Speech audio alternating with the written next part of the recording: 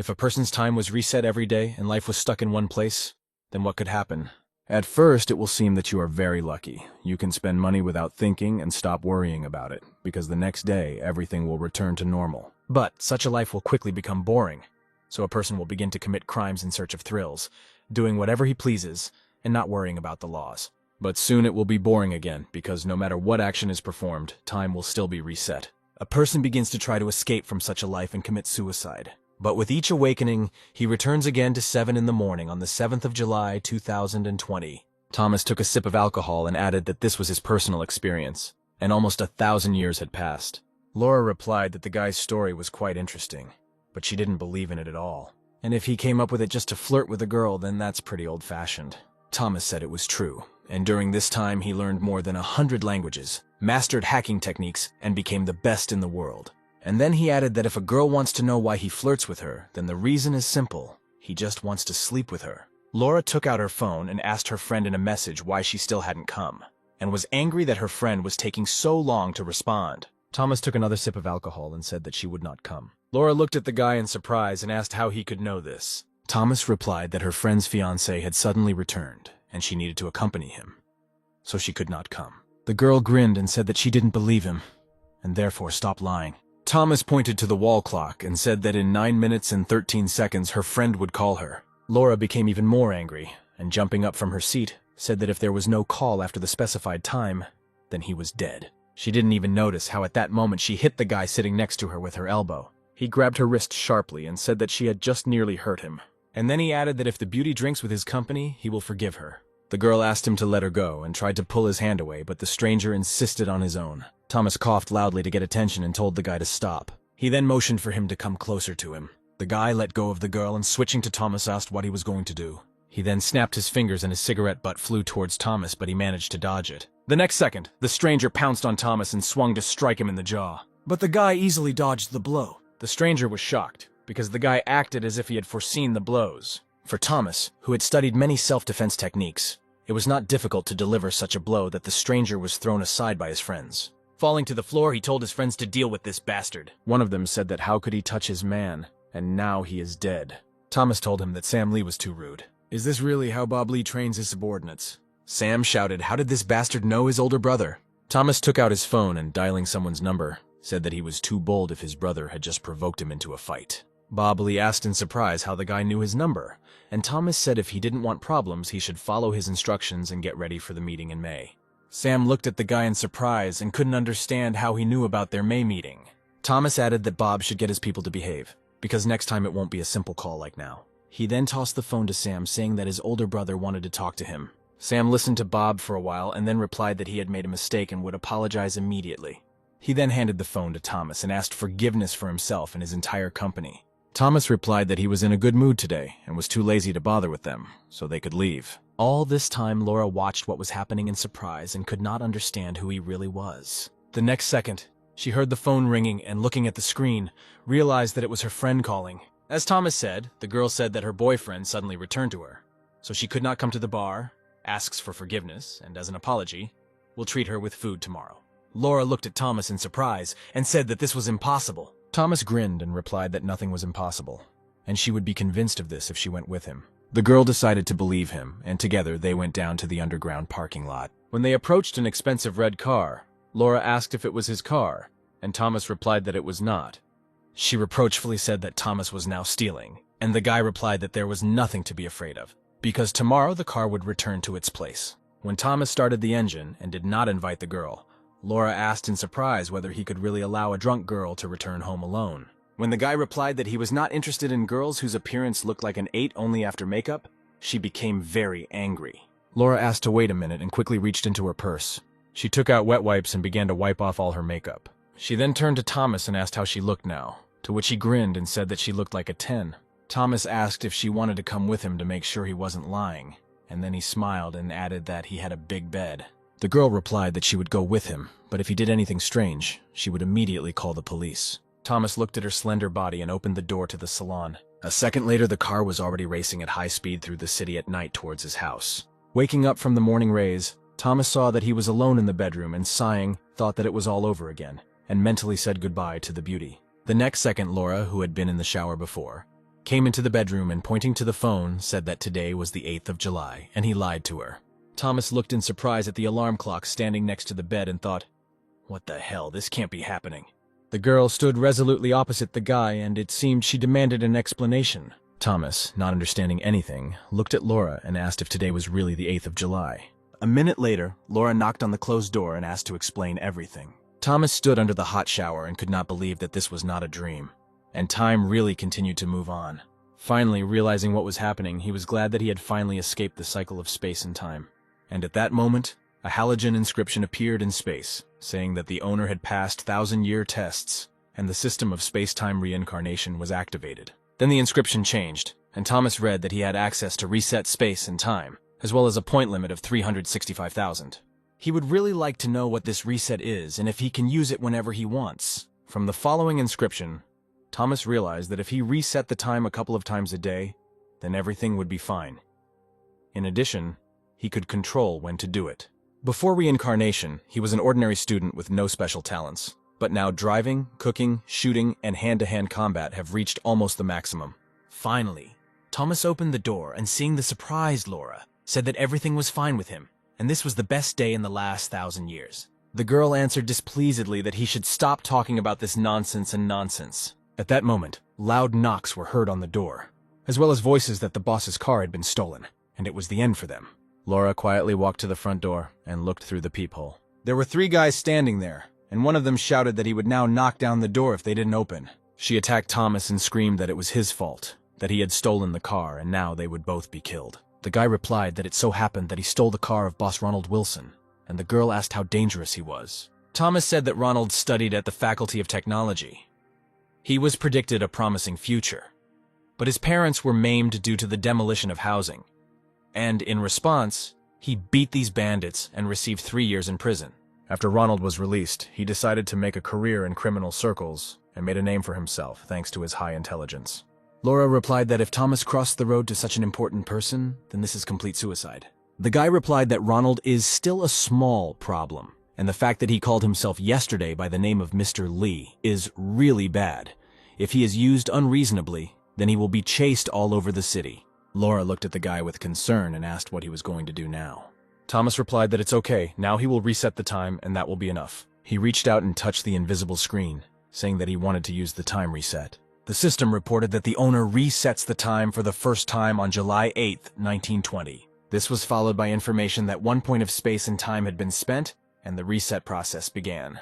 After a few seconds, the system notified that the time reset was completed successfully. Laura stood in front of Thomas again and, pointing to the date on her phone, demanded an explanation. The guy sat on the bed and realized that time had really reset to 0. The girl tried to say something, but Thomas put his finger to her lips and told her to get dressed immediately. Laura replied that she knew he didn't want anything serious, but he couldn't kick her out so quickly. Thomas said that he stole the car of Ronald Wilson, who is a bandit, and his people will soon find them.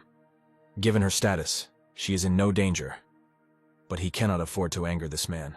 The girl said that she didn't know how he knew about her, but since he knew everything, he could beg her, and then she would help him figure out this matter. Thomas grabbed Laura by the waist and asked if he should beg her like she begged him last night.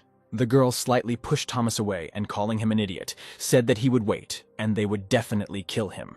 But when Thomas said that he could disappoint her and knew a person who could handle it, Laura asked in surprise who this person was. Thomas looked mysteriously and said that this was a very amazing girl. Thomas didn't have just a few minutes to return the car to its place, and Ronald's people were already on his tail. The guy pulled out a gun and told him to stop the car, otherwise he would get even more angry. When Laura fearfully said that they had weapons, Thomas replied that this was even more interesting. He switched the gear lever and told the girl to buckle her seatbelt tighter. The car immediately picked up speed, and Laura screamed that he was crazy, to which Thomas replied that if he was caught, he was dead. One of the guys told the other that they needed to quickly block the boss's car and get the thief out of there. The call was from an unknown number, and the girl, surprised, answered the phone and asked who it was. Thomas said that he was giving a hint. There is a traitor on her side, and because of him she will lose the argument. The girl asked how the guy knew about this case, to which Thomas replied that he had a source of information and could tell everything, even about the affairs of her younger brother. At that moment there was a strong side impact, and Thomas almost dropped the phone. Holding the car on the road, he added that someone from her company should meet him, and they would talk face to face. The girl on the phone said that she would still find out who he was. Laura turned back and worriedly told Thomas that the car was catching up with them. The next second, Thomas said that he would now show Laura what Tokyo Drift was. He sharply turned the steering wheel to the right and, changing the gas and brake pedals, clearly entered the turn. One of the guys said that he drove the car cool, and the second replied that he still had time to show off and ordered him to increase the gas. Thomas made masterful turns, and Laura clutched her chair with her hands in fear.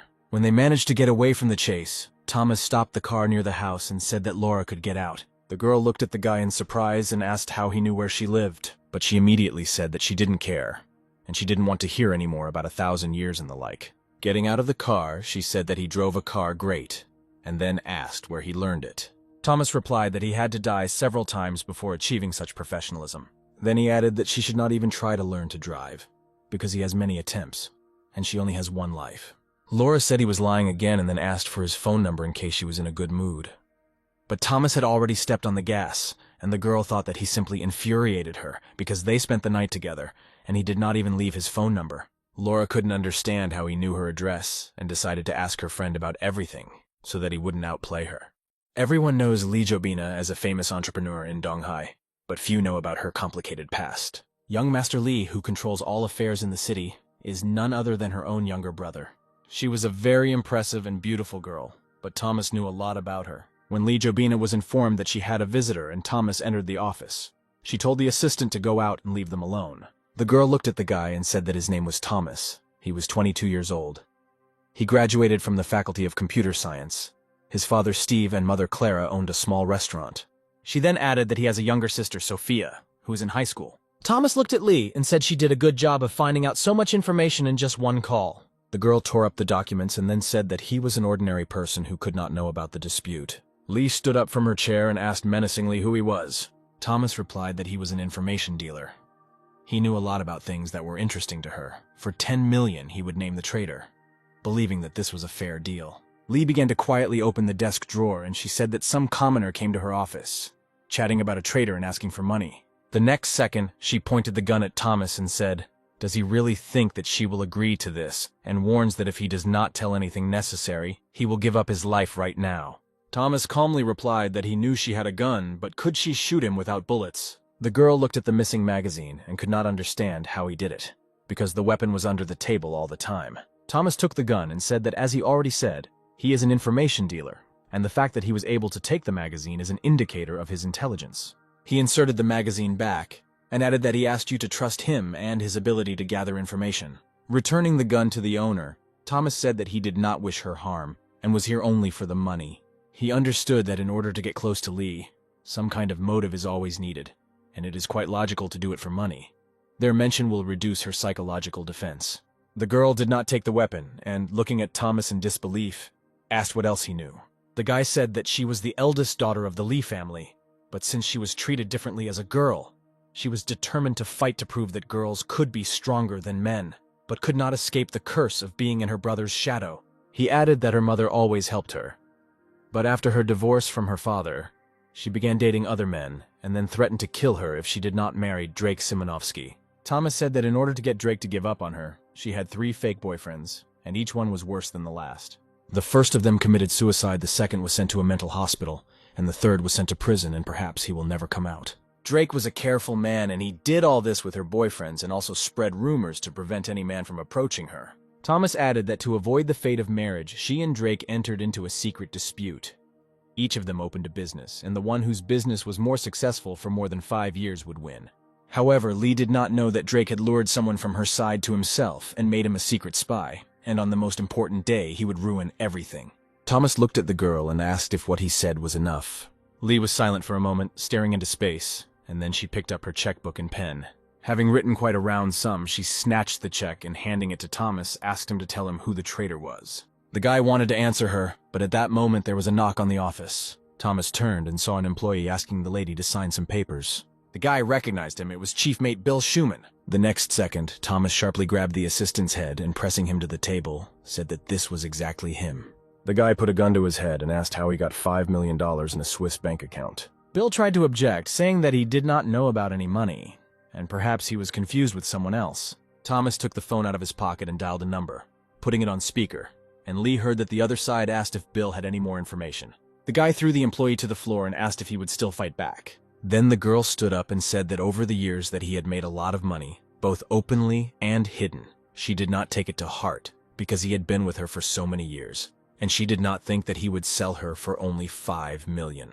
Bill, crawling on his knees, said that although he took the money, he needs to tell the lady something. Just like that dear and beloved YouTube viewer, I bow to you for your comment, subscription, and like. That's all I need from enjoy your viewing, my Hokaji. Thomas interrupted him and said that he knew in advance that he would now start talking about her mother, and this was a weak point for Lee. So you should not believe a single word he said. He then handed the gun to the girl and told her to decide for herself what to do with it. Lee turned away and, closing her eyes, just told Bill to get out. She didn't want to see him anymore. Thomas, looking at the guy, told the girl that he thought she would kill him. Lee replied that she had no intention of getting her hands dirty personally, and he would be at the bottom of the river tonight. She turned to Thomas and said that she still didn't trust him.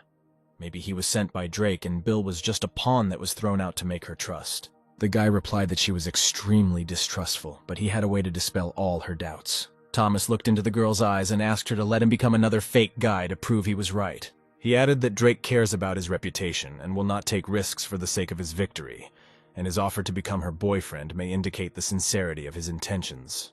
Lee replied that during this time she had 3 fake boyfriends, and each of them specifically screwed up. Thomas replied that he knew about it, but he had a lot of ideas for plans that he wanted to turn into reality, and a relationship with him promised her a rather interesting life. Lee put a gun to his head and said that he was unusual, smart, brave, and very young. She would be sorry if such a sweet boy died so early.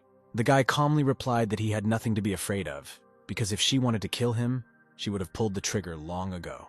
Lee put the gun away and smiled, saying that she was starting to like him. Suddenly, she stroked Thomas's cheek and said that all couples had taken selfies together. Lee took a great photo, and Thomas thought that with this one photo she would kill 2 birds with 1 stone to annoy Drake and make sure that he was on her side. Looking at the photo, the girl said that from today, Thomas will be her official boyfriend. But in fact, he will get the job of an assistant, and a little later she will send people for him. Then she added, since he was in the know, she asked him to tell him everything he knew about her brother. Thomas replied that he was well aware that China's top 3 international clubs were under his authority. He added that the management of one of the clubs went beyond what was permitted. Most of the stars and politicians were involved in their affairs, and the investigation into this case began about 3 months ago. Thomas said that according to information from his sources, their entire network will be closed in no more than a month. Seeing the girl's frightened look, he said that this would be a problem not only for her brother, but for her entire family. He added that as soon as the chain of clubs closes, her brother Jutai will, at best, face prison, and if necessary, the Lee family will sever all family ties with him. Jobina looked at Thomas again and said that this is very dangerous information. Is he sure that it is true? The guy replied that the girl just had to believe in his words. That same evening, an important meeting took place at the Crown Club of the East China Sea, which was owned by Jutai.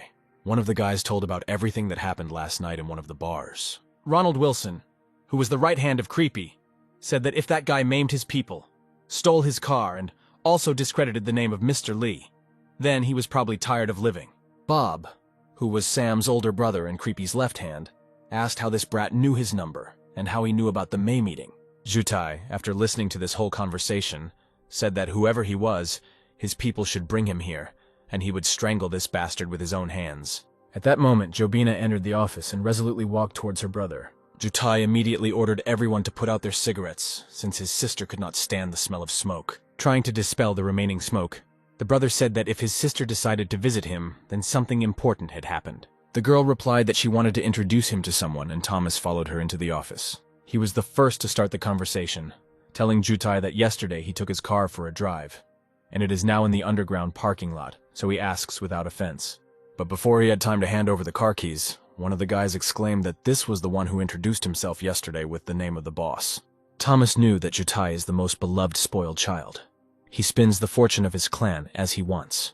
But compared to his sister, he is influential, and he and Drake are of the same breed.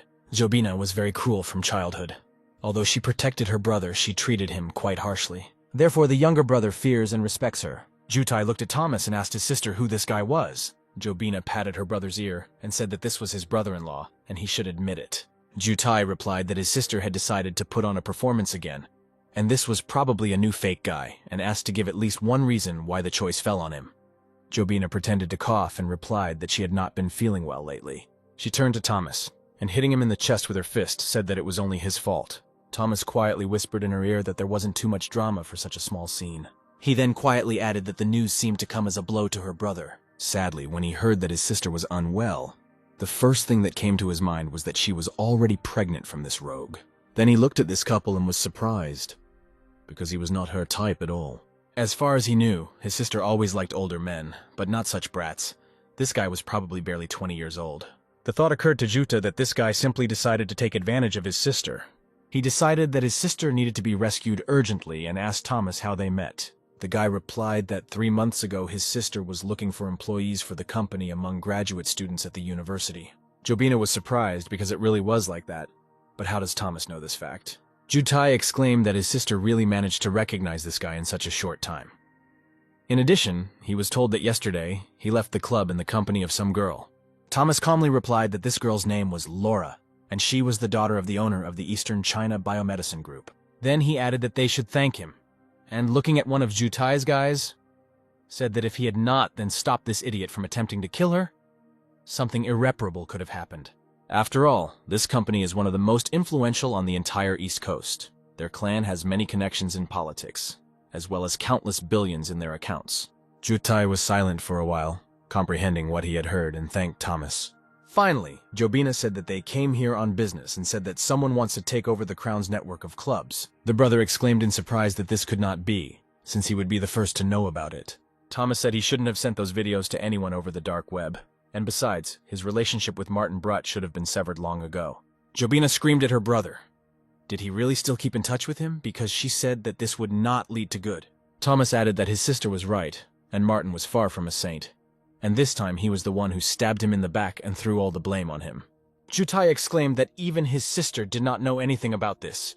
How did Thomas know this? Thomas replied that the guy should not focus on this because he is here only because of his sister, and helps only because he is her brother, and does not want to see this beautiful lady sad. But Jutai shouted, if Thomas doesn't explain anything to him now, he won't get out of here alive. He then turned to his sister and said that he didn't know how the guy had tricked her, but he wouldn't let Thomas hurt her. Thomas said that 4 months ago, Mark Bao, appointed deputy head of the Chinese police, took over the case of the Crown Club network. Several investigators disguised themselves as guests, while the rest entered the clubhouse and collected a lot of evidence. Thomas showed a piece of paper and said that here was a list of those who worked undercover.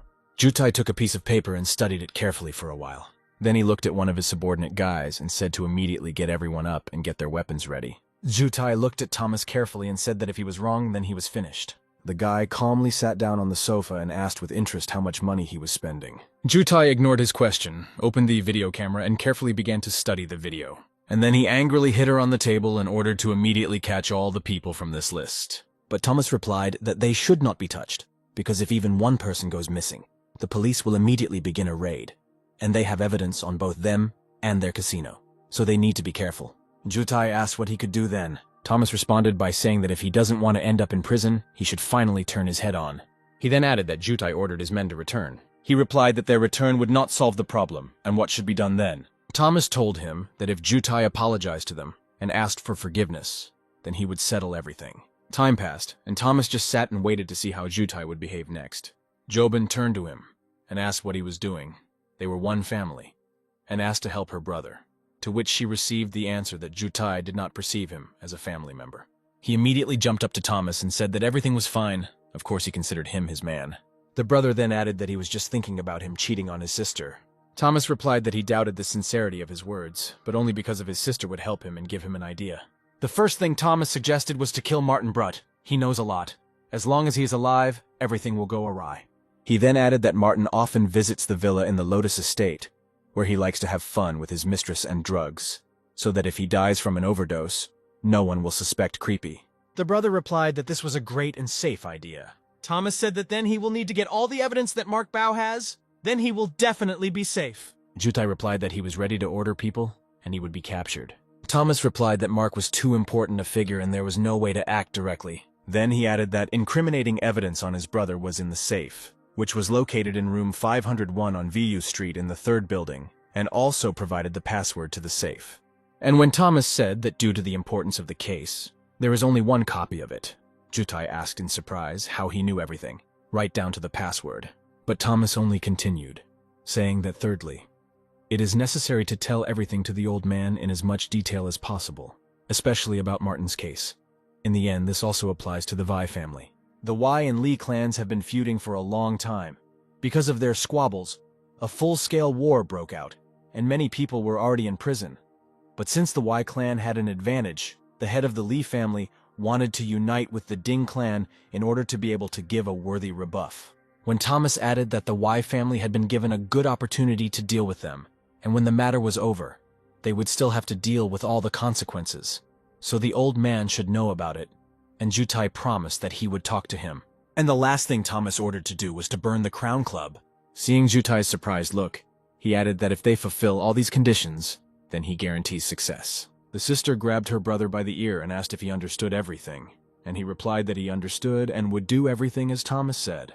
At that moment, someone called him and said that they had suffered losses of 2 million. Jutai turned to Thomas and said that something had happened, and he urgently needed to leave for the casino. Thomas said that he knew very well that the call came from Greg Friedman, the owner of Alliance Aluminium, which again surprised Jutai. As a result, it was decided that all three of them would go to this casino. The hall, as always, was full of people, and all the tables were occupied. As they entered the casino, Thomas said that Greg Friedman had arrived in eastern China yesterday, and had scoured the city for gambling experts to cover up his recent disgrace. He added that if a person screws up in a casino, then nothing can save him, and he automatically becomes a loser. Grieg lost several million and almost bankrupted the company. In order to restore capital, he began to connect connections around the world, and at one point he managed to discover that many people, like him, had lost money in the same way. He told the Y clan about this, and during the investigation, they discovered a secret camera recording. And after this situation, the Y teamed up with other families to trample the Li family. Thomas then added that under normal circumstances, Grieg would hardly have hired an expert, because he could not afford the luxury of crossing the path of the Li family. But now he understands that they have already been defeated. Jutai clenched his teeth and replied that he would regret crossing their path. A few minutes later, they were already approaching the gaming table where Greg Friedman was. One of the players revealed his cards and realized that he had lost everything. Joyful Grieg began to greedily collect the winning chips, and then he turned around when he heard that someone called him lucky and lucky. Grieg saw Jutai and said that he had won a lot of money today and was sure that Mr. Li would not mind, and he replied that it was okay. They wouldn't survive. At that moment, Thomas took the deck and asked Grieg if he would like to play with him. Grieg asked Creepy why this young man was speaking for him, although it didn't matter, because the casino had already lost 2 million today, and did they really want him to continue playing? Jutai looked at his sister and said that it turns out that his brother-in-law is a gambler, and the girl replied that she was not sure about that. Grieg sat down at the table and thought that gambling masters always predict their opponent's actions, as well as the smallest manifestation of emotions, and it is unlikely that this young man has enough experience to acquire such a psychological skill. Jobin leaned over to Thomas and quietly asked if he knew what he was going to do, and the guy replied that it was safe to say that he could beat any casino in the world. The dealer professionally began to deal cards to all the players. Thomas revealed the first card and revealed that he was holding the ace of spades. Grieg invited him to be the first to name the size of the bet. Thomas threw the chip on the table and offered the sum of 500,000. Grieg replied that he supported and bet his chips. The player who had previously lost to Grieg said pass. Round after round, cards were dealt, bets were made, and Thomas was the winner, but sometimes he deliberately folded so that his opponents would increase their excitement for the game. The loser had his own tactics. At first he lost several games in order to understand the habits of other players, their moves and way of thinking.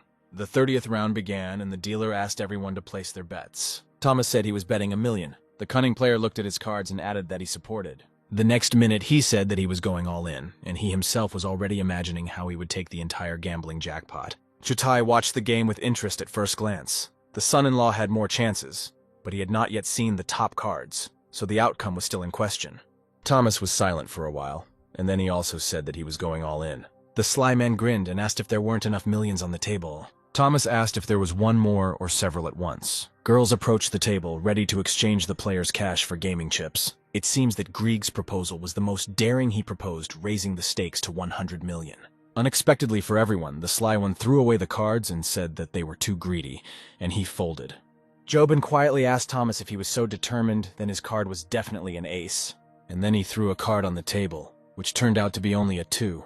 Then the player jumped up and said that the guy was making fun of him, and Thomas replied that he was just inattentive and should not be blamed for his failure. The sly man told him not to delude himself because he understood his next trick, In the next round, the player looked at his cards and thought that if Thomas had a 9 of spades, there was no way he could beat him, and the probability of getting all 4 nines in one game was as low as possible. He said that it looked like the game was over and it was time to determine the winner, and then added that he was going all in for 2 million. Thomas replied that the proposal was very interesting, and, moving the chips to the center of the table, replied that he supported it. There was silence at the table. Everyone present was surprised by the guy's decision. Jobin asked her brother if the bet of 200 million was not too rash a decision. Jutai replied that Thomas had been lucky all this time, so there was nothing to worry about. The player, who'd been watching the guy with interest all this time, saw that he was behaving like a fish in water, and then he also moved his chips to the center of the table and said that he supported. Looking at Thomas, he called him a young man and said that, in gambling, the main thing is to stop in time. He added that if a player does not know how to control his mind, then he will not see victory, and he will not even look at his cards. After these words, he opened his cards and threw a 9 on the table, adding that 200 million was already his. Those present saw all his successful cards and decided that it was all over. Grieg said with a mocking voice that Mr. Lee has a large family, and he is sure that the 200 million that the casino will lose is a mere trifle for them. Thomas said it was time to show up, and laying out his cards on the table, threw one of them, and it was also a 9. The player asked in surprise when he managed to look at his cards, because he had just thrown a 9 without looking. The guy grinned and answered. Did he really think that he could play blindly? He added that his problem was that he never noticed the guy looking at his cards. Thomas told him that he was a good player, but too arrogant. And did he really hope to figure him out in a few games? Does he, trying to notice Thomas's habits and behavior, consider them genuine? In the end, he turned out to be a victim, since Thomas controlled the entire game. Jutai hugged Grieg and said that it looked like all the money he had was borrowed, so he would probably be in big trouble. The player wanted to say something to Grieg, but he told him that they would talk outside, and headed out. Thomas stood up and asked where they were going, since it was rude to leave without saying goodbye. Grieg Friedman and the player turned around in surprise, not understanding what he meant. Thomas replied that he would like to clarify something and asked Jutai if he had a knife with him. He took out a knife, and handing it to the guy, asked if he knew how to use it. And Thomas was already heading towards the player, twirling a bladed weapon in his hand. The next second, he grabbed the player's hand and an ace, which had been hidden in the first round, fell out of his sleeve. Thomas asked if he thought it would go unnoticed, and the only reason he didn't reveal it was because the game had to be over. The brother shouted angrily at how he could cheat in his presence and asked him to explain. The player tried to say that it was a misunderstanding, but Thomas had already applied a painful hold on him. With a sharp movement, he put his palm on the table and reminded him that he should know about the rules of the casino. He immediately struck the player's wrist, saying that it was time to get what he deserved. The player, seeing the blood, screamed in unbearable pain. Thomas returned the knife to Jutai and said that it was time to rest. He headed out, and Jobin caught up with him and asked if he liked cutting his hands, to which Thomas replied that he didn't really like it. The girl stopped in amazement and thought where he got such equanimity from. He had just deprived a man of his arm, but he was calm as a boa constrictor. Maybe he could actually kill someone. As the driver drove, Jobin told Thomas that she didn't expect him to play so well. The guy grinned and reminded that the girl must pay for his services. She muttered under her breath that he only thinks about money. Then she noticed Thomas's disturbing behavior and asked what happened. The guy leaned on the back of the seat and replied that they were being chased by some kind of car. The driver reported that he also noticed surveillance. The girl ordered them to be thrown off her tail, and then added that it looked like it was Drake, and this cretin must have sent his people to keep an eye on her. Thomas said that it was not Drake, and that she was not the reason for the persecution. He then took the girl's hand and told her not to worry, as he would take care of everything. Jobin decided that this gesture was just because he wanted to show off, and then asked if Thomas was hungry. Then she looked at the guy, and added that for today's achievements, he was entitled to a pleasant surprise. Sitting down at one of the restaurant tables, Thomas said that there were a lot of people she knew here, and wasn't she afraid that they would perceive him as a competitor? Jobin opened the menu and replied that, on the contrary, she wanted as many people as possible to know about it. At that moment, a man approached their table and, greeting the girl, said that he did not expect to see her and was very glad to meet her. Jobin greeted Mr. Han and said that her boyfriend suggested spending the evening at a Cantonese restaurant. She introduced the man to Thomas, saying that he was Khan Deli, chairman of the Long Innovation Group. Khan extended his hand to the guy and said that he was young and handsome, and the lady definitely had good taste. Thomas shook his hand and said that he was also pleased to meet him. Mr. Han apologized for interrupting their date and looked at his watch. He then said that he had an appointment with a client who might have already arrived, so he would have to leave. When they were alone, Jobin said that Khan Deli was a nice person. He really liked making new acquaintances, and he was also an official of the East China Chamber of Commerce. Thomas replied that no explanation was required, because he knew him better than the girl. Jobin smiled and replied that she was not at all surprised by this, because he was the best businessman in the area. Thomas said he didn't think anyone would want to be intimate with her. The girl replied that there are such people, especially that she has many competitors among women. And then she added that it would be stupid of him to consider her as his enemy. And then a young sexy girl approached them and asked Jobin if she had really acquired a new young man. This long-legged blonde was named Lily Thompson. She was 32 years old. 7 years ago she married Charlie Moon, chairman of the Donghai Center Company, and gave birth to a son with him. She later opened Union Fashion Company with the help of her husband and was one of Jobin Lee's main competitors. Lily looked at Thomas and then told Jobin that she was 27 years old, and the young man looked barely 20. Was she really attracted to young people? The girl replied that she regarded Lily's words only as a joke. Lily laughed and asked if she still cared about what others said. Jobin could not stand it and, grabbing a glass of coffee from the table, ordered her to immediately stop the mockery. Thomas immediately stood up and, grabbing the girl's hand, asked her to calm down and added that he would sort it out himself. He walked up to Lily and looked intently into her eyes. The girl rudely asked why he was staring at her like that. The guy replied that it seemed to him that he had already seen her somewhere before. Having examined Lily from head to toe, he exclaimed that he remembered, and it seemed that she worked in one of the nightclubs. Lily exclaimed angrily, "How can he discredit her name? Does he really not know who she really is?" Thomas chuckled and replied that it is unlikely that you can escape from the past with Botox and a scalpel. The girl was surprised because she could not understand how he could know her past. Lily carefully tried to hide from everyone the life that she had 10 years ago, and no one should know about it. Trying to hide her concern, the girl said that he was well informed and apparently had good connections. Thomas grinned and replied that this was not the best juice yet, and there was something more interesting. At that moment, her husband Charlie Moon approached the table and menacingly asked what was happening here. Fake tears immediately appeared in Lily's eyes, and she complained to her husband that this young man had insulted her by saying that she worked in a nightclub. Running up to her husband, she pressed herself close to him and asked him to do something, and he replied that he would deal with the guy. Charlie looked at Jobin and asked her who the person next to her was. The girl replied that his name was Thomas Clark and he was her boyfriend. The man approached Thomas and said that he is a very influential and respected man in the city, and insulting his wife is the same as slapping him in the face, and therefore he will not leave it so easily. Thomas replied that there was a person who could resolve this situation. Charlie answered, "Does the impudent man really think that he will go unpunished just because he is conveniently settled under Mrs. Lee's wing?" Thomas replied that he did not mean her but Mia Houston. Mr. Moon immediately turned pale and asked how he knew this name. Jobin looked at Charlie and couldn't understand what caused this reaction.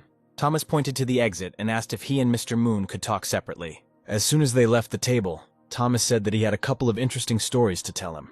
And in the first of them, the main character is his wife Lily. Going outside, Thomas said that 10 years ago, on the initiative of her lover, Lily opened a nightclub, and in order to make money, she found a fairly wealthy client there. This man built a business demolishing buildings. But in his youth, he loved to conflict. And one day, when he was hospitalized, doctors diagnosed him as infertile. Doctors said he would never have children, and even IVF would not work. He shared this trouble with Lily, and she planned something dirty. She decided to have plastic surgery, took the name Lily instead of Laura, and then became the client's mistress. 3 months later, Lily became pregnant, and a boy was born, and of course he was not from the client. She assumed that the man would insist on a DNA test, so she spent a lot of money to bribe doctors. Thomas looked at Charlie and added that now we are talking about him because he understands that the child is completely different from him, but however, does not want to face the truth. The guy said that the final part of her plan is an accident, as a result of which Mr. Moon will die, and all his money will go to her. Charlie answered whether Thomas really thought he would believe all this nonsense. Then Thomas reminded him of her cousin who works in his company, and said that this is not a brother, but the same lover, and they are still together. Charlie didn't want to believe the guy's words, but he said that his wife and lover had just met yesterday afternoon on the stairs in a company where there were fewer people, and Mr. Moon could check this from the cameras.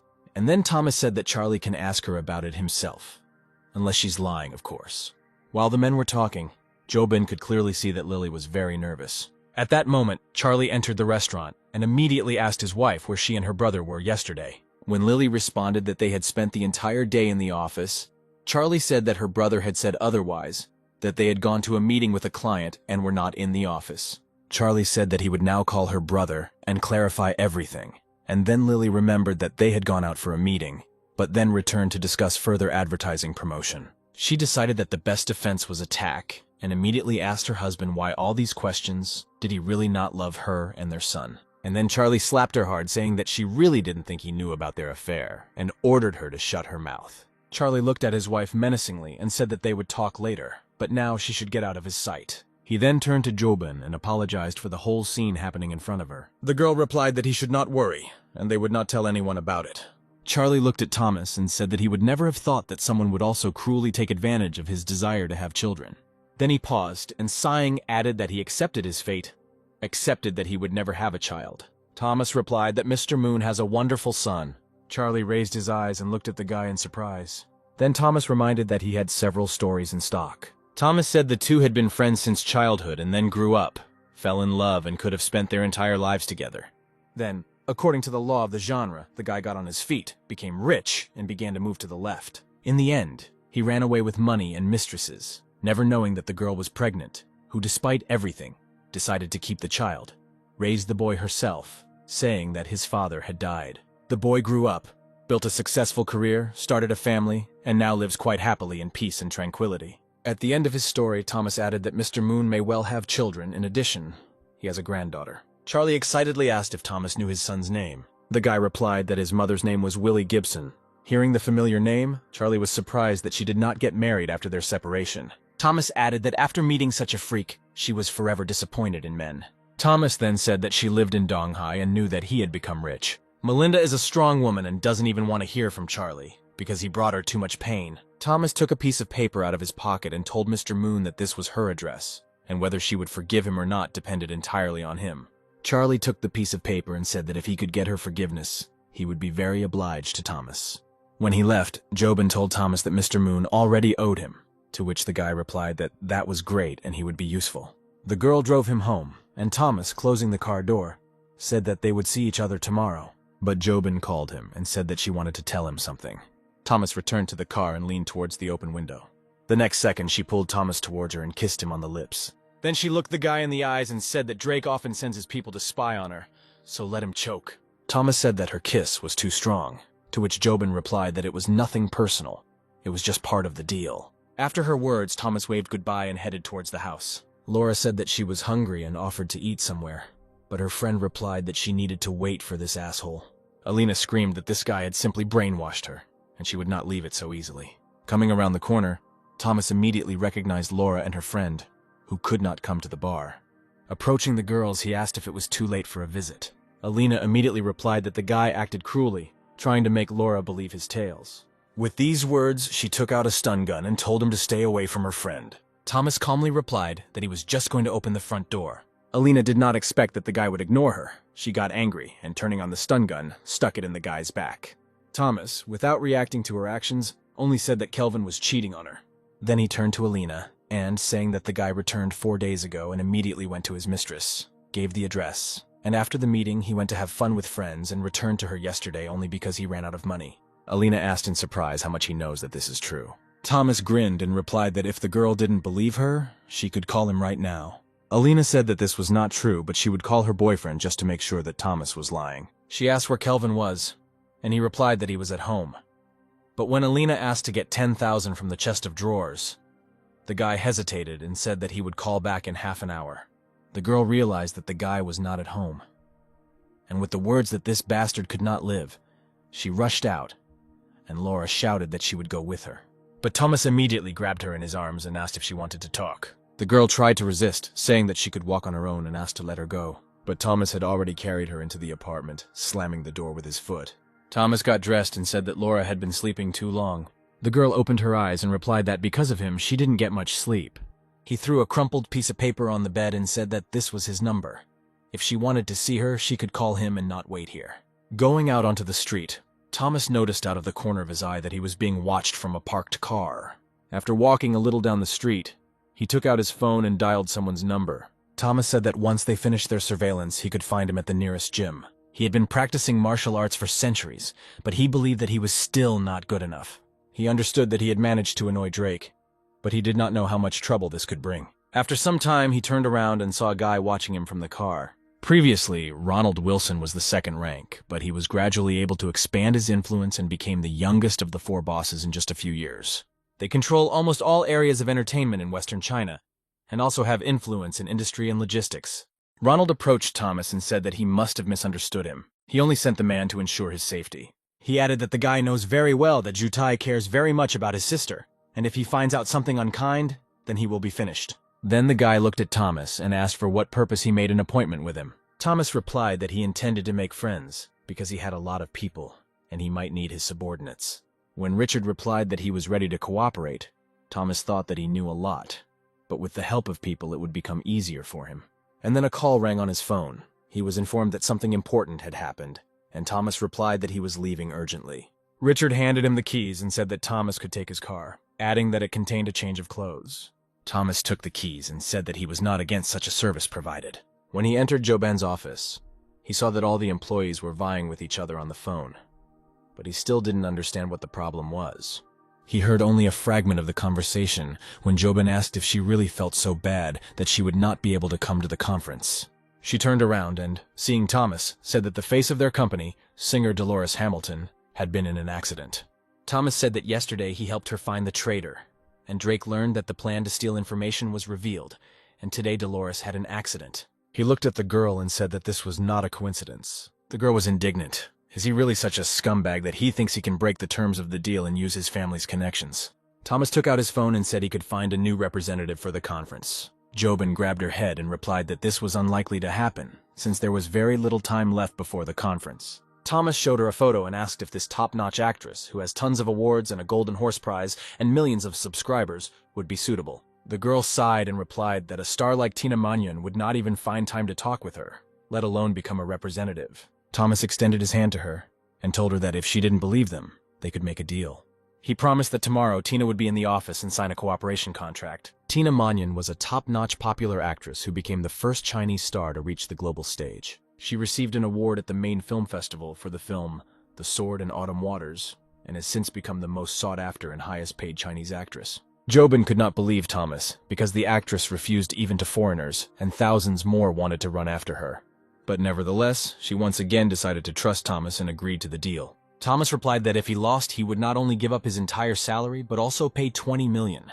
But if the contract is signed, Joben will pay him $20 million and will not be jealous of him. The girl replied that they were just pretending to be a couple, and she had no feelings for him.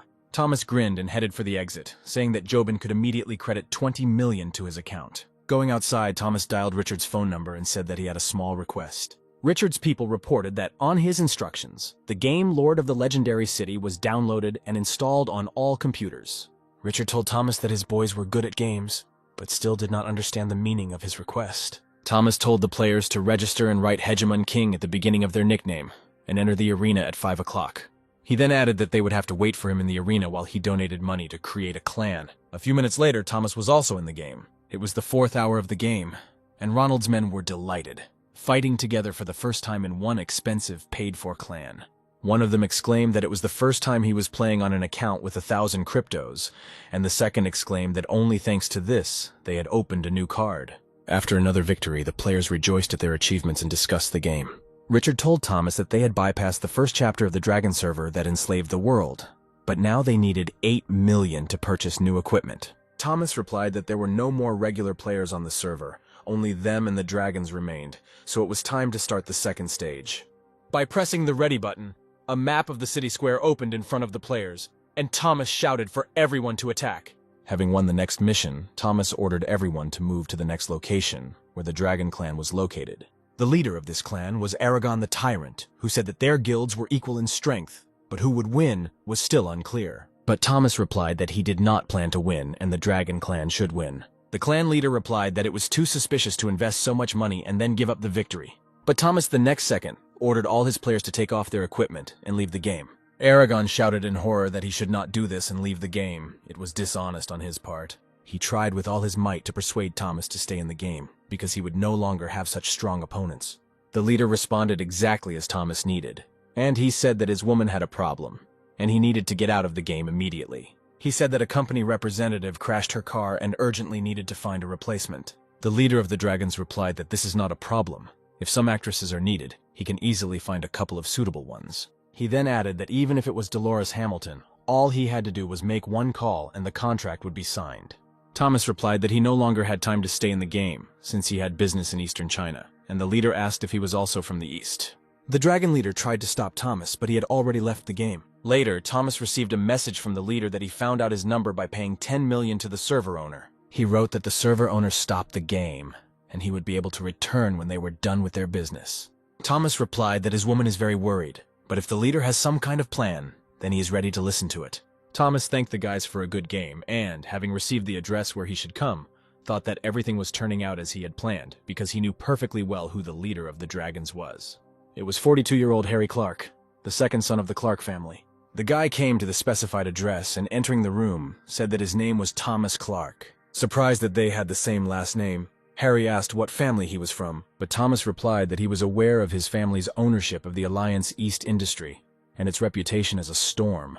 Harry looked at Thomas in disbelief and waited for an answer to his question. The guy asked why Harry was so afraid. Was he really afraid that his brother would kill him? Thomas then added that Archie Brooke, a 70-year-old man, was in the share, and the real owner of the East Alliance Company was Eddie, Harry's brother.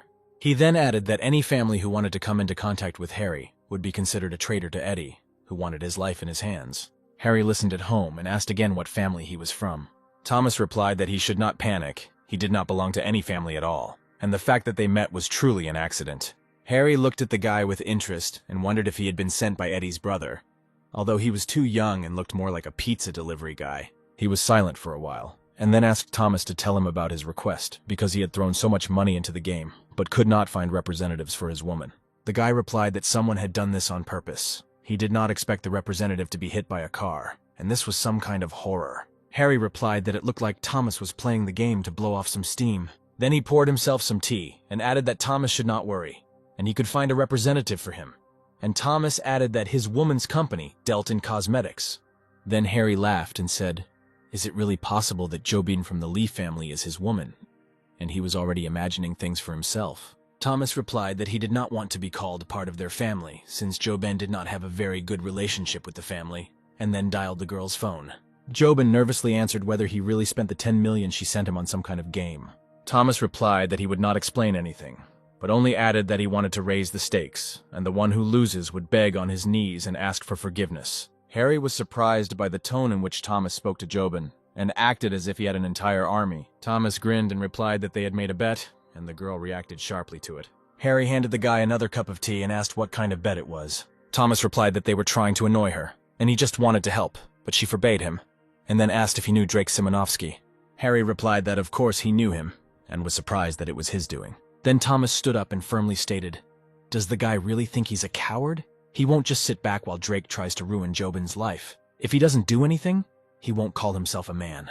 Harry said that it was worth trading the tea for wine, and then added that Thomas was right and could call him brother. Thomas said that if he won the bet, she would give him company opportunities. But if he loses and does not find a representative, he will forever become her obedient puppy. Harry laughed and said that if that was the case, he could find him a representative. The phone rang in Tina Munyon's house, and she rushed out of the bathroom to answer the phone. She heard her father's voice, who asked her to take a leave of absence and say hello to the director, and then added that he had found an interesting job for her. He explained that representatives of cosmetics need to be at one of the conferences, and if anything happens, he will cover all losses. Thomas carefully watched their conversation and thought that everything was going as he had planned. Now Harry was his friend, whom he had just met, but he had helped without hesitation, and therefore Thomas would not give him any credit. Harry then exclaimed that he had done everything he wanted for his brother, and Thomas replied that they were more alike than he thought. And when Harry's phone vibrated, Thomas told him to read the message. He added that Harry must find the owner of the car mentioned in the message and deal with his accident 10 years ago. Thomas said that we need to hurry, otherwise this man will go abroad very soon. That night 10 years ago, a truck deliberately drove into Harry's car at an intersection. He reacted instantly, but it did not help, and the car flew off the road. There were only a few seconds left to try to open the doors and jump out of the burning car. Harry was lucky. He managed to survive, but his wife died right before his eyes. He was in the hospital while the investigation was ongoing, but his agent was able to dig up something. The driver of that truck turned out to be Sam Schmidt, the deputy head of the security department of the Alliance of the East Group, who worked with his brother Eddie. But after that incident, it disappeared, as did direct evidence of his guilt, so Harry had to just accept it. During these 10 years, he had to play the stupid, naive, rich son, hoping that this day of reckoning would come. At that moment, an assistant entered the room and told Harry that they had managed to find the address of the person the boss needed. The man put his hand on Thomas's shoulder and said that he would go first. He owed him, if he needed anything. he would always be there. Thomas grinned in his heart, because in these 2 days he had 2 brothers at once, Charlie Moon and Henry. The matter was over, and realizing that it was time to get my 20 million and bow at my feet, I decided to call Joban. But instead of phone beeps, he heard a message that the subscriber had put him on hold. The next second, a message came from the girl saying that she was at a meeting. Thomas stood at an intersection and, while waiting for a traffic light, accidentally looked out the window of a neighboring car. It was Amelia Lassetti, one of the most beautiful women in eastern China. When Thomas was locked in a time loop, she impressed him the most. Having a passionate character, Amelia was obedient and flexible. He waved at her through the open window, thinking that since they met by chance, they could flirt. The girl, glancing briefly at the guy, suddenly closed the car window. But Thomas was not upset at all. He took out his phone and asked Amelia in a message when the moon was brightest. He was sure that when the girl saw her secret code in his message, she would have no choice but to invite him to a conversation to find out everything. When Thomas received the message, he was surprised that the girl responded so quickly, but it was Jutai who asked the guy to come, saying that he had something for him. They were standing in front of a huge house when Jutai said that this mansion and huge garden now belonged to Thomas. He added that since his sister is pregnant, they cannot live in the old house, and this is a wedding gift from him.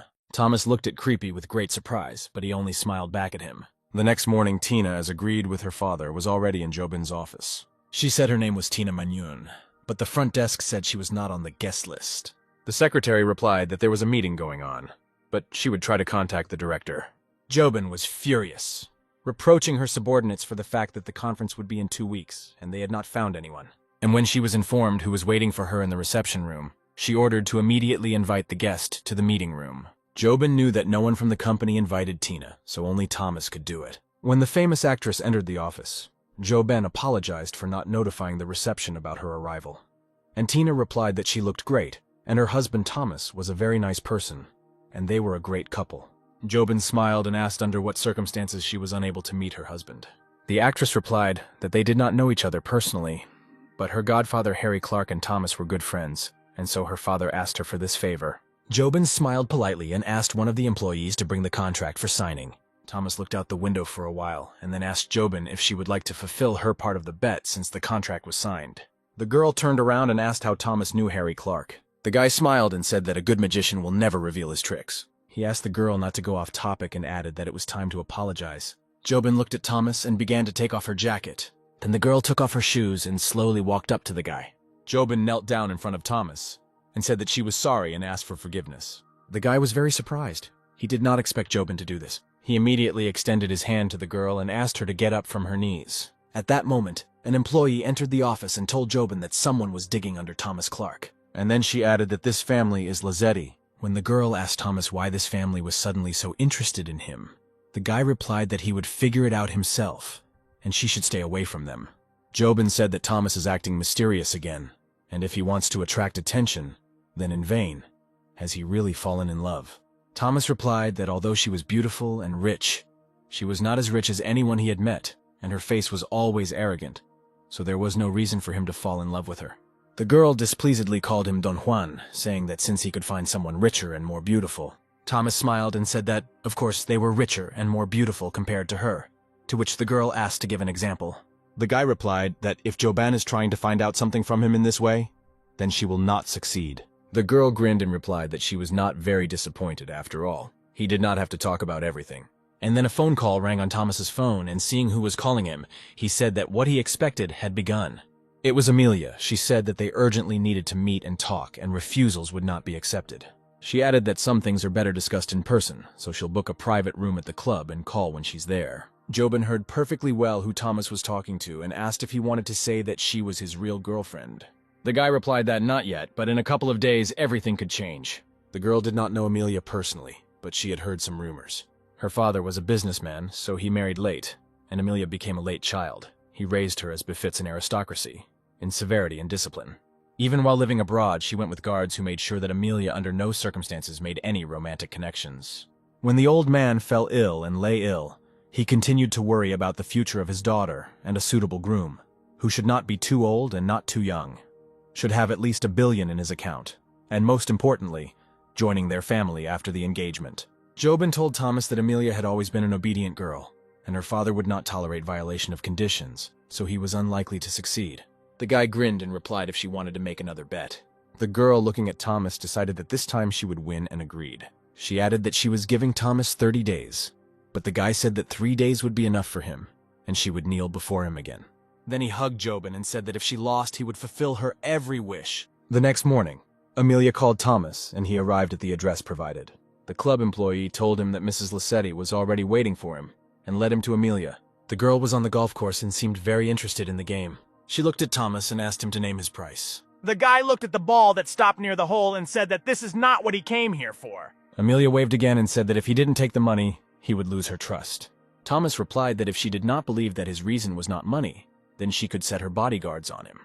To which Amelia said that he was Jobin's boyfriend, and let her deal with his corpse herself. The guy grinned and said that in that case he would have to convince her. The next second, Thomas, coming up from behind, hugged the girl and took hold of the golf club. Amelia tried to be indignant, but the guy said that it was nothing personal, and he would just show her a couple of tricks.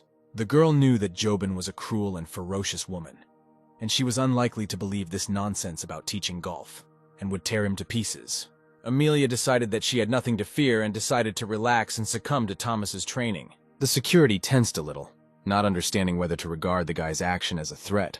Amelia sarcastically asked the guy if he was afraid that she would call Jobin, but he replied that, of course, she was afraid, but she should also be afraid, because he might reveal her little secrets. And then Thomas heard the conversation of the security guard, who apparently was calling Amelia's mother.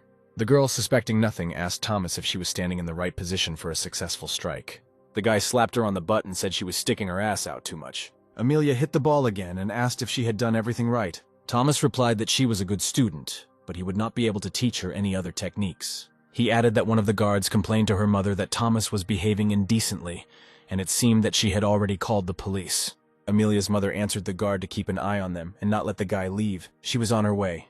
Amelia also heard from the guard that her mother would be here soon, and anxiously asked Thomas what to do. Thomas, without thinking, suggested that she run away because she was not going to live her whole life in fear. A second later, she was already tightly holding the guy's hand.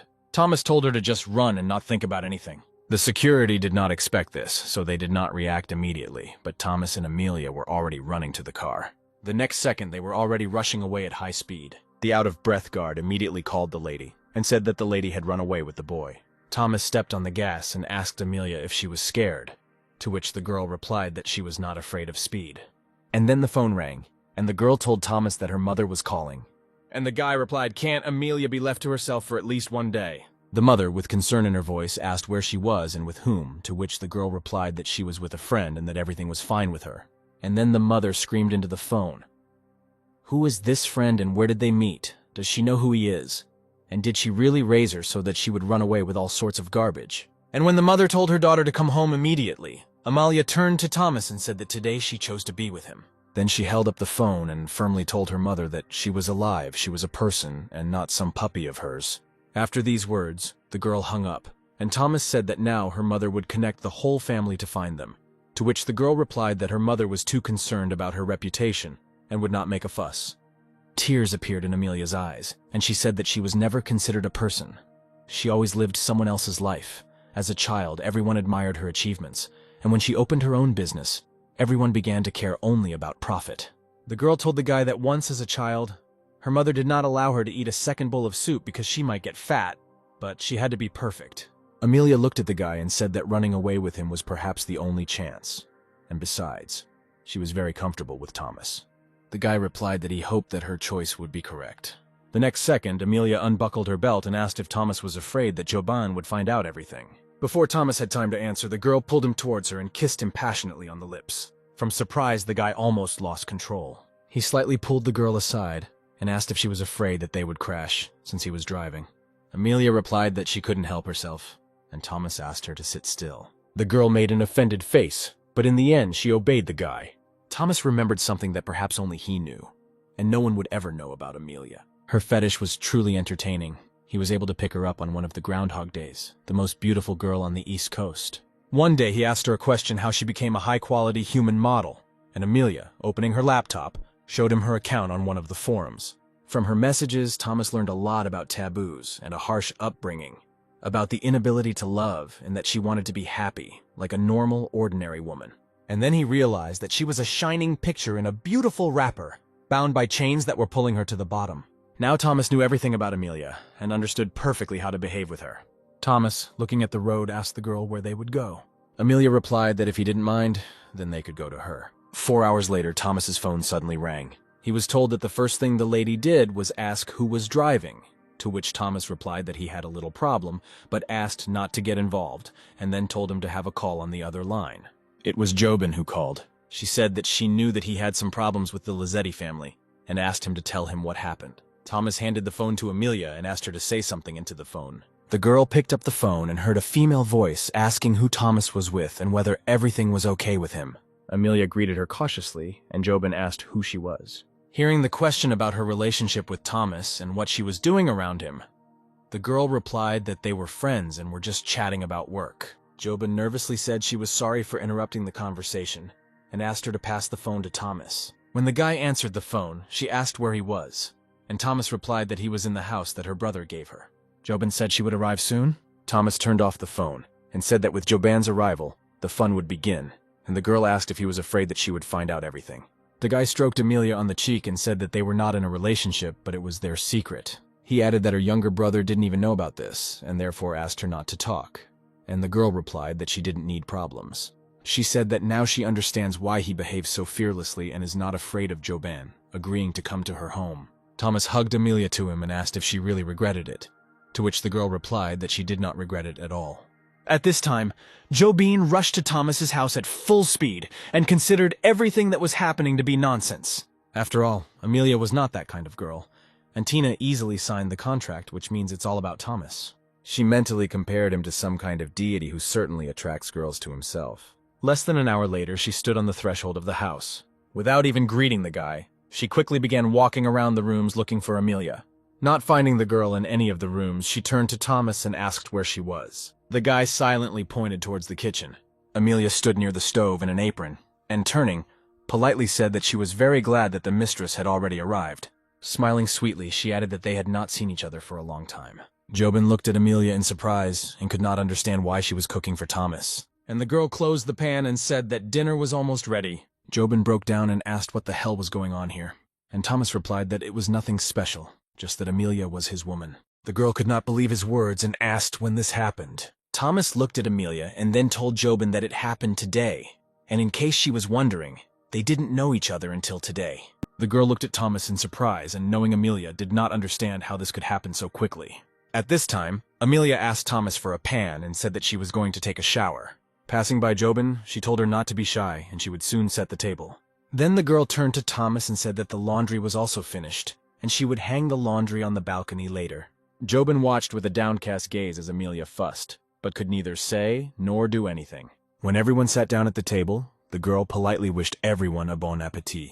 But when Amelia tried to feed Thomas with her chopsticks, Jobin decided it was too much as it was considered intimate. She decided to attack and asked the girl how long they had been together. Amelia cheerfully replied that they had recently fallen head over heels in love with each other at first sight, and she realized that he was her destiny. And then she added that Thomas told her that he and Jobin were a fictitious couple. Jobin looked at Thomas reproachfully but said nothing. Amelia added that she should not worry. She would not tell anyone, but asked in return to keep their secret about their relationship, since their love cannot be made public, and if they are so interested in playing in public, then she does not mind at all. She then snuggled up to Thomas and said that they were a real couple, unlike their fake counterparts. Jobin considered her words a provocation but very ridiculous, and then took and peeled the shrimp. She handed it to Thomas and asked him to eat it. There was an awkward silence at the table. Thomas ended up eating the shrimp from Jobin's hand. The rest of the dinner passed in complete silence. Thomas was the first to break it, saying that he had eaten too much, and thanked Amelia for the delicious dinner. The girl replied that she would clean everything in the kitchen, and he should not leave the guest alone. As Amelia left with the dishes, Jobin sharply asked Thomas what the hell he was doing. She demanded an explanation from the guy so that he could tell how he was able to win the girl's favor. Thomas chuckled and replied that the fact remained a fact, and it was time for her to pay her bills. He added that he had been on his feet all day today and was very tired, and asked if Jobin would give him a massage. The girl understood that she had nothing left to do, and replied that it was better to go into the room for a massage. After some time, Amelia, having finished her chores in the kitchen, went into the dining room and was very surprised that she did not find either Thomas or Jobin there. And then she heard strange sounds coming from one of the rooms. Approaching the slightly open bedroom door, the girl realized that the sounds were heard from there. Opening the door, Amelia suddenly saw that Thomas was lying on the bed with a naked torso, and Jobin was sitting next to him and giving him a massage. The girl was in shock, not understanding how such a woman could serve a man. Thomas turned and said that if Amelia was done with the dishes, she could rest a little and they would be finished soon. The girl looked at Jobin, and it seemed to her that she didn't care at all that Amelia was here. Perhaps she was the same as Amelia. If so, then they are true enemies. And she must be stronger than Amelia expected if Thomas likes Jobin being under his command. And then Amelia approached them and invited Jobin to do a massage together. Jobin did not expect this, because Thomas's girlfriend saw her man and a suspicious woman in such a position.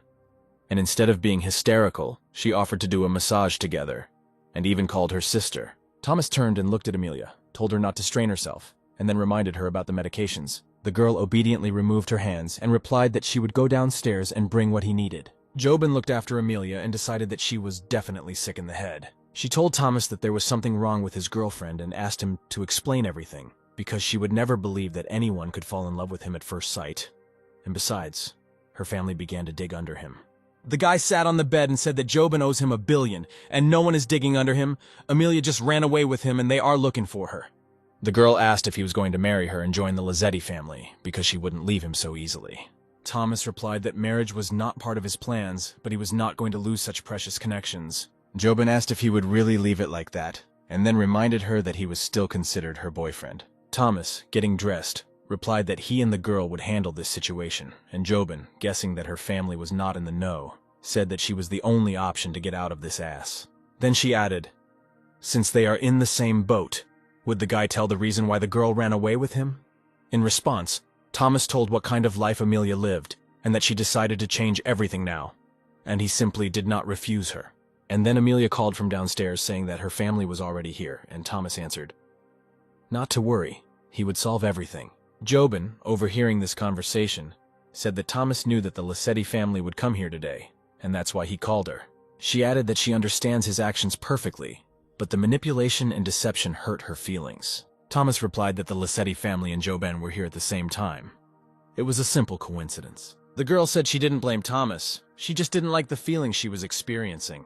Thomas told her to stop acting like a child and just go downstairs, join forces and introduce herself. One of the guards, recognizing Thomas, shouted that this was the guy Amelia ran away with. The rest of the guards ordered the mistress to be returned immediately if he did not want problems. And then Jobin said imperiously that it looked like they wanted trouble themselves if they came here and bothered her. The guard replied that Ms. Lee was mistaken, because they were looking for this guy who kidnapped Ms. Amelia. Jobin said, are they really saying that her husband could have kidnapped some woman?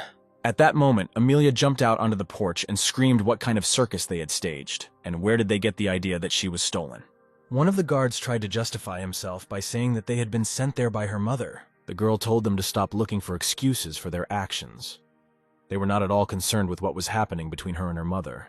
And then Amelia's mother came out of the car and told her daughter to stop exposing herself to ridicule. Jobin politely greeted Mrs. Lazzetti and said that she was glad to meet her, because she had not seen each other for a long time. Mother came up to Thomas and said, if it's really him, then the rumors really aren't true. Mrs. Lee has good taste. She then added that she didn't think it was a good place to talk, and asked if they could move to a quieter place. After these words, everyone went to the cars, and Amelia was the most worried about this situation. Arriving at the Lazzetti Family Corporation's tea house, the mother asked what Mrs. Lee was doing in the company of her daughter, taking her away without permission. Then she looked reproachfully at Thomas and said that this could not be done without a lawyer. Jobin, noticing this, said that she was supposed to personally meet her daughter, but due to some circumstances, she had to ask the young man for help.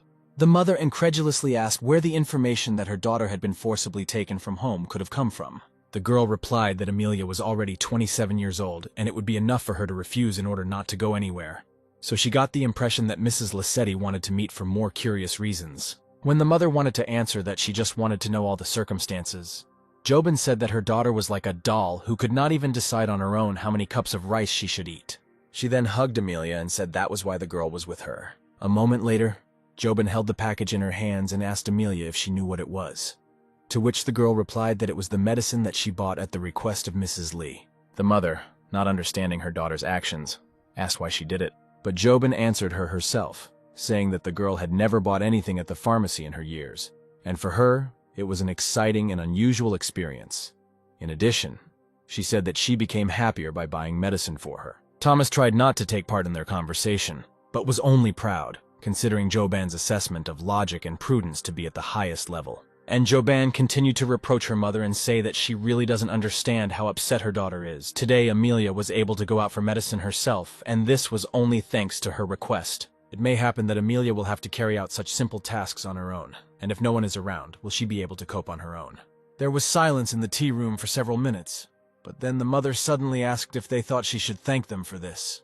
Joban said that Thomas is her friend, for whom medicine was purchased at her request, so there is no need to thank her. And then Thomas thought it was time for him to add fuel to the fire. He told Mrs. Lassetti in a dissatisfied tone that he and Joban had been messing around with Amelia all day, and, of course, they were tired of it too.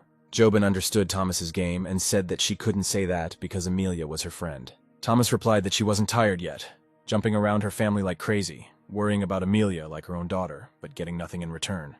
Joban began to stroke the guy, trying to calm him down, but he only said that he was very sorry for her. And then Joban kissed him, saying that he was her boyfriend. They should not fight. He should be patient and do this for her sake. Amelia looked at them and thought that if she didn't know that it was all a lie, she would definitely fall for their cunning trick. The mother lowered her head and wondered if perhaps she really needed to thank Joban. She turned to the girl and said that she now understood her intentions perfectly, and then told her daughter that she wished only the best for her, and from that day on, she would periodically allow her to do as she wanted.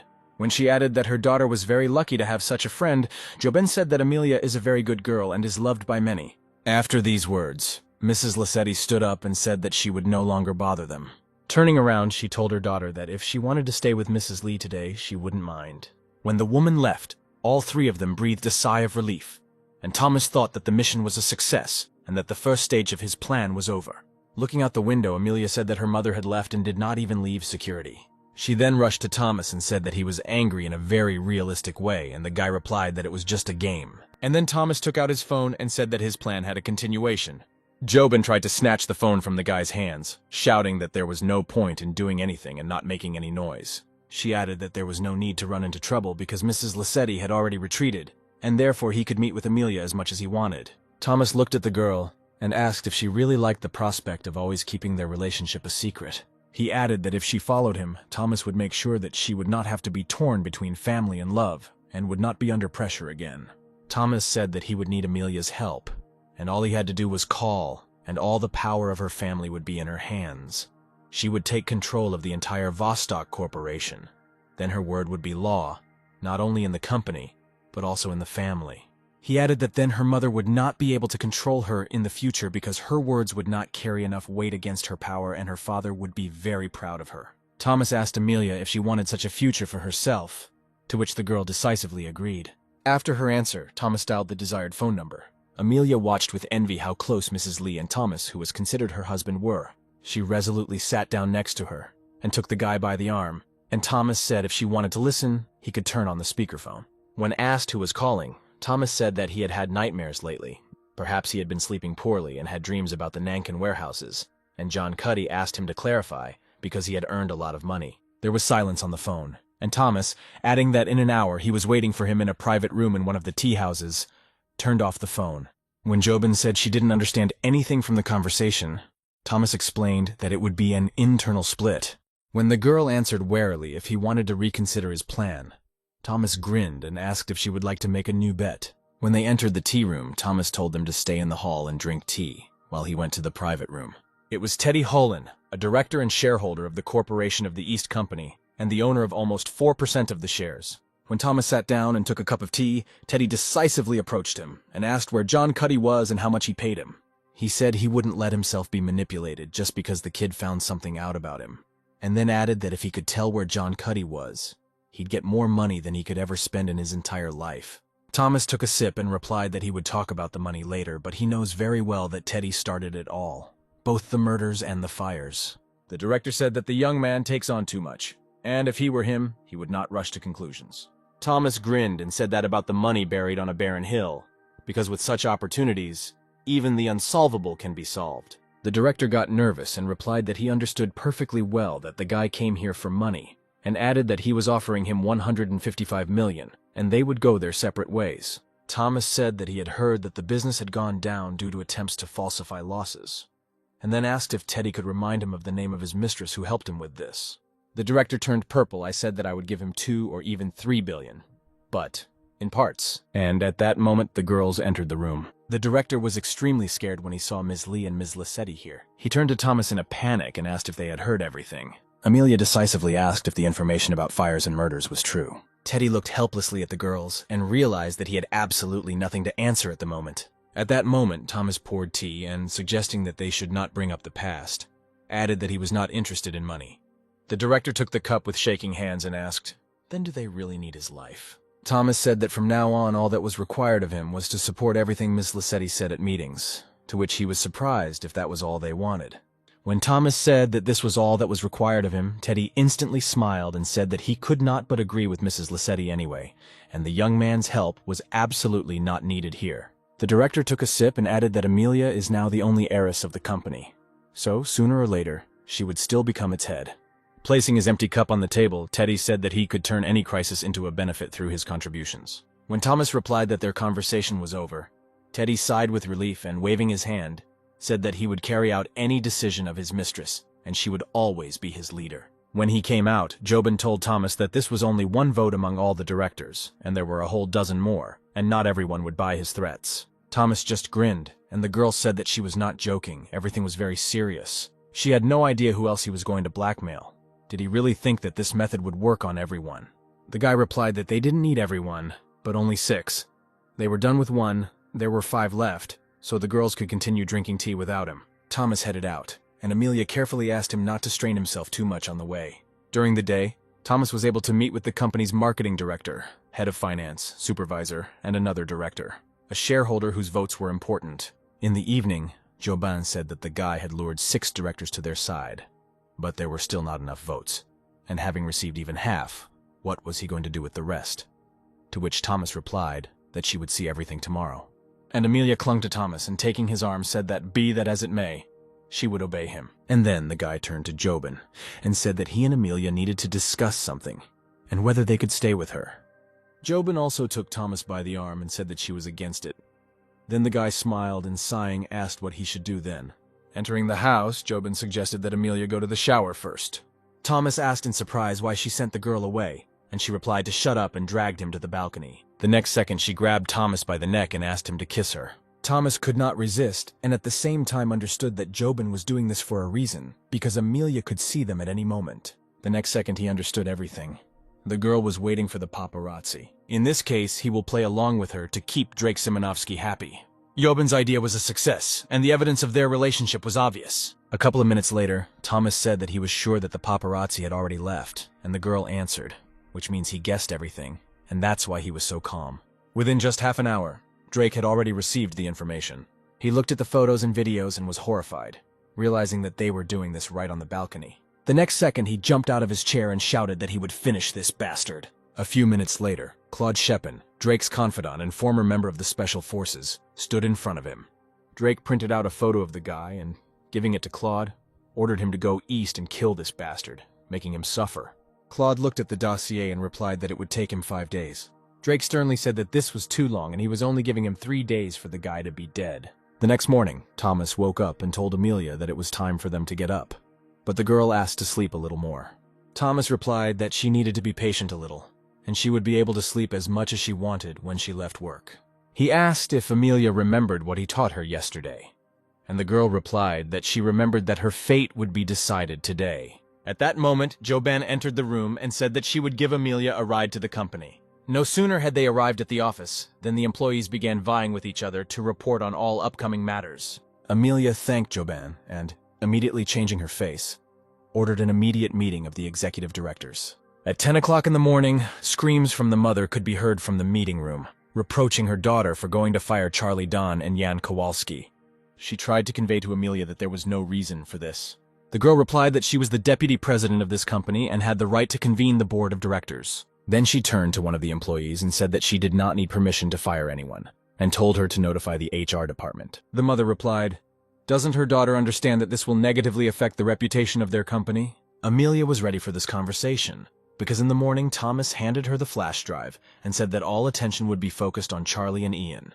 The girl stood up and firmly stated that she had good reasons for their dismissal. Taking the remote control in her hands, Amelia recalled that 10 years ago, there was a robbery in one of their largest stores, in which the best video surveillance system was installed. She displayed a graph and added that people had doubts about the effectiveness of security, as a result of which, in 2 days, their shares plummeted in price, and the company was valued at only $40 billion. The girl said that the director of the security department should have taken responsibility for everything, but he did not.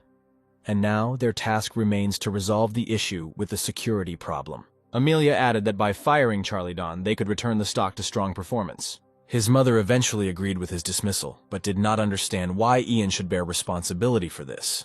The girl replied that Ian was no longer their employee. The mother asked what she was talking about. Isn't Yang her personal bodyguard? The next second, she decided that her daughter simply wanted to start a rebellion and ordered the board of directors to be convened by 3 o'clock. At that moment, Thomas was sitting in the office of the Symphony of Style Company, which belonged to Jobin, and listened to how everything was upside down in the Lazzetti family, and that he was doing nothing. Thomas replied that he wanted to see what Amelia could do, but now he just wanted to draw. He added that he wanted to draw Jobin. At first glance, Thomas was completely calm, but in fact he was thinking that Drake had already received yesterday's photographs and began to dig under him, which means it was time to act. Jobin seriously replied that she was busy right now and would not be able to pose for the guy. Thomas replied that she could stay focused on her work and assume he wasn't there. Covering himself with a piece of paper, he went into one of the chats in which people created and shared their sketches, and among them there should have been a person who was in a close relationship with Drake. Thomas sent his sketches to the chat and received various comments, but this was not what he needed. Almost an hour passed, and discussions were in full swing. Finally, the one he had been waiting for so long appeared in the chat. In the chat, she called herself Fish Hunter and held a special place among all the Drake women since they had a child out of wedlock. The girl was now 14 years old, and she clearly had a penchant for drawing. Thomas posed as an art teacher, and she fell for the bait, asking her to look at and evaluate her daughter's work. Having received positive feedback, the girl was delighted that her child had talent. And when she asked to become an art tutor, Thomas realized that everything was much easier than he thought, and indeed everything was going according to plan. The girl wrote that they could meet at any time convenient for him to discuss all the details. Next, Thomas needed to make her his man. Then, under his complete control, she will come to Drake and ultimately become an important key to materials that could incriminate him. Thomas told Jobin that he had some work to do and would not interfere with her work. Leaving the office, Thomas took out his phone again and dialed someone's number. When the other end answered the phone, the guy asked if he thought what his death would be like if Drake found out about his assignment and that he was a double agent. And when they answered that they didn't understand what they were talking about, Thomas said that apparently he would have to find Larry Dark. The opponent asked not to do this under any circumstances, and then Thomas said that he should do everything as he said. They would meet at 3 o'clock, and they would receive his address later. At the same time, a meeting of the board of directors began at Vostok Corporation. Amelia said that everyone must be aware of the issue that the council was called about, and everyone will have a chance to speak out and justify their disagreement. The mother spoke first and said that Charlie Don had worked in their company for more than 10 years, was an ordinary security manager, but was able to become the director of the security department of an entire company. She added that he always carried out his duties with due diligence and professionalism and never made mistakes. So can they really say goodbye to such a good worker so easily? The directors whispered that Miss Lassetti's statements sounded very logical. The mother noticed that Amelia did not refute her arguments, and perhaps the board of directors would lean on her side. She continued by saying that Charlie could refuse to quit on his own accord, and if they forced him, it would attract attention from the press and competitors, as well as negatively impact their stock.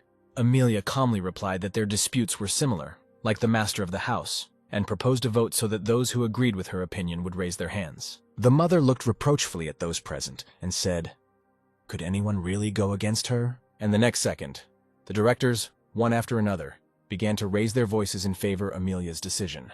Even the director, in whom the mother was certainly confident, raised her hand along with everyone else. Her mother looked at her in surprise and said, after all, it was she who helped her advance to her current position when she joined their company as a financial officer. Amelia told her mother to stop. She wouldn't be able to influence the course of events anyway.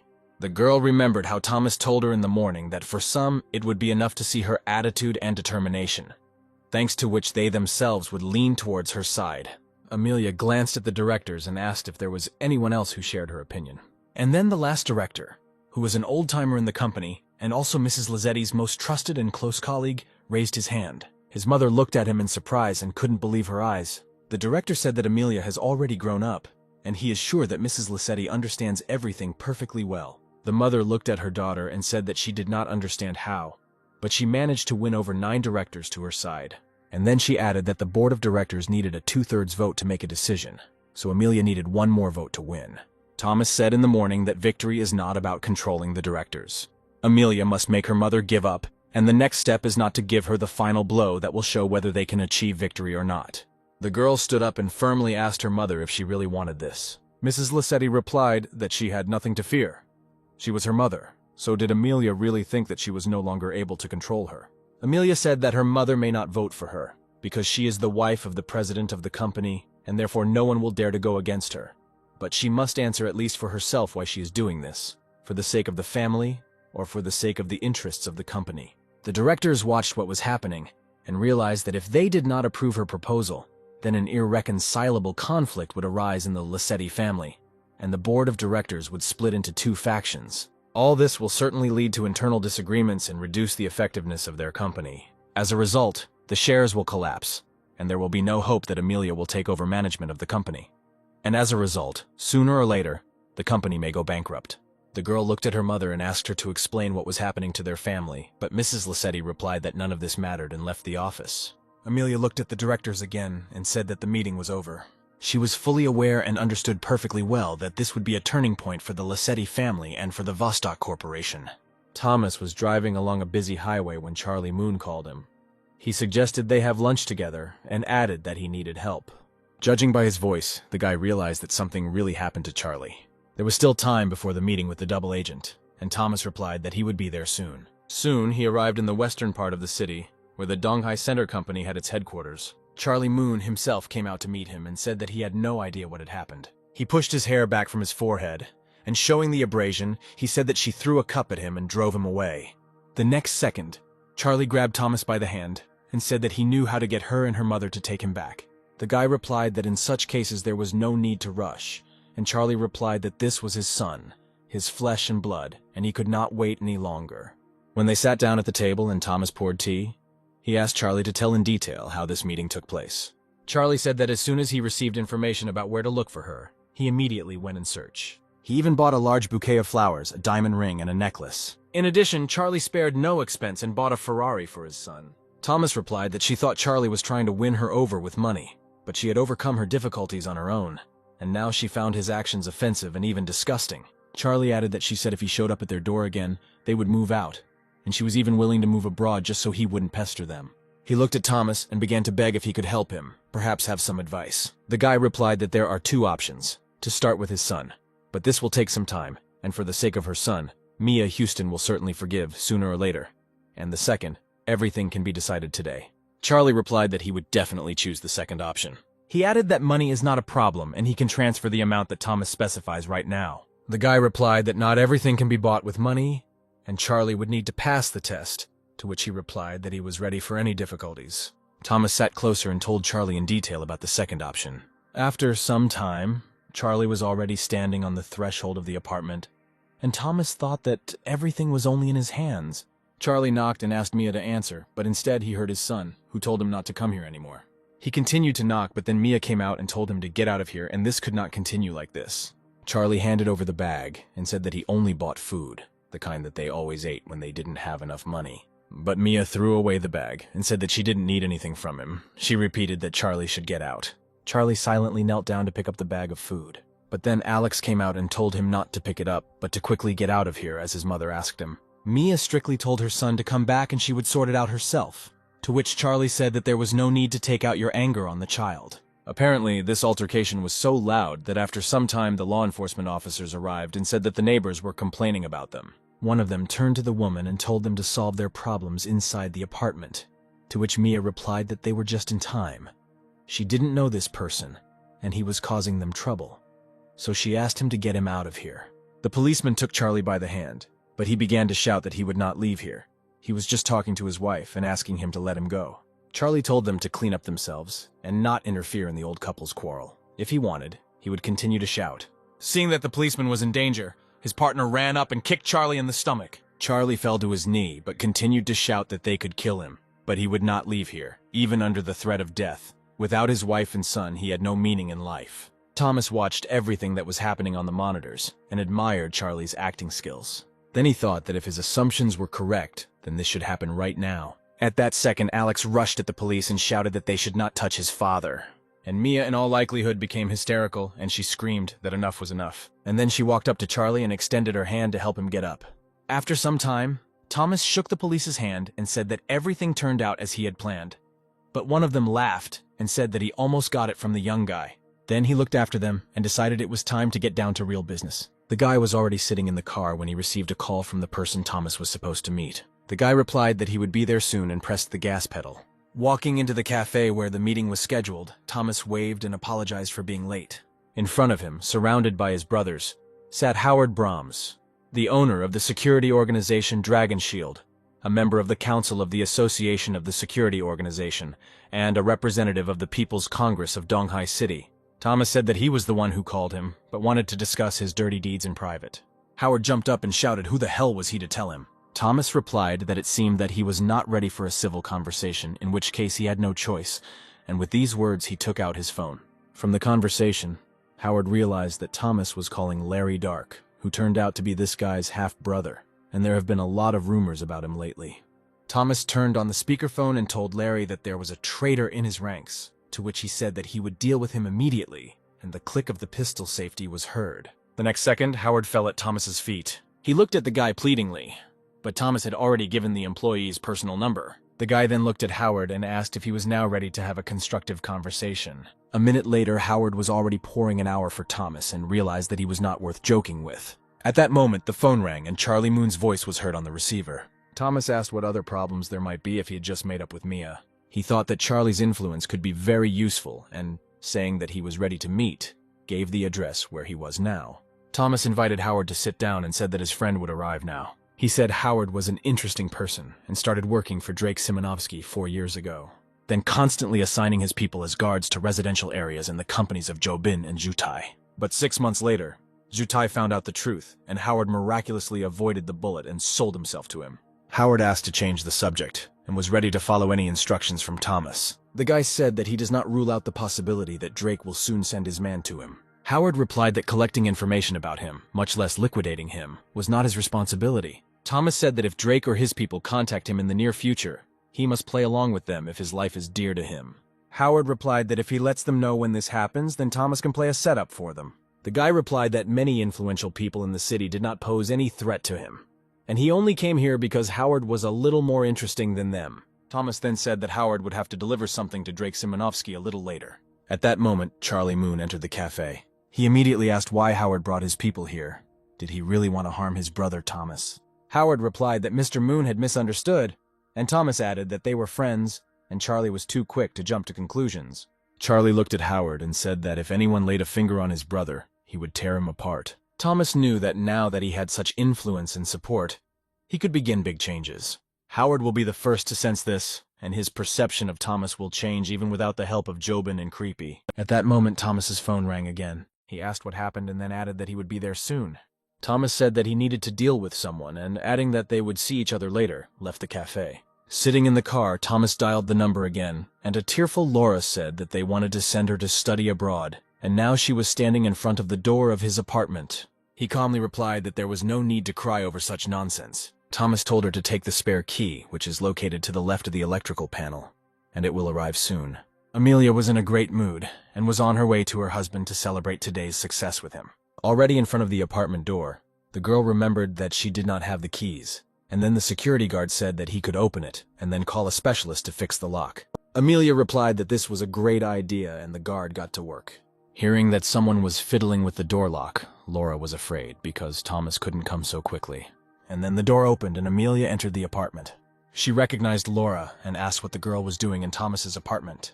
Laura replied that she found out about Thomas where the spare key was. He said to wait for him here, and then asked the same question, what Amelia was doing in Thomas's apartment. Amelia replied that they were friends and closed the door, leaving the guards outside. While putting on her slippers, she asked the girl how long she had been here. The slippers on and the tone of the questions, all this seemed strange to Laura. There was clearly something between them. She tried not to show alarm and said that she had only come here a couple of minutes ago. Amelia, boldly heading into the room, asked if Thomas had said when he would return. to which Laura replied that he would be very soon. Amelia told Laura not to stand in the corridor, but to sit down, and at that time she would put away her things. Laura couldn't understand why the hell Amelia was acting like she was the boss here. Is there really some kind of relationship between Thomas and her? A few minutes later, Amelia looked into the room and said that there was something in the refrigerator and if Laura would like a drink. And the girl, who had been watching Amelia before, realized that they were storing things in one place, which meant that it was quite possible that they were already living together, and asked the question whether Amelia was dating Thomas. But instead of answering, Amelia said that she could ask Laura the same question. Amelia thought that although the girl looked gorgeous, she was sure that she did not pose any danger to her. Laura decided to become bolder and said that she met Thomas 2 days ago. Amelia smiled and, handing the girl a drink, said that she could now call her big sister, and then added that she hoped that they would get along. It was almost late, and Thomas was nervous about being stuck in traffic. Finally, after a couple of hours, he opened the apartment door and, smelling the smell of food, wondered if Laura could cook too. Walking into the kitchen, he was surprised that Amelia was also there, and judging by the girls, they got along well. One of them said that she was glad that he was back, and the second added that he was just in time. He could wash his hands and sit down at the table. But then Laura took Thomas by the arm and said that she would like to discuss why she called him husband, and asked when they started dating. Amelia didn't give Thomas a chance to respond and said they could talk later and suggested they have dinner. At the table, Thomas asked Amelia how the board of directors went. Although he knew the results, he was still interested. The girl replied that everything went exactly as he had expected. And then Laura said that she didn't care that they were showing off their affection. But she was wondering why Thomas didn't answer her. The guy replied, if Amelia didn't tell her anything, then she might have her own assumption, to which Laura firmly replied that she was staying here today. And when Thomas said that there was no problem and there was a free room, Amelia added that she would also stay here. It was time to go to bed, and Thomas showed Laura the spare room and added that tomorrow he and Amelia would need to go to the office, so they would get up quite early. But instead of saying goodnight and going to bed, Laura went into the large bedroom. She sat on the bed and said that she wanted to sleep here. Laura looked at Amelia slyly and asked what she would say to this. The girl sat down next to him and, straightening her hair, said that she didn't mind. Thomas looked at both of them with interest, and then said that the bed was big enough to fit everyone. Morning came and the bright sun was already shining through the window. Laura muttered sleepily that she was very tired yesterday, and therefore would sleep longer. And then Jobin called Thomas and asked him to come to the company as soon as possible. He asked why there was such a rush, to which the girl replied that her father was already heading to the office. Jobin added that if they dress up, then all their efforts will go down the drain. Thomas had already arrived at the company building, and Jobin continued to call and was unhappy that he was in no hurry. The girl, in a hurry, had to quickly get dressed right in the car, and when she got out, she asked Thomas to zip up her dress. Then, holding hands, they quickly headed to the office. Jutai said that it could have delayed his brother like that, and they had to make his father wait. Jobin asked her father why he decided to come so suddenly, without even warning. The father sternly replied that he did not warn so that his daughter could not have time to prepare, to which Amelia said that the time had not yet come. He added that not only is the daughter unable to take care of her younger brother, but she is also trying to expose her father. The girl objected. Did her father really think that it was her fault? Then the girl approached the guy and said that she would like to introduce her young man to his father, and his name is Thomas Clark. Amelia turned to Thomas and said that until they got married, he could call her father uncle. The girl was very surprised that her father did not react to this. Jutai mentally apologized to his sister, since he could not help her in this situation. But then the father took out some document and, slamming his palm on it, shouted that they had conspired to fool him. Jutai told his father to believe him because he really found everything he could. The kindergarten that Thomas was a part of, his birth data. Everything was here. The father turned away and replied that he was not going to believe this information, because Thomas was not who he said he was, and the real Thomas Clark was most likely already dead, and this rogue was simply using his identity, so the search was pointless. Jutai replied that this could not be true, because after lunch with Thomas, he asked his people to take the toothpicks he was using and do a DNA test, and the results matched the results of his parents. The father said that in this case there is only one option left, and this is another Jobin's trick. Everything that Thomas did these days was planned in advance by his sister. The father looked at Thomas and said that he had heard that he had recently graduated from university. The guy replied that it was, and that he was currently working at Jobin, to which the father again asked what his specialty was and what he planned to do next. Thomas replied that his specialty was computer science and its directions, and now he plans to make sure that Jobin's company is in first place. The father thought that so far the guy's answers coincided with those that had to be found, and he again asked what about the hobby. It was the first time Amelia had seen her father question someone so carefully. One wrong answer, and it would be all over. And Thomas replied that he was interested in the gym, calligraphy, art, music, kickboxing, and cars. Thomas was silent for a second, and then added that he was also interested in weapons. The father asked in surprise if the guy was really interested in weapons. Amelia panicked. Given his background, he simply couldn't come into contact with the weapon. It was his stupid mistake to say that. Realizing this, Thomas said that in childhood all boys are interested in weapons, and when he grew up, he accidentally saw a drawing on the internet, and he even managed to create a model of a weapon, although it was made of wood. Amelia sighed with relief when it seemed to her that Thomas had managed to get out of it. The father asked Jutai if he had a weapon on him. The son replied that there was and took out a pistol. The father, taking the weapon and throwing it over to Thomas, asked if he could tell about it. The guy turned the pistol sleeve and said that it was developed and produced in 1994, used by the police and military. Talked about the action with a hidden trigger, and also that this pistol is equipped with an automatic magazine. Amelia was once again nervous about whether Thomas wanted to show off as a gun enthusiast, knowing that her father served in the military and wanted to impress. And the guy continued to surprise, saying that, judging by the weight, there were 6 bullets in it. The next second, he unfastened the magazine and 6 bullets actually spilled onto the table. Amelia was afraid that if Thomas showed such knowledge, he might recklessly reveal himself. And then the father decided that the guy had given himself away, because he was constantly holding a weapon in his hand.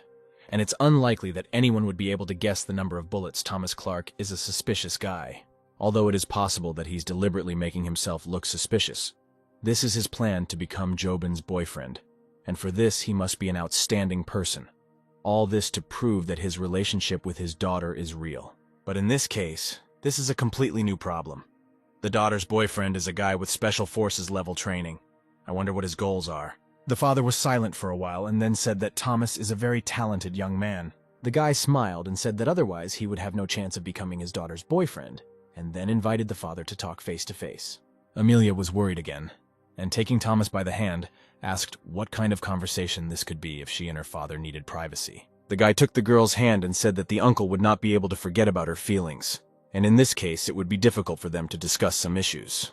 Amelia agreed with Thomas and left the office. Jutai also decided to leave, leaving the guy with his father alone, and quietly told his sister that there was video surveillance in this office. Left alone, the father said that he was surprised that Joban listened to his opinion, to which Thomas replied that it had always been easy for him to agree with her, and then asked him to wait a couple of minutes. He went to the closet and took a bottle of wine. The father decided that the guy wanted to pour them a drink, but he suddenly threw it on the floor, and the bottle broke. Among the fragments lay a video camera, which broke when it hit the floor. When the image disappeared from the screens, Joben asked her brother what happened, to which he replied that perhaps this camera was cheap, but there were a couple more. But Thomas easily found them too, and did the same. The guy said that now they can talk calmly. But then, Thomas felt the muzzle of a gun pressed against the back of his head, and his father asked who he was and what he was doing near his daughter. The brother and sister looked at the monitors of the idle cameras and could not understand what had happened. Thomas turned around and said that Joben and Jutai also pointed guns at him, but he bet his gun wasn't loaded. The father put the weapon on the table, and saying that this guy had a lot of courage, again asked why he started dating his daughter. Thomas replied that he loves Joben and wants them to have children. Is that really bad? The father sat down on the sofa and told the guy to get to the point of the conversation. Thomas replied that it seems that the uncle does not care about his daughter's affairs. He is only interested in the well-being of the family. He understands perfectly well who Drake is, but still forces her to marry. Isn't he afraid that one day Joben will put a bullet in his forehead? Mr. Lee replied that he was not going to listen to lectures from that brat. Joben could not find a place for herself. She had to know what was happening in the meeting room and invited her brother to go to the next room. Having moved there, the girl took the glass and presented it to the wall, but unfortunately, nothing was heard. Jutai said it was useless because he used better sound insulation during the renovation. Thomas told his father that Drake was a stubborn man who could not control his emotions, so his life would be short, and then asked if Uncle Paul remembered Boston. The father said that this was a child from another family who drowned 10 years ago, but why did Thomas remember him now? The guy looked at Mr. Lee and replied that he didn't drown. He was killed.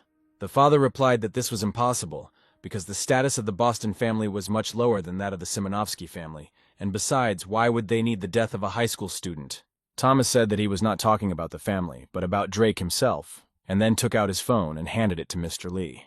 He added that the motive was this woman, and her name is Violet Rose. Many people sought out the girl, but she refused everyone and was only close to Paul Boston, as they did school homework together, and then he died. Drake dragged her outside and killed Paul right in front of her eyes. The girl is with him only because she's afraid of him. When Thomas said that he was in a relationship with Violetta, and she hated Drake, and he was sure that she would testify, his father asked what Thomas was up to. The father knew that recently the affairs of the Boston family were going uphill, and if this information surfaced, then a war would break out between the families, and the Lee family would not sit on the sidelines, since they had already become allies with the Simonovsky family. Thomas said that the Lee family's strongest ally is the Lassetti family, and since Jobin is still not married to a member of the Simonovsky family, their alliance has not yet taken effect. The father realized that one of the families sent this boy here to interfere with their alliance with the Lassetti family. Jobin brought a drill and said that if they made a hole in the wall, they could hear the conversation. The brother immediately tried to stop his sister, saying that the father and brother would definitely hear the sound of the drill, to which Jobin told Jutai to come up with something else because she must know what they were talking about. Thomas said that he was only protecting the interests of his family's Jobin, and then added that Paul Boston's cousin had recently graduated from university and would be a perfect match for Jutai. The father chuckled and said that marriage between members of two families is not so simple, and there is not a single drop of trust between them, let alone a wedding.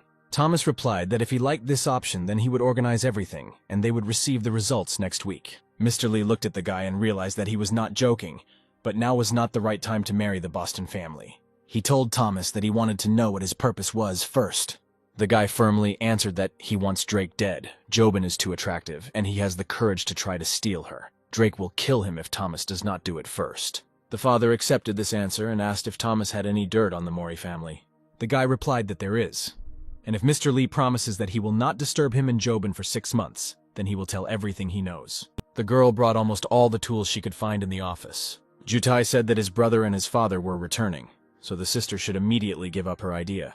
Jobin agreed with her brother and said that they should return quickly. Going outside and taking Thomas by the arm, the girl asked how the conversation went. The guy replied that everything was fine.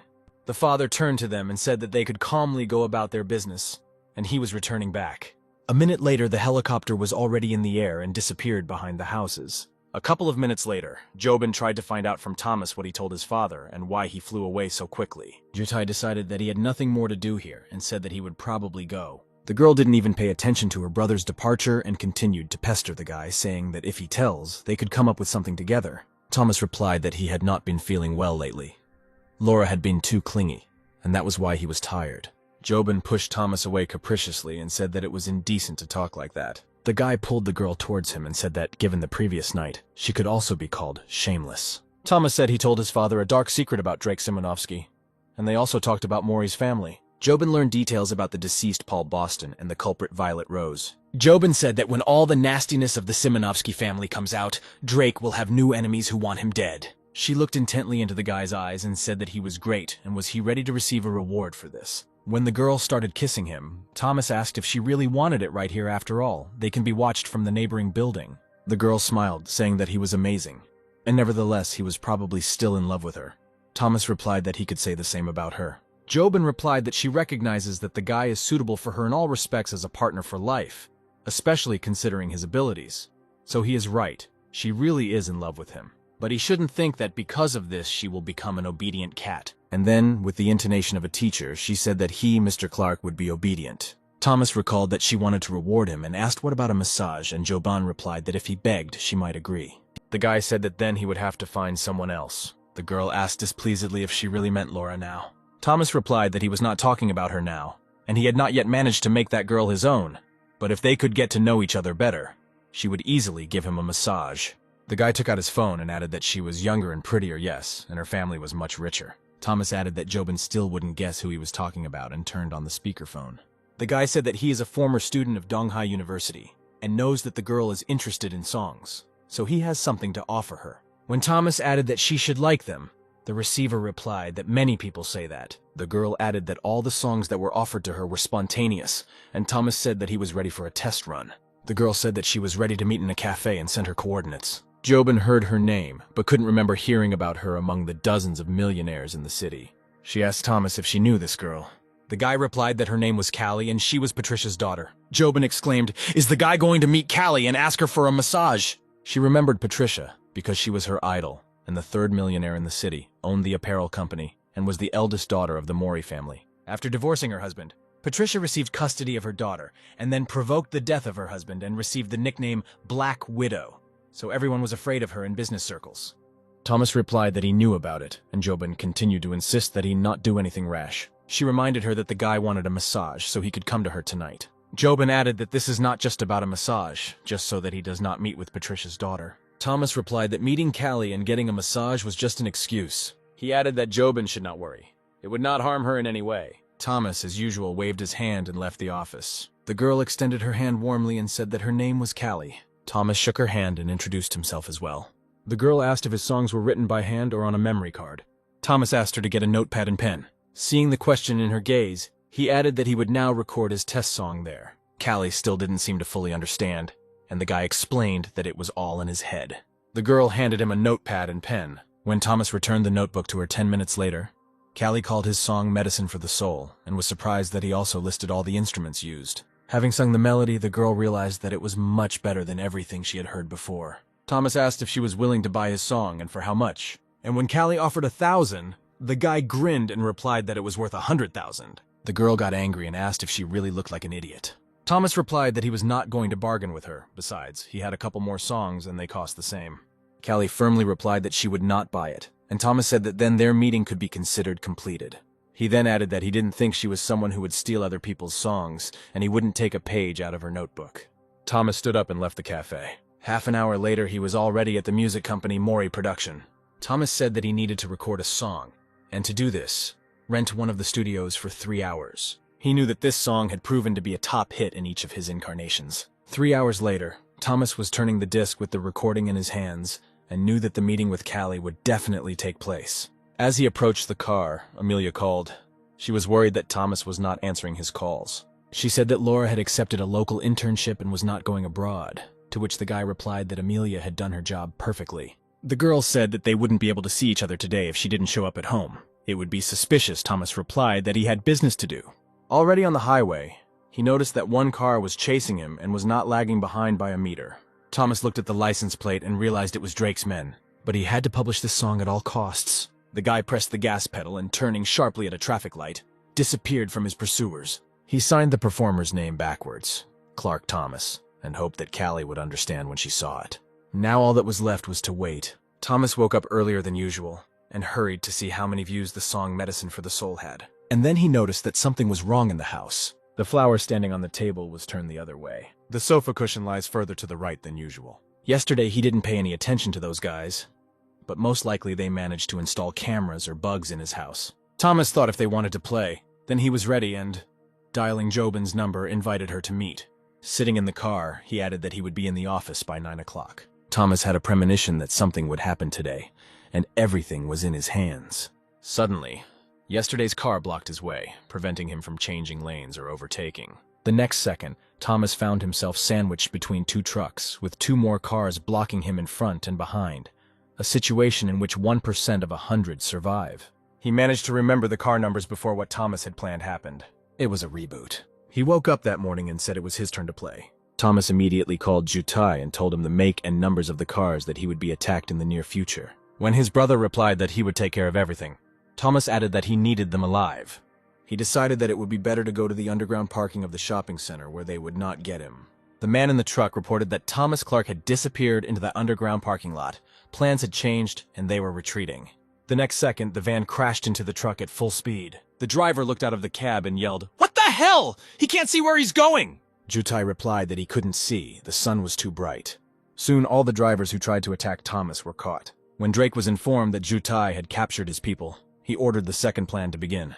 Drake's confidant, Claude Shepin, shouted to people that he was doubling the reward, ordered them to go to the shopping center, and after finishing, immediately get out of there. Thomas was already approaching the elevator when Jobin called him and told him to find a crowded place where they would meet. Entering the elevator, he noticed broken cameras and decided that reinforcements were already here. The next second, a group of people entered the elevator behind him. The doors closed and they instantly attacked Thomas with knives. But it's not for nothing that the guy studied martial arts for so many years. Drake's men attacked Thomas one after another, but he foresaw their actions. He chose the right moment and delivered powerful blows to the attackers. Thomas's phone did not answer, and Jobin was told what floor the elevator stopped on. Having reached the desired floor, Jobin and her people realized why the elevator stopped. And when they were able to open the doors, Thomas stood in front of them. and at his feet lay Drake's men. Jobin joyfully threw herself on Thomas's neck. The guy asked if she was afraid of getting dirty, to which the girl replied that she needed to take him to the hospital as soon as possible. Thomas replied that this was completely unnecessary, because the blood that was on the clothes did not belong to him. The guy added that he could really use a shower, but there was still something left to do. He leaned over to one of the guys and took a cell phone out of his pocket. Thomas took a photo, which he was very pleased with, and dialed someone's number. At the other end, they asked if everything went smoothly, to which the guy responded with a question: did he receive, or the photo he had just sent to. Thomas added that Claude sent this photo to Drake, and verbally conveyed that he did not have long to live. The guy handed the phone to Jobin's people and said to urgently call an ambulance to whoever it belongs to. He needs him alive. Thomas returned to the girl and said that he needed to go south, so he would be out of town for a couple of days. Jobin looked at the guy worriedly and asked if he was really going to kill Drake. She said that she shouldn't do this, and immediately pressed her lips to him. Thomas replied that he was not in the best condition right now and suggested that he return home, take a shower, and continue. Callie looked at the hit chart with interest and noticed that one of the songs was in first place. My friend replied that she also heard it yesterday before going to bed and the song was pretty good. In addition, there are a lot of positive comments here, even from professional performers. Callie refused to believe it and decided to find out for herself from Thomas. Jobin was the first to get out of the shower, and when she heard Thomas's phone ringing, she decided that this was just another of Drake's tricks. The girl picked up the phone and sharply asked what else he needed, or was he looking for death? A little surprised by the woman's voice, Callie asked to pass the phone to Thomas so she could talk to him about the song. Jobin said that she would tell him everything, and then the girl replied that yesterday during a conversation, they had a misunderstanding, and she would like to apologize to him. When Jobin said that she didn't know about any song, Callie was surprised that she was his girlfriend, but didn't know about it. When Jobin knocked on Thomas's door and asked him to answer the phone. After listening to the conversation, the guy replied that he was free and ready to meet today. Thomas returned the phone to the girl and explained that it was Callie who called, and she was ready to buy his song. Jobin smiled slyly and said that she would like to see Thomas's other talents. He replied that it was dangerous and the girl was playing with fire. But then, at the most inopportune moment, the phone rang again, and Thomas asked the girl to see who it was. Jobin said it was Drake calling, and Thomas said she could answer the call. When Drake realized that Jobin had answered the phone, he said that he had nothing to do with it, because what happened today was just that Claude apparently misunderstood him. The girl replied that naturally these could not be his people, because they were too stupid, and it was not in Drake's rules to do so. Thomas specifically loudly asked if it was Drake calling, and then Jobin understood him, and without turning off the phone, replied that yes, it was this idiot calling. The guy put his hand on her knee, and the girl deliberately let out a gentle moan.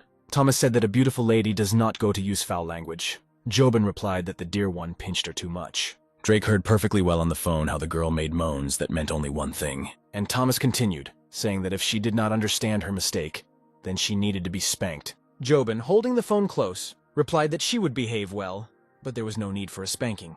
At that moment, Drake became so enraged that he threw the phone on the floor. The girl grinned and said that he hung up, and it is possible that he broke his phone. She glared at Thomas and asked if he was joking about spanking a naughty girl. The guy replied that everything was at her discretion.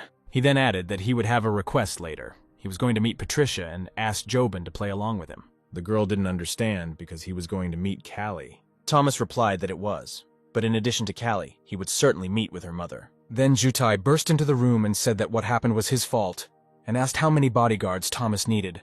Jobin told her brother that she knew perfectly well what he was up to, and added that he should not even think about doing it. Jutai replied that this time the brother was just lucky, and it was unknown what Drake would do next, so he had to kill him. Then the girl turned to Thomas and asked him to talk some sense into her brother. Thomas asked what happened to the guy who was supposed to survive. Jutai replied that everything was fine. The guy said he should meet him. Jutai asked if his brother really wanted to dig up some kind of incriminating evidence with which he could kill Drake. Thomas said that it was so, and Jutai would help him with this if he didn't do anything stupid. The brother replied that he was ready to listen to Thomas only if Drake ended up dying. Thomas said since they agreed, he goes to the appointed meeting. Half an hour later, he was already entering the cafe where Callie was waiting. Callie immediately said that it was a woman who answered the phone with a voice of about 40, so could he really be on her payroll? She added that she suspects that his song is so expensive so that he can make money and get rid of it, because the woman is not even aware of his work. Thomas couldn't help but laugh. The girl said that this was not fair to him and that he should not waste his talent on some old woman. Callie added that if he wants to earn money on his own, she will help him if only he can trust him. His song became a real hit and soon big companies will definitely contact him and want to promote him as a star. Thomas replied that he wasn't going to debut, and if Callie was here to buy the song, then they could get down to business. The girl asked if he could write another song, and when the guy replied that the price was the same and he wanted half of the proceeds from the song's rental, Callie easily agreed. She added that this song should also become a hit. Thomas asked for a notepad with a pen and replied that if it did not fly to first place, he would return the money. 10 minutes later, Callie was holding in her hands a new hit called For You. Thomas showed the phone to convince the girl that the payment was successful and said that now he needed to leave on his own business. As he sat in the car, he told himself that after the appetizers, it was time for the main course. Thomas looked in the mirror and again saw the car from behind, but the license plates were different, which means it wasn't Drake. He stepped on the gas, leaving his pursuers far behind. The woman answered the call and was told that the guy could not be detained. The man added that it seemed that he had guessed everything and was heading to her company himself. A few minutes later, Thomas stood in front of a large office building. When the woman was informed that the guy was already here, she ordered to enter. Thomas opened the door and boldly entered the office. Patricia sat commandingly at the table, and her bodyguard Greg was nearby. Thomas said if it was too rude to invite someone to a meeting. Patricia arrogantly replied that at the moment he was the one being rude here. She told Greg to leave them. Passing by Thomas, the bodyguard warned him not to throw anything away. Left alone, Patricia asked why the guy needed her daughter, whether it had anything to do with money, and whether Jobin knew about it. Thomas asked a counter-question why she cares so much about her daughter, because she is not even her mother. He saw surprise and a silent question in her eyes and continued. Thomas said she was forced into marriage early, but she made an agreement with her father that no one would stand in her way once she gave birth to the child. After the wedding, she constantly hid the knife under the pillow and did not allow her husband to approach her. She said that she was too beautiful to have postpartum stretch marks and did everything to get her husband to agree to surrogacy. But after Callie was born, she refused to fulfill her obligations and filed for divorce, so Thomas is aware of what happened next to her husband. Patricia grinned and replied that if he was going to tell someone something, then she would not mind and suggested we move on to talking about Callie. She added that, despite the fact that Callie was not born from her, she advises surrendering to Thomas right now if he plans to harm her. The guy replied that in fact he was not interested in Callie, he was interested in Patricia. The woman began to pretend to preen herself and asked what his thoughts were about her. Thomas replied that he knew very well that she was on guard, especially with men, which is why he had to resort to such a difficult method of getting to know her. Patricia left the table and asked if Jobin knew what he was doing and about his intentions towards her. Thomas replied that Jobin was aware of everything that was happening. The woman came close to the guy and quietly said, since they were alone, he would tell her what thoughts were hovering in his head. Thomas said that she must know the name Drake Simonovsky and that he's currently hunting for him. Patricia did not understand what he had to do with her. The guy frankly said that he was going to kill him, and he came here to advise you to withdraw your investments from the fund while there is such an opportunity. The woman said his relationship with the Lee family and Drake had nothing to do with her investments. Thomas replied that the entire business that she had been building over the past 5 years would soon fail, and he would be the reason. He added that he was only interested in Drake, but she would be drawn into this conflict one way or another. Patricia once again said that she is in no way associated with Drake. Thomas explained that the largest shareholder is Dick Listy, but the real owner is Antoni Simonovsky, the third son, who is said to be the main member of the second generation of their family. The guy then added that this Antonio is Drake Simonovsky's third uncle. Patricia replied that she was not going to listen to this nonsense. Thomas said she didn't seem to fully understand how closely Dick Listy was tied to the Simonovsky family, and if something happened to that family, the earthquake would hit them too. The woman asked in surprise whether Thomas was also targeting the Simonovsky family. The guy replied that Patricia liked Jobin. She saw her as her role model, which is why he came here with this advice. The woman decided that if he mentioned Jobin, then she should definitely check everything. She picked up the phone and dialed Jobin's number. When Patricia told her that her boyfriend was now with her, Jobin replied that she was aware, and Thomas had spoken about this visit. She asked if the girl knew that he was going to compete with the Simonovsky family, and heard a positive answer. Jobin added that Thomas discussed this with her father and she did not have the full picture, so Patricia would have to discuss everything with Thomas. Patricia was not entirely clear whether the Lee family did not work with the Simonovsky family and what abilities Thomas had, but she was already ready to talk with him. She looked at the guy and offered him something to drink. Thomas replied that he would not refuse wine. Patricia returned a minute later, and uncorking the bottle, handed the guy a glass. For almost an hour, Thomas explained all the pros and cons of a possible incident. When the first bottle was gone, Patricia stood up to fetch the second. But approaching the closet, she suddenly stumbled. Patricia lost her balance, her moment, and she could have been injured. Thomas was instantly nearby and picked up the woman. Patricia held her head and said that she seemed to have drunk too much. In some way, she was similar to Jobin, and she needed a good man. The most important part in bringing them together is physical contact. Thomas said that it looked like they needed to call it a day, to which Patricia replied that everything was fine. She just wouldn't drink anymore. The woman said she was glad to meet Thomas, but their conversation was not over yet. The next second, she took off her shoes and said that it would be much easier. And then he picked Patricia up in his arms, saying that the floor was too cold to walk barefoot. She looked at the guy in surprise. In 40 years, Patricia had not met such brave men. Thomas sat her down on the sofa and said that now they could continue their conversation. Patricia said he deliberately picked her up. The guy replied that it was so, but didn't she really want it herself? In addition, she sobered up suspiciously quickly. Just a minute ago, she was kicking off her shoes and losing her balance. Patricia realized that he was not so simple if he managed to reveal it. Thomas moved closer and said that she herself had given him this opportunity, but there was no need to use such tactics as she used with most men. He added that they could just talk because he wasn't here to become her enemy. Thomas said he understood her better than she did, and then suddenly asked if her husband had actually committed suicide, or it was Patricia who ordered the creditors to drive him onto the roof and humiliate himself so much that in the end he himself fell into despair and could not bear it. Thomas added that she need not worry. For him, she is a 40-year-old unmarried woman. At night, when she gets really lonely, she uses a toy from the bottom drawer of her bedside table. He added that there was nothing to be ashamed of, and he understood her perfectly. Thomas asked if Patricia had ever wondered what her life would be like if she could start over, and then sang a song the woman had written years before. Patricia remembered it. The song was written spontaneously under the influence of alcohol, but how could he know about it? She looked at Thomas and asked who he was. The guy reminded her that he knew a lot more than she could imagine, and repeated that he was not going to be her enemy. And when Thomas listed some facts, Patricia realized that he even knew why she could be sent to prison. She already imagined that the only way out was to kill him so that this guy would disappear forever. But there is a second option, to get closer to him in order to use his capabilities. Thomas was so mysterious in her eyes that the first option of murder immediately disappeared. Patricia said that since they were not going to become enemies, she asked if conflict with the Simonovsky family was inevitable.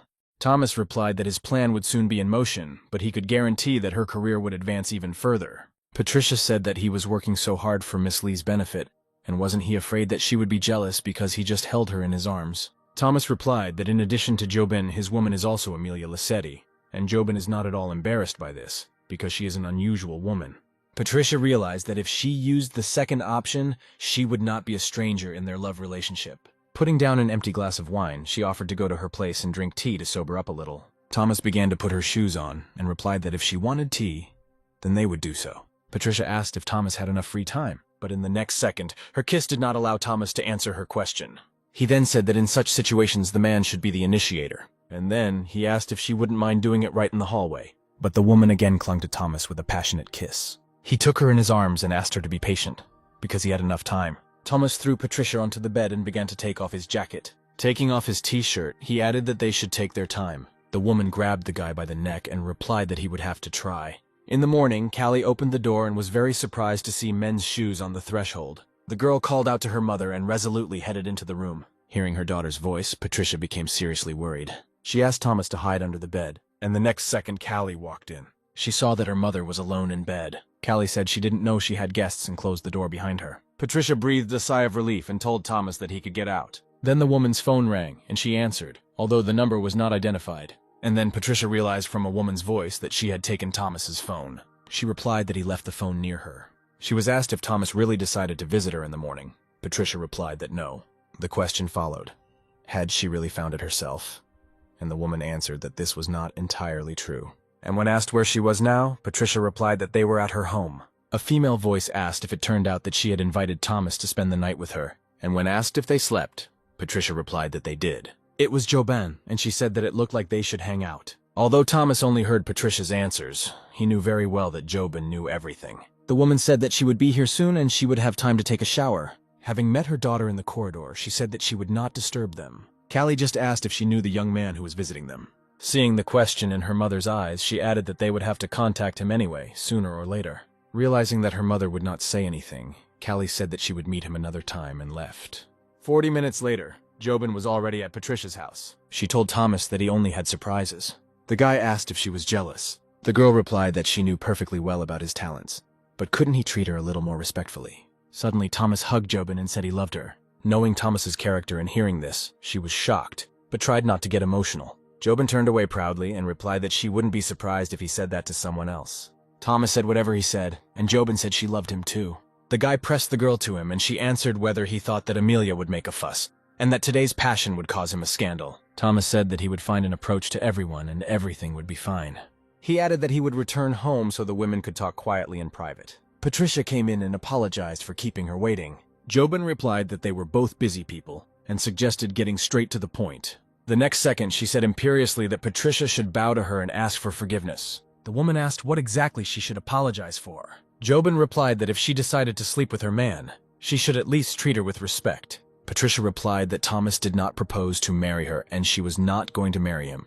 They just enjoyed last night, and she would not become an obstacle to their future. Jobin told her that she was not the first and not the last person Thomas slept with, and she was no different from other girls. Patricia replied that they had no problems with Amelia, but when it came to her, Jobin ran out of confidence. She added that she knows very well that they still do not live together, and that says something. Jobin replied that Thomas said that Amelia would become his woman in just one day. That's how it all happened. The same thing has now happened to Patricia. Patricia wondered if she and Amelia meant nothing to Thomas. Jobin said she was giving her one chance. Patricia asked what all this aggression was about. The girl continued to insist that she kneel in front of her and apologize, but Patricia just grinned and kissed Jobin on the forehead. The girl was in shock. She did not understand what was happening. Patricia said that she understood her feelings perfectly and considered this kiss as a return of debt for the fact that Thomas kissed her. She straightened her hair and said that she was sure that Jobin was completely satisfied. Then she reached out and added that she was very sorry that the girl was not around last night. The three of us would be much more fun. Jobin became furious and repeated that the woman should treat her with respect. But seeing Patricia's behavior, she realized that further conversation made no sense. Jobin said that she was sorry that they did not have an adequate conversation and left the room. Patricia knew that their relationship could not deteriorate in 1 second. Either they would become sisters or they would stay away from each other, so she had to push Jobin away from her. Sitting in the car, Jobin asked Thomas if he could choose a more adequate woman next time. The guy asked what happened between them. The girl replied that Amalia seemed strange to her, but it was much worse, but she no longer had the desire to discuss it. When the call ended, Thomas thought Patricia had done a great job of not letting Jobin get the best of her. And then Jutai called and said that the guy who was needed alive had escaped. Half an hour before the escape, Jutai entered the room where Claude Shepin was lying, and harshly asked how he could do this on his territory, how he had the courage to go against his brother. Not paying attention to the guy's groans, Jutai began to shake him and ordered him to tell him what they were planning. And the next second he pulled out a gun and said that he had the courage to pull the trigger. One of his men said that this was not the best place for a showdown. Jutai lit a cigarette and said that he would not scare the staff and his people. After some time, screams were heard that the patient was not there. Jutai burst into the room and saw an empty bed. He saw an open window and did not understand how he could go downstairs with such wounds. Telling all this to Thomas, he added that he would not hide, and people had already been sent for him. The guy replied that he would find it himself. After hanging up, Thomas began to quickly change his clothes. He knew exactly where Claude would go. Thomas stepped on the gas pedal and was ready for the meeting. 15 minutes later, Thomas was already in the western district of the city. He looked at the high-rise building and knew that the apartment he needed was here. Thomas began to rummage around on the dashboard with the hope that this shelter had not been used for a long time. Having found the key, he knew that Claude was injured and still wearing his hospital gown. Once inside, he knew he needed to find a change of clothes and also avoid Creepy's men, so Thomas had plenty of time. He looked around the room. All the furniture was in place. Thomas brushed the surface of the table and noticed that someone was cleaning here regularly. Everything was thought out to the smallest detail so as not to arouse suspicion about the apartment, in which no one had lived for several years. Thomas looked around. Only the sofa remained. He turned the pillow over and unfastened the cover. Finally, he managed to find what he was looking for. Thomas tried to enter the code, but it was incorrect every time. Over the course of 1,000 years, he managed to learn this skill. Opening the case, Thomas saw documents, money, and a mobile phone. There was also a box with weapons and ammunition, which Claude would certainly come for. Thomas called Jutai and asked him to make arrangements with the hospital, and they would send an ambulance to the specified address. A couple of minutes later, the front door quietly opened. As you might expect, it was Claude Shepin. He saw the case and weapons lying on the sofa and realized that someone was there. The next second, he saw a silhouette and instantly took out a knife and swung at the stranger. But Thomas deftly managed to grab his hand and asked how far he was going. Claude recognized him. It was the same Thomas Clark. Then in the elevator, they were unable to cope with the guy, and now even more so. Claude does not have the strength to do it. Realizing that Claude had given up further struggle, he said that with such wounds he would not last long, and therefore called an ambulance. The guy sat down on the sofa and asked Claude if he wanted to talk to him. Thomas said that he knew that Claude, at 21, had faked his death, deceived the police, and changed his name. Claude didn't understand how the guy knew about this, because to everyone he was dead. He was worried because Thomas might know about his parents and 2 sisters. Claude decided he had no choice but to fight him. Thomas said he may have a point. Every self-respecting man should protect his family. Claude decided that he should try to take the gun. This is his only chance. He already imagined how the gun would end up in his hands. Thomas noticed his look and calmly said that he would only kill him if he had bullets in him. If the store is empty, then Thomas is just playing with it. He looked at Claude and asked if he was ready to play this exciting game. Claude panicked. Could he really only hope for luck? He knew that at such close range he would have to do too much to grab the weapon. Claude said wouldn't he dare kill him. He began to playfully reach for the gun, but Thomas was calm. The guy said that he never told anyone about Claude. Claude replied that he should not try to distract him with words, to which the guy said that he just wanted to talk. Claude replied that he didn't tell Jutai anything and wouldn't tell Thomas. Thomas said that he knew why he would need the information.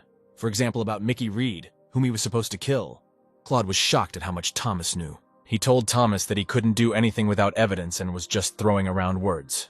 Claude understood what Thomas was getting at. He was trying to force him to betray the Drake family. The next second, he grabbed the gun and pointing it at Thomas said that they had nothing more to talk about. Claude added that in a moment the guy would stop smiling and fired. Thomas, anticipating all this, sharply tilted his head and remained cool. After a second, he said he knew Claude wouldn't shoot him. Claude did not understand what was happening. This was the first time he had met a person without a drop of fear. He said if Thomas is willing to put his life on the line, then he is willing to listen to him. The guy asked him to sit down. He would provide him with evidence that Drake, through Dean Wrong, was involved in the death of Fred Taggy, the nephew of the leader, and a contender for inheriting the Golden Flower concern. Thomas took out Claude's phone and said that he should lie to Dick now, then he himself will hear the whole truth. He added that Claude should tell Dick Zhang, Drake's attorney, that he managed to escape. And before that he tried to take Jobin hostage, but failed, and she was wounded. After that, he should ask about Fred Taggy. Claude picked up the phone and agreed. He dialed the required number, and having said everything as he should, added that Jobin was injured, but not seriously, and he had to save his life. Accusations were heard on the phone, to which Claude replied that it was not his fault, that the information turned out to be unreliable. And besides, he knew that Taggy killed Fred, as well as other dirty deeds of the Drake family. When Thomas answered the phone, Dean asked in surprise what he was doing next to Claude. But Thomas said that he knew that Drake was now in South Guan. Had he really returned to his city to see his family? Claude picked up the phone again and said that because of Lee Jobin's injury, Drake and Lee's families might become enemies. When the conversation ended, Thomas said that Dick wouldn't tell Drake's family anything because he didn't want to die. After all, his family and child are abroad, and his accounts are full of money. Thomas added that if he were to flee the country, Claude's men should be ready to capture him. Claude replied that his men killed Fred Teddy, and he was no longer going to work for this family, and would capture Dick Wrong. The next second the guys looked at each other. Steps of at least 2 people were heard outside the door. The door opened and someone called Thomas's name. The guy told the man to wait for him downstairs, not to let anyone in, and not to cause panic among the residents of this complex. The man left, and Claude asked Thomas to continue their conversation. Thomas replied that if he wanted to catch Dick Wrong to make sure that Drake killed Fred Teddy, then Thomas could tell him how it all happened. 5 years ago, Fred moved his people across the border and decided to do business in this country. He wanted to smuggle jade with Drake, open a supply chain with Drake's family, and strengthen his position in the corporation. But Drake refused him a partnership. Fred didn't understand what kind of person Drake was and decided to intimidate him to get his consent. That same evening, he disappeared without a trace. Thomas said that he told him what Claude wanted to hear, but he was going to give him something more. The guy dialed a number and, saying that Claude was with him, demanded a ransom of $1 million for him. No matter how hard Claude tried, he could not understand what Thomas was up to. Codyhan paused and then asked who he was talking to. The guy asked if the name Thomas Clark meant anything to him. When asked what happened to Claude, Thomas replied that he did not kill him. He added that Claude came to kill him, but he himself fell into a trap. Thomas only asked for money. Cody was silent for a few seconds, and then said that Cloud's payment for his work was $30 million. He was ready to add another 20 and meet at the border for an exchange. Thomas said he agreed and then asked if Codyhan wanted to know who killed Fred Taggy. And when Cody, without hesitation, said that he wanted to know, Thomas told him the same story that he told Claude. Thomas then asked what Cody would say about killing Mickey Reed since he knew Drake did it. He added that he is Drake Simonovsky's sworn enemy, so he is going to tell the whole truth to this guy's family. Cody responded that it all sounded like Thomas was trying to intimidate him. Claude remembered that Thomas had promised to give him something more, but still did not understand what he was up to. And Thomas at that moment answered Cody if he wanted to scare him, he would not have told about Fred Taggy. Then Cody asked if the guy was hinting at helping him attack Drake's family. Thomas replied that he was just stating a fact. Mickey Reed's family would not leave it that easily, and the Lee family would break all ties with them. He added that he doesn't need $100 million. He wants Claude to stay in the city and work for him if Cody agrees to it. Claude finally understood what Thomas wanted to do. Cody was silent for a while, but then replied that if everything Thomas said was true, then he agreed. Thomas handed the phone to Claude. Cody asked Claude if he had heard their entire conversation, and he replied that he had. Cody asked how Thomas managed to defeat him. Claude replied that even 6 of them could not defeat him. Cody asked if Claude wanted to work for Thomas himself, or if he was threatening him. To which Claude replied that he was very tired and would like to change his life. Cody said nothing and turned off his phone. Thomas said that now Claude is free. Later he will have to capture Dick Wrong and bring him to Donghai. Seeing Claude's condition, Thomas added that an ambulance would be there soon. Already on the street, Thomas said that they would talk later when Claude had recovered. When the car drove off, Thomas returned home. It was time to rest. He slept almost all day, and when he woke up he felt some movement in his bed. Thomas opened his eyes slightly. He pulled back the blanket and saw Jobin. The next second he threw the girl onto her back and sat on top. Thomas asked what she was up to, and Jobin replied that she wanted to thank him. He said that in that case they could continue. Thomas leaned towards the girl and kissed her. Jobin said she thought they had known each other for no more than 2 weeks. Thomas replied that despite such a short period of time, he knew everything about her. The girl asked what, for example, he could tell about her. Thomas answered, for example, that today they would not have anything because she came here to fool him. Jobin said that was not true, but Thomas just smiled silently. The girl sat down on the bed and said that she understood how difficult it was for him now. She kissed Thomas and added that she didn't want to see him sad. Jobin cuddled up to the guy. She felt good in his arms. Perhaps this is love. Then the girl remembered and told Thomas that Jutai wanted to visit him today. The guy replied that he was not angry with his brother for Claude's escape. There was a knock on the door, and Jobin said that it was her security, whom she asked to bring food. The girl took the packages and said that she would now prepare dinner for them. Walking into the kitchen, she added that when she studied abroad, she had to cook herself, so she was familiar with Western and Eastern cuisine. Jobin said she stopped cooking when she started working, but her skills remained intact. Taking the fish out of the bag, the girl added that her cooking might not be the same as Amelia's, but it was certainly better than Thomas's. The next second, the fish slipped out of her hands and fell to the floor along with the plate. Jobin sat down on the floor and tried to hold onto the fish, which was still alive. Seeing that the girl was not doing well, Thomas suggested that the girl change clothes while he cleaned up. Jobin stood under the shower. She was disappointed, because she wanted to cook the food herself, so that when Jutai arrived, they could have dinner as a family. After some time, Jobin came out of the shower and continued to think that the damn fish was to blame for everything. She started dialing her chef's number to ask him to prepare dinner, but approaching the door, the girl heard the sounds of cooking. Jobin entered the kitchen and saw several dishes already prepared on the table. Thomas was completing his final preparations and asked the girl if she had seen something interesting. Jobin wondered if there was anything the guy couldn't do. The girl turned on the camera and decided that this moment must be captured. After taking a few pictures, Jobin asked Thomas if he had ever cooked for Amelia. The guy replied that she was the first one he cooked for. Hearing this, Jobin rushed to Thomas with kisses. The guy said that they didn't have much time before the creepy one arrived, but they needed to prepare a few more dishes. Everything was ready just in time for the brother to appear on the doorstep of the house. When everyone sat down at the table, Jobin told her brother that Thomas had prepared all this. Jutai responded in surprise that it was very tasty. He had not eaten anything like it and raised his thumb up. Thomas put the fish in the girl's mouth and asked her to judge his cooking herself. Jobin took a piece. It was divine. The guy's skill was not inferior to the chefs of expensive restaurants. Thomas smiled, then told Jutai that he would always cook something delicious for his brother, and then added that he should forget about the incident with Claude. After his brother left completely satisfied, Jobin snuggled up to Thomas and said that it was late and suggested they go and rest. The guy wanted to answer that now was not quite the right moment, but the girl put her finger to his lips. She then added that there are other ways to please each other. When Jobin brushed her teeth for the second time, Thomas chuckled and asked if she did it too often. The girl finished the procedure and jokingly called the guy shameless. Thomas smiled and said he could cook breakfast for them.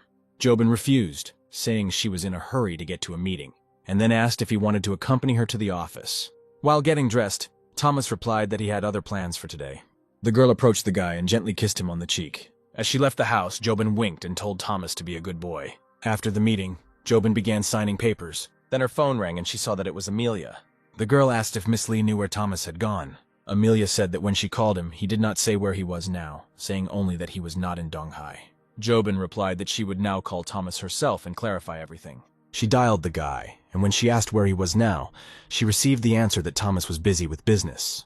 And then she realized that he was not alone, because she heard a woman's voice, but it was unfamiliar to Jobin. The girl didn't ask him anything. She just said that she wouldn't distract him. After her words, Thomas immediately passed out, and this surprised Jobin. The guy put the phone on the table, and the man opposite irritably said that he did not want to waste time and ordered him to immediately get to the point of his visit. In front of him was Bob Holly, the fifth elder of Modamau, and the girl sitting on his lap whispered that the guy was playing with them, and this was probably not the last call. Thomas reached for the phone again. The girl whispered to Bob that she was right, and he exploded and shouted that he was mocking him and taking him for a fool. Bob jumped up, pulled out a gun, and said that if the guy wanted to talk, he'd better break his phone. But the next second his gun was in Thomas's hands. Then, out of nowhere, Bob's men appeared and pointed their weapons at him. Thomas's phone rang again. Bob chuckled and asked if the guy would like to answer the phone. It was Amelia, who in a capricious tone reproached that perhaps he was now with some woman if he had not picked up the phone for so long. Thomas replied that he was currently negotiating, and then added that she had really gotten bored. The girl asked if he could come see her today, or if he was with Lee Jobin. The guy replied that he was out of town right now, and would call her in the evening. Before Thomas had time to turn off the phone, a man with a knife was already approaching him from behind. The guy felt this, and turning sharply, fired a shot. The knife flew out of his hands and instantly pierced the surface of the table. The whole company realized that it was better not to joke with this guy. Thomas slowly turned the barrel towards Bob. He fell to his knees and, asking to be released, said that he would give him $50 million for this. But Thomas was silent and continued to hold Bob at gunpoint. Then Bob said that he didn't know who sent him, but he would give him $100 million more than the amount they promised to pay him. Thomas replied that he didn't like people raising his voice, and then suggested that he talk to Bob alone. He immediately made a gesture and ordered his people to get out. Thomas extended his hand and, saying that there was one more cartridge left in the pistol, handed it to Bob, warning him so that he doesn't hurt anyone. Bob replied that the guy had a sense of humor, and he would not dare to play with weapons in his presence, and was ready to do anything for him. Thomas said that he knows that 3 years ago he sent the beauty Camellia Williams to Drake, and with her help prevented his investments in fashion. This year he did the same thing, which means he was starting some kind of game.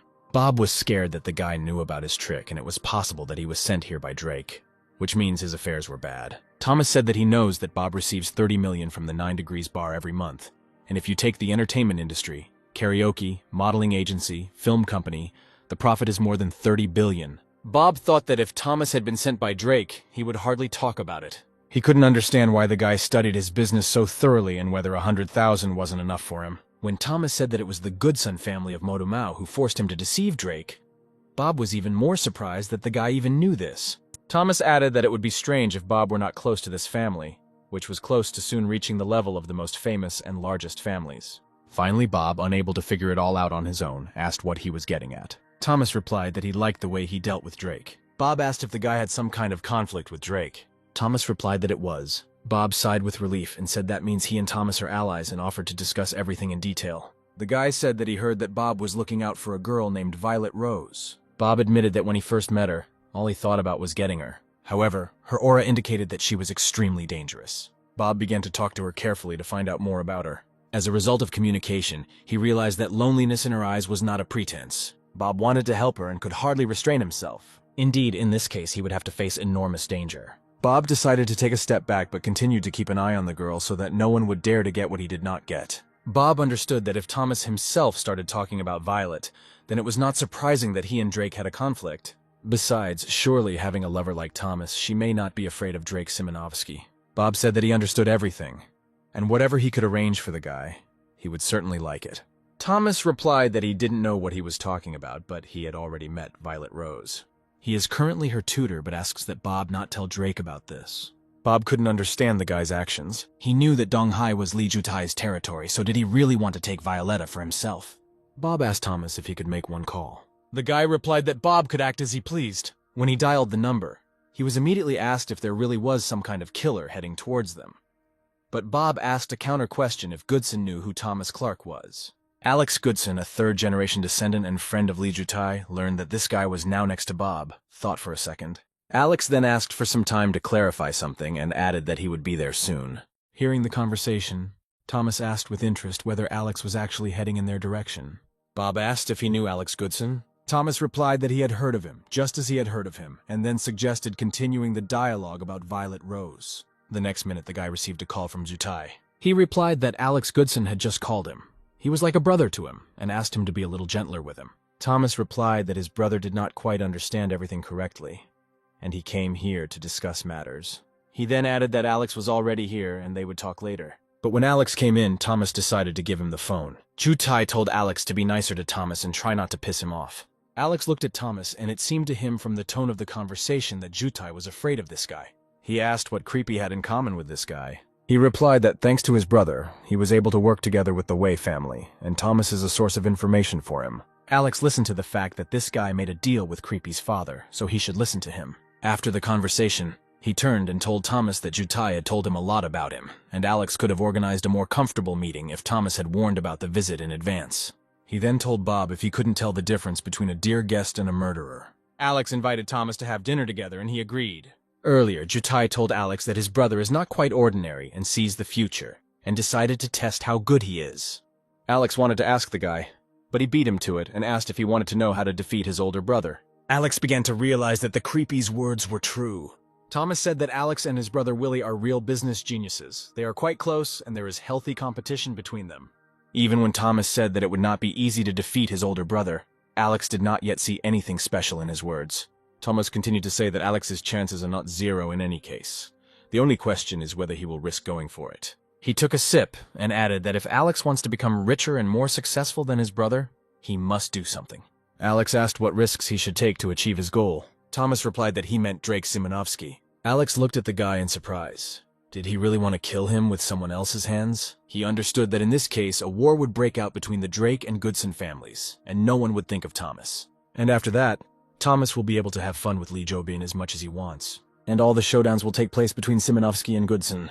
Alex wanted to believe that perhaps Thomas was only talking about business, and decided to clarify this point. He asked if Thomas was saying that Alex should take over his brother's business, but he had been trying to do the same for several years, but it was all to no avail.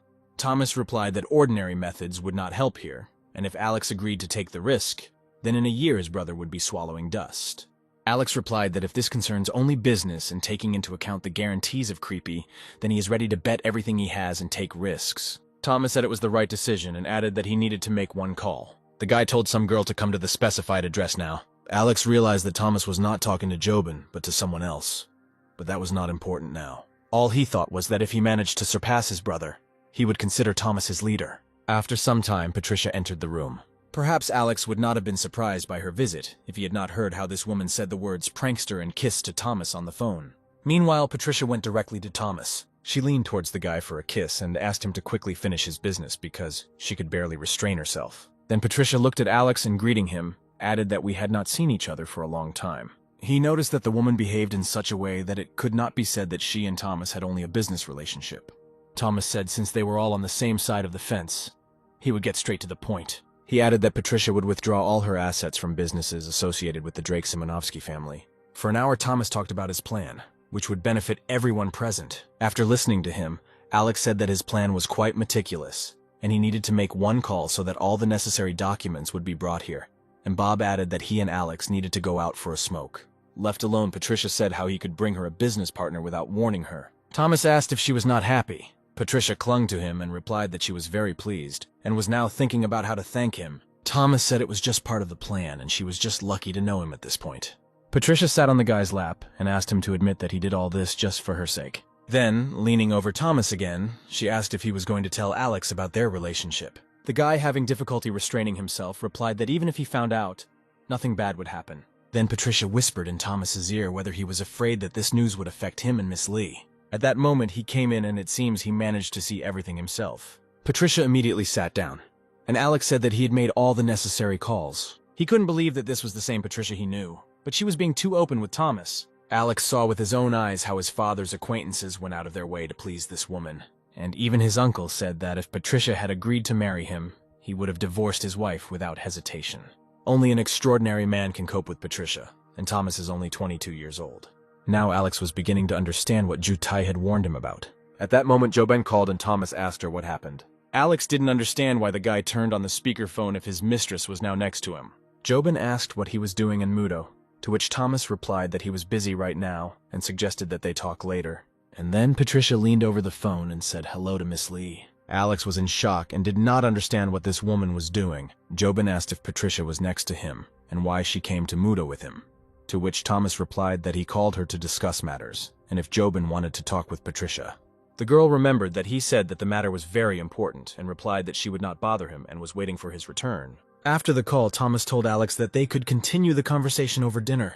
He headed towards the exit to make orders about the food, and he himself was thinking why Jobin lets it all get away with so easily. And if he has the strength to be with these women at the same time, then he will admit his defeat.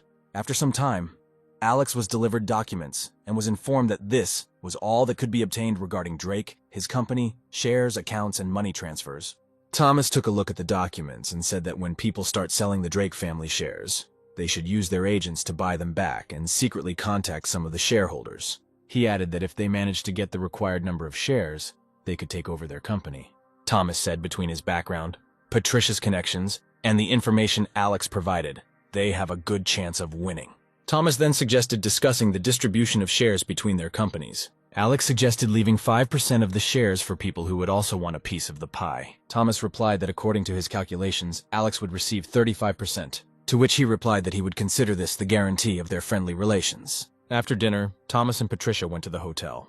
A couple of hours later, the guy said that he had no more strength left. The woman smiled and replied that this time she would do everything herself. Another hour later, Patricia said she needed to take a shower. Then Jobin called and asked how the negotiations went. Thomas answered that everything was fine and asked why she was still not sleeping. Was she really waiting for a call? Patricia understood perfectly well who Thomas was talking to. Jobin replied that she was working late and was unlikely to go home today. She asked to talk about the results of the negotiations, and Tom spoke about their plan to hunt for the external assets of the Drake-Simonovsky family. Jobin, understanding everything, said that Patricia was lucky to sleep with him and she would receive billions in profit. Thomas answered whether he really heard notes of envy from dear Miss Lee. Jobin heard that Patricia was still with Thomas and told him to prepare for how she would greet him when he returned to Donghai. The guy replied that if everything is like last time, then he's looking forward to this meeting. Jobin asked to put the jokes aside and said that Drake wants to come to Donghai and personally apologize to her. Thomas asked if Drake had informed about the exact time of the meeting. The girl replied that no. Thomas said that he would be in Donghai in 2 days. The guy turned off the phone and Patricia asked what he was going to do next. Thomas smiled slyly and replied that it would be something interesting. Patricia asked if there would be something interesting with Miss Lee too. Thomas replied that it was. The woman looked at Thomas and said that she also wanted to try this interesting thing. The guy threw Patricia onto the bed and she closed her eyes. In the morning, there was a note on the girl's pillow in which she wrote that she was returning to Donghai. Thomas decided that now was the time to meet with Violetta Rose. They exchanged several messages and Violetta invited him to her place, saying that her daughter Maria was just at home. After some time, Thomas arrived at the indicated address in a residential complex near the New Century Park. Then he saw a disgruntled girl come out of the house. It was Maria, and Thomas called out to her. She caught up with the guy and asked if they knew each other. Violetta ran out after Maria and shouted to the girl not to run away from her. The girl ran behind the car to hide. Maria asked the guy not to give her away. At that moment, Violetta ran up to Thomas and asked if the young man had seen a girl of about 14. He pointed with his gaze to where Maria was hiding. The girl grabbed her by the jacket and asked if she really decided to play hide and seek with her. When the woman decided to thank Thomas, he asked if they had quarreled over the paintings. Violetta was surprised how he knew this. Besides how he knew her and Maria, Thomas replied that it was to him that she sent sketches of Mary's drawings, and he was the same Thomas Clark. They shook hands and said they were glad to meet each other again. Violetta gently pushed Maria forward and said that this was the same teacher, Mr. Clark, but the girl showed her displeasure with all her appearance. The girl suggested having lunch together and talking about business a little later, to which Thomas gladly agreed. Entering the house, Violetta invited him to look around for now, and she went to the kitchen. Thomas walked into the gallery and began looking at the paintings. And then Maria screamed sharply, loudly asking why Mr. Clark hit her. She smiled slyly but continued to scream that she was in pain and asked Thomas not to do it. The guy looked at the girl with a smile, and she said that this was not funny at all. Maria hoped that after her prank Mr. Clark would immediately leave. But everything turned out to be completely different. She said that he was forcing her to resort to her main trump card. Maria began to tear off her jacket and shout that the teacher should not do this. It was clear from Thomas's gaze that he was very amused by this whole situation. The girl almost took off her jacket and asked if the teacher wasn't scared at all. When Thomas laughed and said that she was very wonderful, Maria replied that she could call her mother now. The guy said that her mother would hardly believe that he molested her daughter. The girl replied that guys her age were dancing around her, and she understood perfectly well what they were thinking. She stood up, lifted her skirt, and said that he was also a man, and it was unlikely that his thoughts were different from those guys. Besides, when it comes to things like this, any mother would come to her daughter's defense. When Maria suggested that he refused to be her teacher, Thomas replied that he would never give in to unfounded threats. The girl said that he made this choice himself and shouted loudly to her mother. The door opened, and Violetta asked what happened. The next second, Thomas handed the phone to Maria, and she saw that he was recording their entire conversation. Violetta asked her daughter again what happened. The girl immediately changed and answered her mother that she just really wanted ribs. The girl said that she would cook it now and there was no need to shout so much. Leaving the room, Violetta asked her daughter to obey her teacher and went back to the kitchen. Maria was upset that her plan didn't work out. She asked if the teacher thought recording her student was too much. Thomas replied that she was also wrong to try to stage an unpleasant situation. He added that he always remains on guard when interacting with such popular girls whom the boys in the class love so much. Thomas warned that if Maria continues to cause him problems, then her mother will hear this recording and understand how bad her daughter is, who is ready to set others up. The girl realized that with this recording he would not give her life, and decided that she needed to get rid of her. Maria said that it wouldn't happen again, but now she needed to go to the restroom because her stomach hurt. The girl went into the restroom and closed the door tightly behind her. She dialed someone's number and said she was being bullied. She replied that they would gather 100 people to deal with this scumbag. Maria had already imagined how the teacher was on his knees and asking for forgiveness, promising that he would leave their house forever. The satisfied girl left the restroom and thought that Mr. Clark would not have long to walk around with that smile. Her mother saw her in the corridor and said that she asked her to obey the teacher. She added that tricks like hiding in the bathroom would no longer work. Violetta sternly told her daughter to return to the room and continue studying with the teacher while dinner was being prepared. Maria approached the teacher and said that she was ready to study. The girl decided to pretend to be an obedient student until her sister Jessie arrived. Half an hour later, dinner was ready, and Violetta invited everyone to the table. At the table, Maria told her mother that she would like to learn how to draw landscapes, and would she mind if she and the teacher went outside. Thomas replied that he personally did not mind. After dinner, Maria said that she would like to go to the sports ground. After walking a few meters, Thomas saw a group there that was definitely not in a friendly mood. He said it looked like they weren't here to discuss painting. Maria approached Dennis and asked why he had brought so many people, to which he replied that he was not going to watch how his little sister was hurt. He and a group of guys approached Thomas and said that he had a lot of courage. Someone from the crowd chuckled, saying that the guy was already scared, afraid to even move. Dennis asked Maria what she thought was best to do with him. At that moment, someone stood behind the flower bed and filmed everything on the phone, recognized Thomas, saw the whole situation, and decided that he urgently needed to report everything to the boss. Dennis said that Thomas should kneel while he counted to 3. And then Thomas asked if Dennis's family knew how lucky he was on the street. The guy replied that Thomas knows who he is and still continues to behave in an impudent manner. Thomas said if they want to fight, then why all this nonsense about bullying a child? There was laughter from the crowd. Did he really think he could handle them alone? And then Dennis's phone rang and he told everyone to shut up. It was his father calling. The father said that he was tired of the problems that Dennis was giving him, and then asked if they had time to do anything. The guy replied that he didn't understand what they were talking about. The father again asked if they had time to do anything with Mr. Clark. Dennis asked who he was talking about, and his father replied that he had a bad son if he invited Mr. Clark to a fight. Not fully understanding, he replied that no, they had not yet managed to do anything. The father sighed with relief and asked his son to give the phone to Thomas. Dennis obediently handed the phone to the guy. The company looked at what was happening in surprise and could not understand anything. When Thomas picked up the phone, Bob Holly said that it was all a misunderstanding. The son did not know who he had contacted and asked Mr. Clark to forgive him for this stupidity. Thomas replied that everything was fine, and his father added that as soon as Dennis returned home, he would teach him a proper lesson. The guy replied that he had to end the conversation because he still had things to do. Thomas handed Dennis the phone and asked if he was ready to fight after this conversation. The guy immediately refused and added that he realized his mistake. He did not know that Mr. Clark was a friend of his father. From the entire conversation, the crowd only realized that this Mr. Clark was the uncle of their older brother, Dennis. Maria and Jessie also heard this entire conversation and also did not understand anything. And then Dennis ordered everyone to apologize to his uncle. The entire crowd obeyed without question and bowed their heads before Thomas. The guy said that was enough and told everyone to get lost. The crowd hurried away and Dennis turned around and wished Thomas a good day. Maria did not think that everything would turn out this way and decided to use the moment to escape. But then Thomas managed to grab her by the hood. The girl said that the teacher understood everything wrong, asked him not to tell her mother anything, and for this she would obey him. And then Thomas received a message in which he was invited to a karaoke club and promised to treat him to a drink. He told the girl that there would be no classes today and she could go home. Thomas arrived at the bar and didn't have to wait long. Bob Holly, his son Dennis, and Alex Goodson entered the club booth. Bob abruptly grabbed Dennis's son's head and bowed it in front of Thomas. He then handed the guy a map of the hotel and said that in gratitude, he was offering Thomas a good relaxation. After drinking together, the guy opened the door of the room and it seemed to him that there was someone there. Entering the bedroom, he saw a half-naked girl sitting on the bed. It was Lillian Polly, the girl destined for Drake Simonovsky. The girl did not expect to see a young, handsome guy in front of her. When Thomas approached her, Lillian began to take off his t-shirt and said that he might be tired and she would help him undress.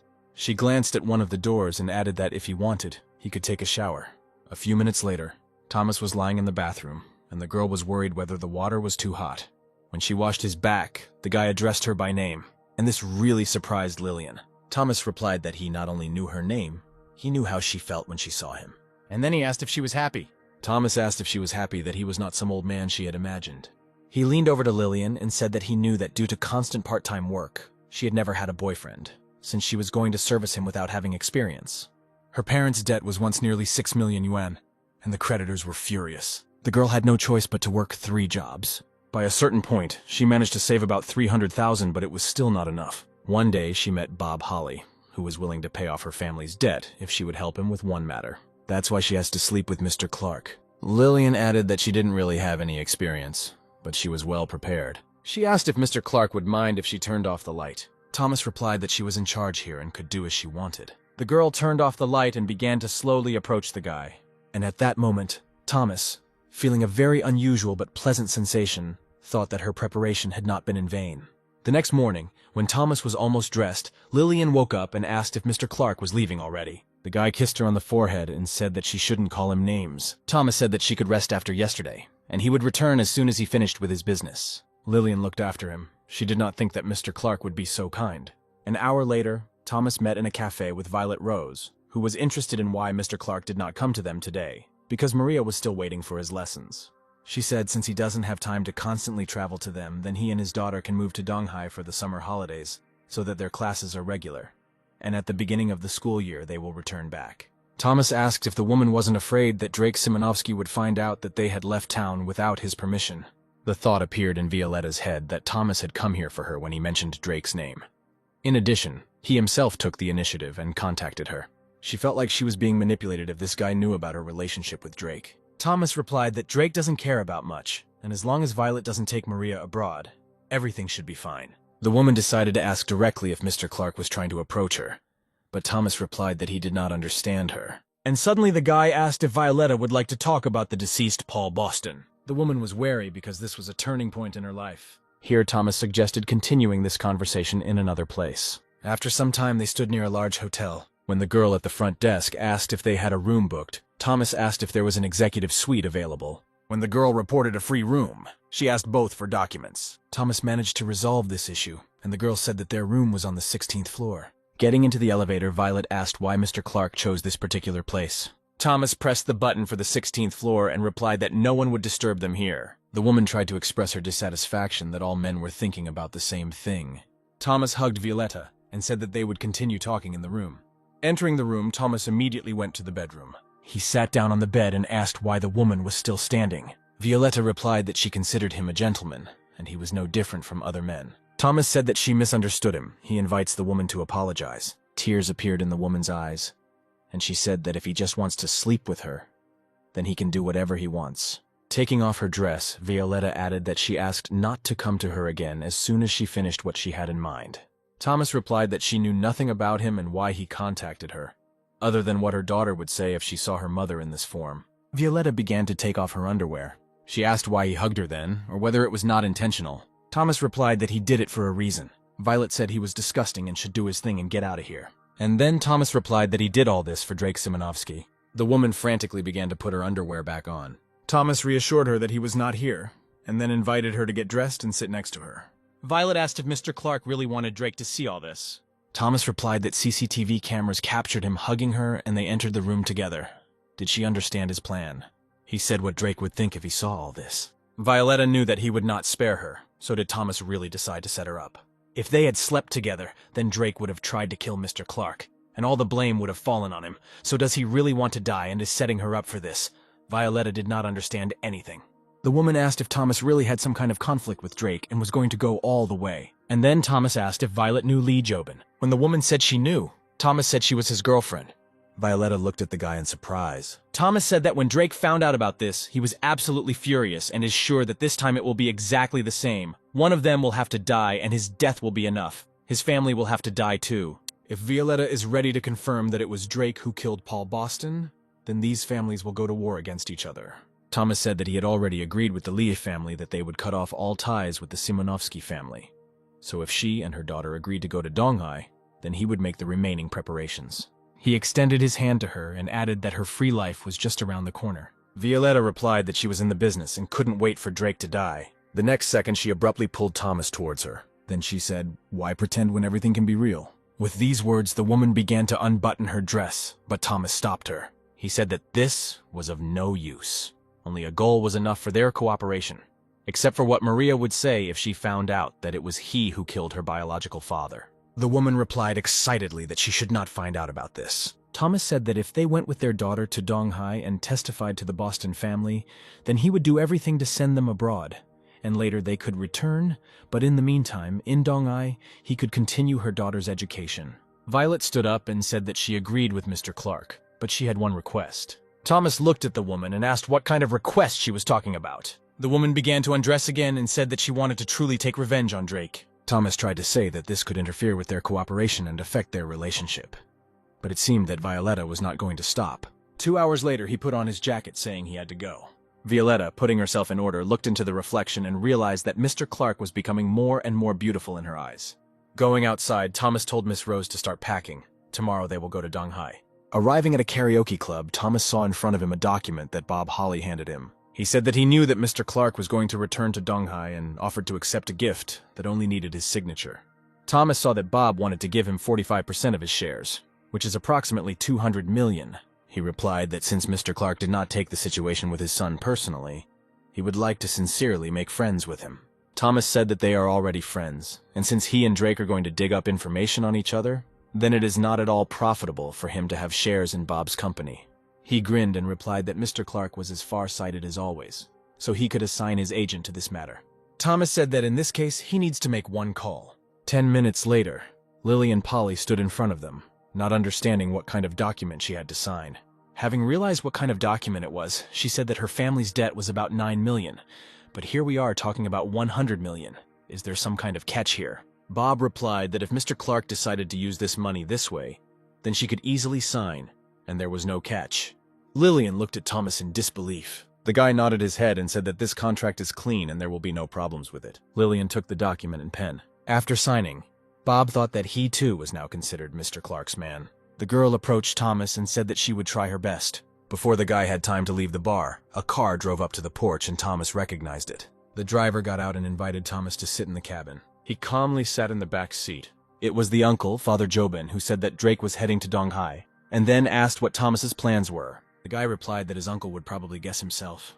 Mr. Lee replied that he knew about the recent attack on Thomas, and that Drake's men almost harmed his daughter.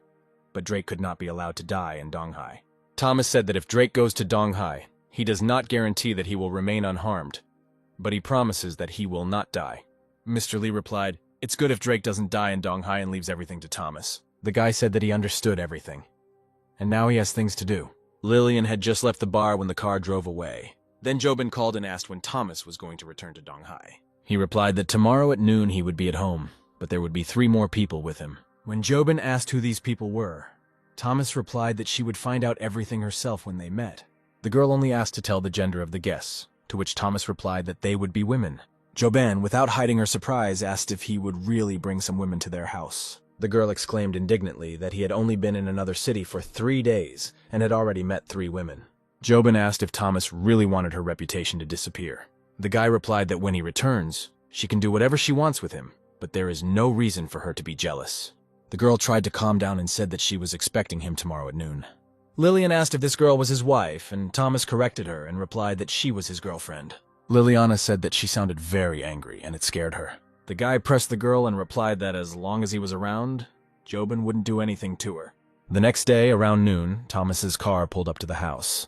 Jobin assumed a commanding pose and asked Thomas why he shouldn't introduce his guests. The guy told everyone who arrived that in front of them was his girlfriend, and her name was Jobin. He then pointed to Lillian and introduced her to Jobin. Thomas said that Violetta Rose and her daughter also came with him.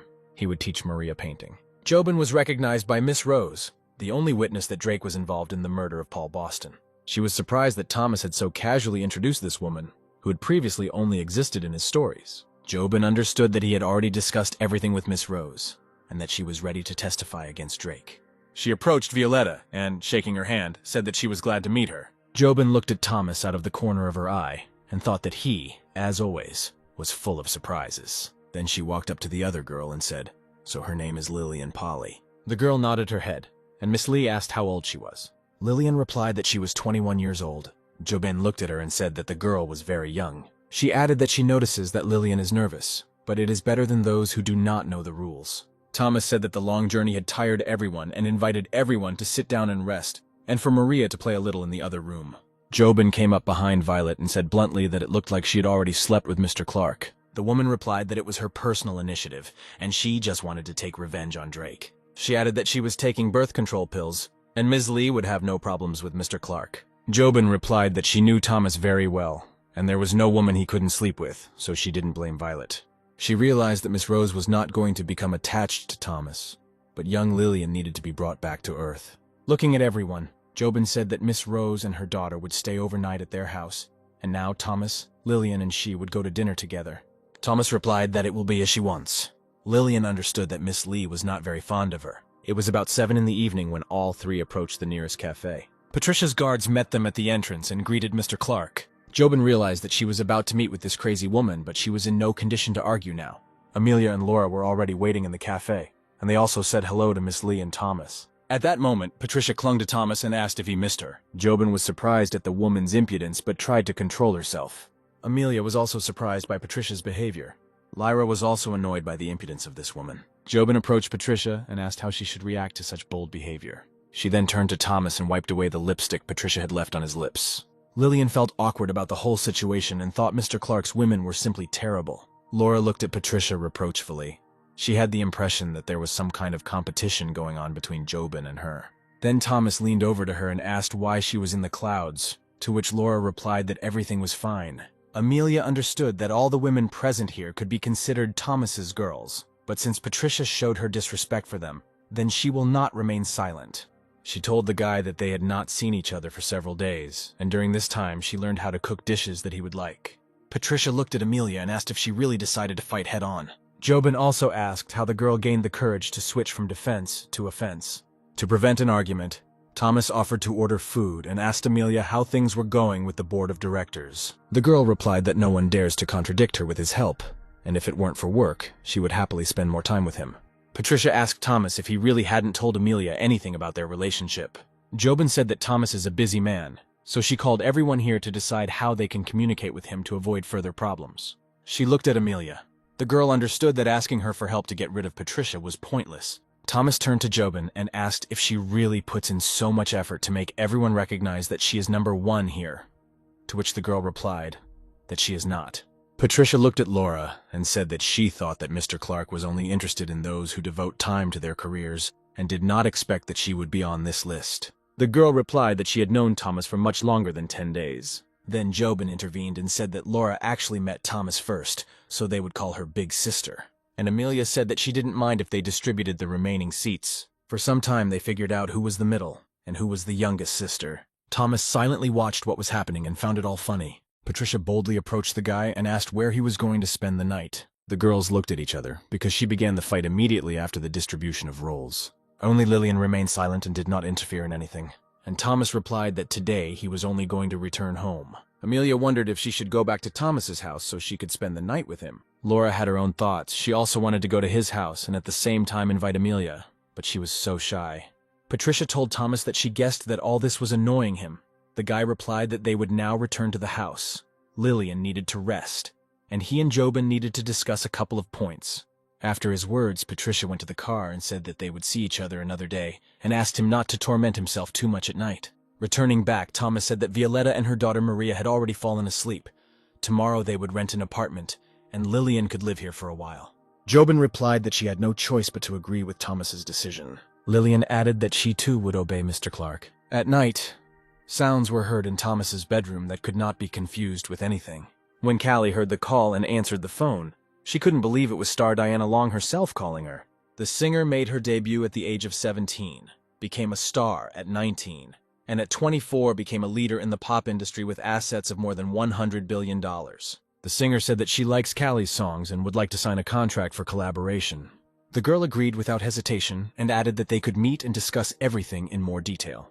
Diana added that she knew that Callie and Mr. Clark were friends and asked if she could introduce her to this distinguished man. Callie replied that she would immediately contact Mr. Clark and immediately report their conversation to Diana. The girl began to get dressed and told her mother that she would be leaving for a while. Patricia asked what happened to Mr. Clark, who is the author of her songs. Callie replied that she couldn't answer her mother right now. And then Patricia said that she would go with her daughter to find out what this important matter was. Arriving at the cafe, Callie introduced her mother to Thomas and added that she was aware of his songs and therefore insisted on meeting him. Patricia and Thomas pretended not to know each other and began introducing themselves to each other. When she playfully asked how old he was, and Thomas replied that he was 22, the woman said that he was a very handsome native of Donghai. Patricia asked what he was doing, but then Callie's daughter butted in and said that they needed to discuss serious things and not interrogate Mr. Clark.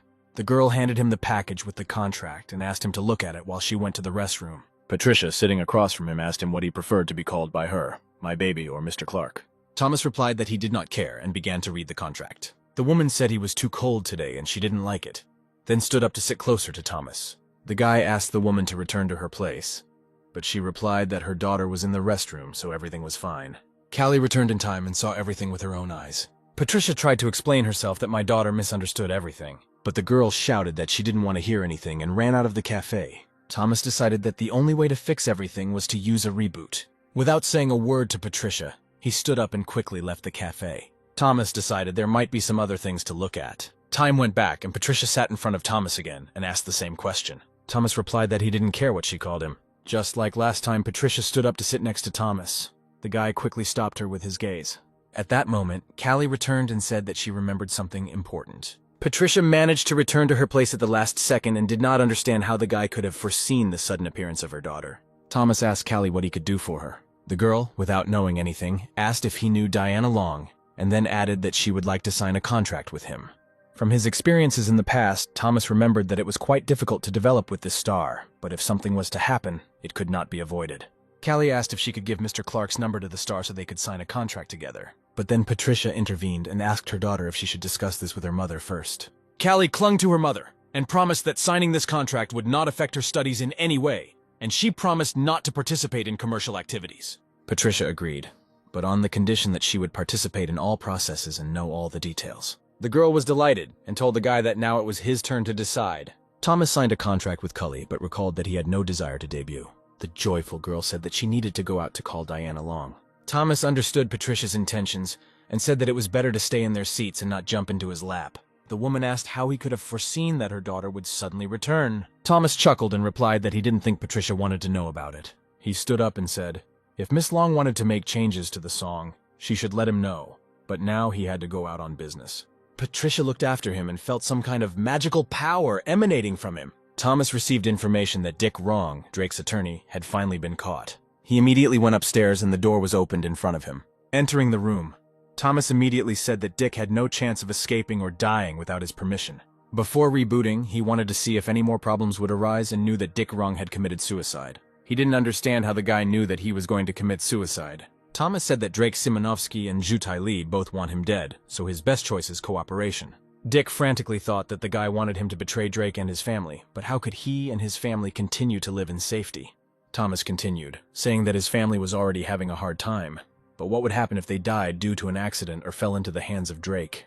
Dick thought that if he did not cooperate with Thomas, then his family would die at his hands, but otherwise Drake's family would find his wife and children. Thomas leaned over to Dick and again said that he had better cooperate with him, because Drake would die sooner or later. Dick sighed heavily and Thomas realized that he would not commit suicide. He looked at his watch. In 20 minutes the couple will be at the cafe, which means he needs to hurry. When the two appeared at the entrance, Thomas knew he was just in time. He made the phone more comfortable and turned on the video recording. The man asked what the girl's plans were for the evening. She replied that she had to return home because her husband might already suspect something. The girl asked how things were with his wife and whether she was still checking on him. When the man responded that she was being better after he slapped her, the girl said she didn't want his wife to suspect her. He handed her a banana and suggested she go to the hotel. The girl smiled and, flirting, said that he was not very serious. After capturing everything on camera, Thomas thought it had been a very hard day, but there was someone else he needed to visit. He called Lillian and, saying that Jobin had gone to work, added that he would now pick her up so that the girl would accompany him on some business. A beautiful girl came out to meet them and said that her godfather would come down now. Lillian recognized her as the star Tina Manhwa and began to notice that everyone around Mr. Clark was either rich or famous. While Harry, who was also the player and leader of the Dragons, was talking on the phone upstairs, the girl invited the guests to drink tea. When he came down, he greeted Thomas and immediately asked who this cutie next to him was. Thomas replied that her name was Lillian Polly and she was his girlfriend. Harry aside Thomas's answer and said that he was kicked out of the group today, and his brother and Drake teamed up to deal with him. Thomas responded that Drake would bet on both brothers, taking advantage of the company's strength. He then handed the phone to Harry and added that he had filmed something interesting today. He took the phone, and with every minute of viewing, his eyes became wider and wider in surprise. At the end, he exclaimed that Thomas really saved him. Harry said the person in the video is his deputy general manager, Claude Mason, and next to him is Mel Kuhn's wife. Mel Kuhn is one of the regular suppliers of Harry's Alliance of the East. He is the head of the board of directors of Donghai Electronics. He is a very respected person. Harry added that it was this man who told him to break the contract, although Harry knew that the issues of truce and removal were his brother's initiative. Harry added that Drake promised to come to Donghai, and his family would compensate for all losses in case of breach of contract.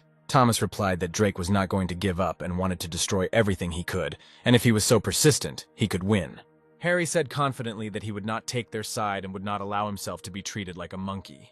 At this time, the girl sat down opposite Lillian and asked how long she had known Mr. Clark. The girl replied that everything was a couple of days. She smiled and said that it was not easy for Lee Jobin to get along with those who slept with her boyfriend, and she needed to be careful with everyone. To which Lillian replied that Jobin was very kind to her. The girl took fruit from the table and asked if she was always ready to give in and be patient, and at the same time she needed to grab the man's heart and take all the initiative into her own hands. She peeled the banana and added that you shouldn't listen to stupid advice from the internet because it's all about the blowjob. Such a simple word, but how many key points it hides. Lillian felt that in just a moment she would burn with shame. The girl stood up and said that later she would teach her everything. At that moment, Harry received a notification on his phone and saw that someone had arrived. He told Thomas that this was Mel Kuhn. He had made an appointment with him, but did not think that he would come to his house. He looked at the guy and asked if he was going to show him the video. Thomas replied that he hoped Mr. Kuhn would not react too violently to this. Harry asked if this was really a good idea, to which the guy replied that Mal Kuhn was also not pure in this regard. Thomas added that he has more than one girlfriend, but he and his wife signed a marriage contract. The one who cheats will have to leave the house with empty pockets. Harry said that the market value of their company is more than $3 billion, and the video of his wife cheating would be worth $1.5 billion. Thomas replied that Harry himself could provide Mr. Kuhn with this video and ask him for some favor. Thomas added that Harry can inform Maine about what he is going to do with his brother. Let him join him first. As a supplier, he will be useful and a lot can change. Harry thought about it, because this would no longer be a request, but a compulsion to take someone's side. Thomas said that if Claude Mason sleeps with Maine's wife, then his brother Eddie will definitely take advantage of the situation and deal with Claude. Maine is also cheating. If you wait out the evidence of his infidelity, it is unknown how it will end. Harry grabbed his head. He understood that this was a threat. Thomas replied that this was not a threat, because the same thing can be said in different ways. Harry said he hoped his plan would work and then asked the girl to open the door. Mel Kuhn saw that Harry was not alone and said that he could come another time, but the guy replied that he was not a stranger. He then pointed to Thomas and said that it was his brother, Mr. Clark, and also introduced Mr. Kuhn to Thomas. Settling down on the couch, Maine asked why Harry was suddenly fighting with his brother. He couldn't bear to watch him get into trouble, but Thomas answered him, saying that it had nothing to do with Mr. Kuhn. Mung objected. Wouldn't it be better to interfere less in the affairs of the two families in order to avoid problems? Harry asked what he meant by avoiding problems, because Tina signed a contract with Lee's company, and breaking it would mean complete destruction. Mung replied that Harry asked Tina to stay in the hospital and write a fake medical report saying that she was injured due to force majeure, and since she and Lee Jobin were friends, they couldn't make things difficult for them. Harry replied that he didn't know Lee Jobin, to which Meng asked why he wanted to talk about this company to Lee. and Harry replied that it was because of his brother Thomas. He added that Lee Jobin is Mr. Clark's girlfriend. Moon looked at Thomas and asked if he was the same Mr. Clark. Thomas replied that it was. Mr. Kun instantly exclaimed, so that was why Harry contacted him. Harry replied that now he would throw a couple of pieces of wood into the conversation, and then it would be time for Thomas Clark to come out. Maine asked Thomas if he had heard him ask Harry to deceive Miss Lee. Thomas replied that Mr. Kun did not quite understand the situation, and he could say that the organizer of the accident 10 years ago was Harry's brother Eddie. Maine listened as Thomas added that they had found the person responsible for all of this and they would send the bastard to prison, but it would take a while. He handed Mung the phone and said that he would be interested in it. Thomas added that Mr. Kun knows his wife, and it is only a matter of time before she decides to confiscate their property, so the sooner he finds out about everything, the better. He watched the video without saying a word. Harry advised not to make this matter public. It was better to send the family abroad before the divorce and division of property case was closed. Mr. Kun didn't understand how Mr. Clark knew he had a woman. Thomas said that Eddie's involvement in all this needs to be checked, but Claude Mason will be next. Mung thanked him for opening his eyes in time. Thomas said it was all thanks to Harry. And then Drake called Harry's phone and Thomas told him to answer. Harry turned on speakerphone. Drake asked if he was free tomorrow as there was a conversation about their business. The guy answered that he had time and then asked if Drake would be in Donghai tomorrow. Harry exchanged glances with Thomas and told Drake that he had already reached out to his brother Eddie, so why bother turning to him? Drake replied that if Harry helps him, then he will help him in return. And what happened 10 years ago is nonsense. The main thing is what they can do today. He added that if something happens to one of the brothers, then the second will become the heir. Melkun listened to this and understood that if one of the brothers did not agree, he would die. Harry looked questioningly at Thomas, and he nodded so that he agrees to the meeting. Harry asked Drake exactly what time he would be in the city tomorrow. He replied that around lunchtime, Harry could choose the place and time, but keep it secret. Drake pushed the girl away with a sharp movement, complaining about her cheap equipment, saying that if she didn't do everything right, he would send her to a brothel. The girl, on her knees, asked for forgiveness and begged to be given another chance to fix everything. After a minute, Drake leaned back and said that this was much better. He saw a video banner of Lee Jobin outside the window and mentally told her to become obedient and come to him. After his conversation with Drake ended abruptly, Thomas told Harry not to worry and stick to the plan, but that he needed to go. He called Lillian and said they were leaving. Tina whispered to the girl to remember what they were talking about. If there are any questions, then Lillian can write to her at any time. It was almost dark when Thomas's car drove down the street, which was lined with many bars. The girl asked if they were heading to another meeting. Thomas replied that this was not a meeting, just something happened here yesterday. A gang of hooligans surrounded the car in which the couple was sitting. Apparently, they did not have the best intentions. The leader hit the car door with all his strength with the bat. Then he leaned over to the guy and told him to get out. He did not listen. Then the leader said that he could use force. The couple had no choice but to get out of the car. Someone from the gang kicked the guy in the leg, and he fell to his knees in front of the leader. The leader said that he shouldn't have acted so arrogantly and immediately hit the guy in the face with a bat. Thomas was in the right place at the right time. A girl ran up to him and asked the stranger to save her boyfriend. Thomas asked the leader what was going on here, to which he replied that he should not poke his nose into something that was not his own business, and disappeared before it was too late. Thomas said that he really doesn't like people who are rude to him.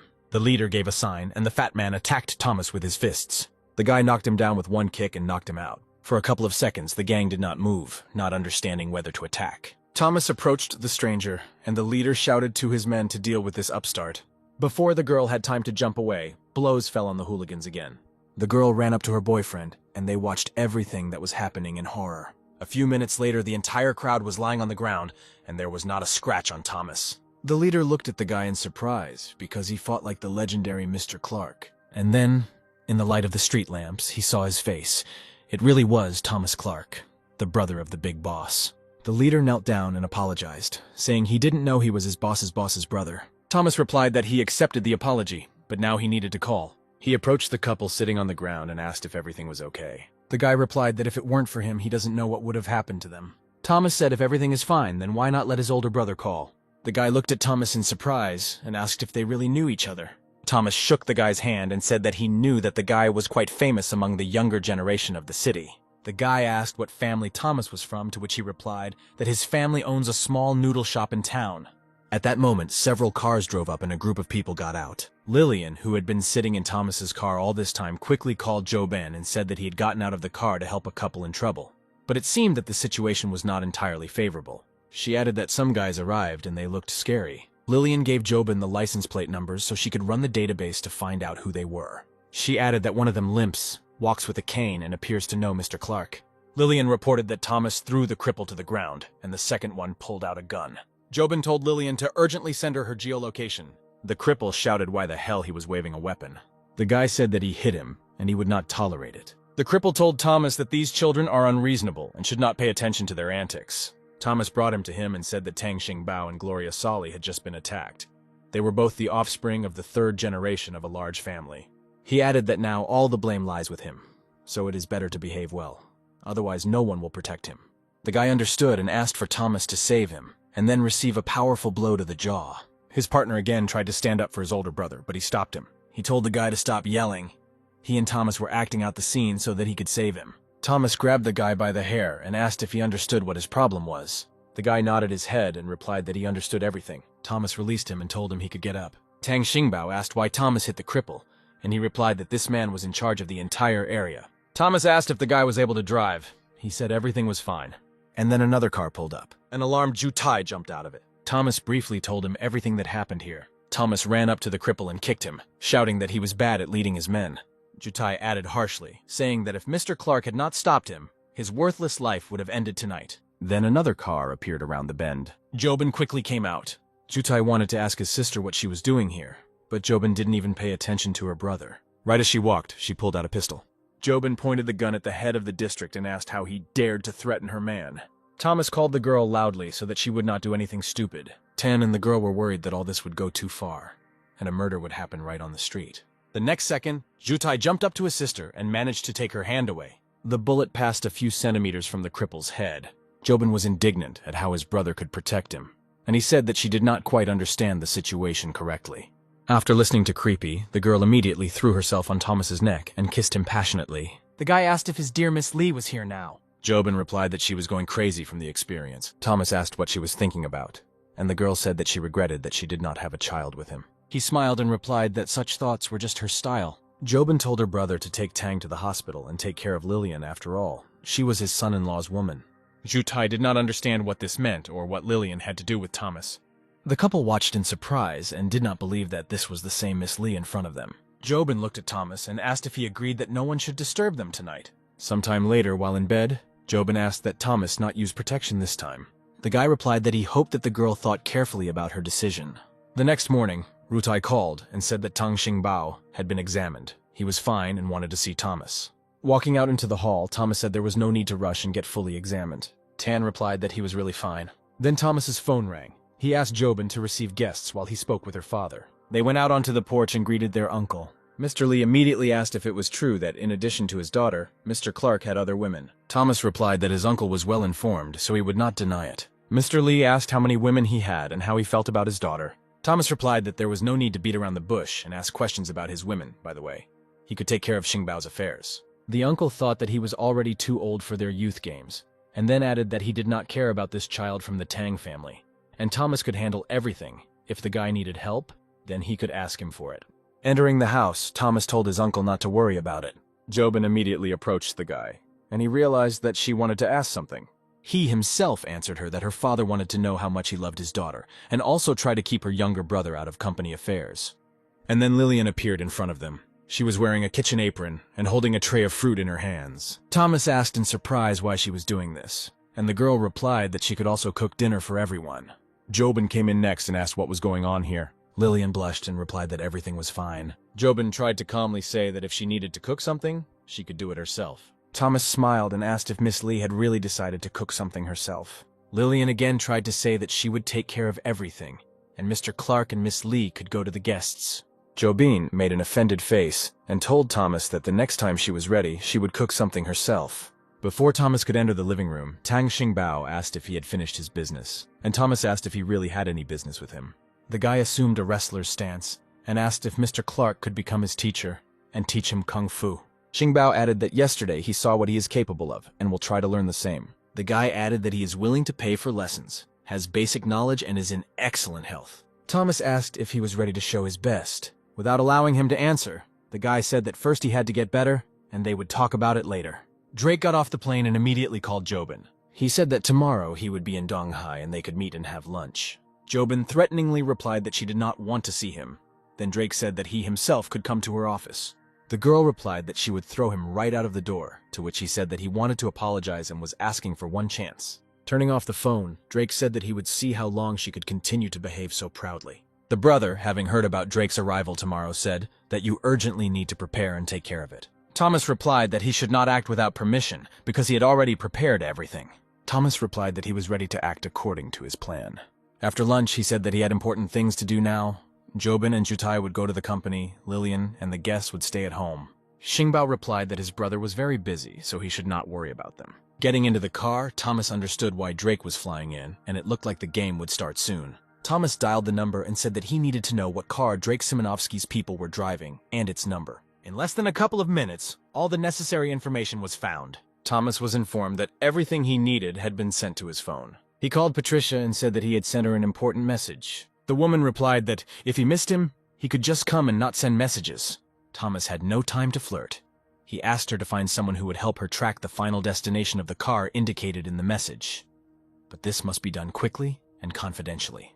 10 minutes later, Patricia said that the car's endpoint was in the area of the Northern Road, and then added that he would not forget about it after work. Thomas stopped the car and opened his laptop. On the map, he saw that in the indicated location there was only one hotel, Tepliochak. Through the hotel system, he figured out that Drake was in room 16 and decided to give him a small gift. Suddenly, the TV turned off, and Drake was surprised that the power was cut off in the five-star hotel. A girl ran out of the shower and said that there was no water either. The hotel manager explained that they had just received notice of temporary repairs and asked them not to be angry.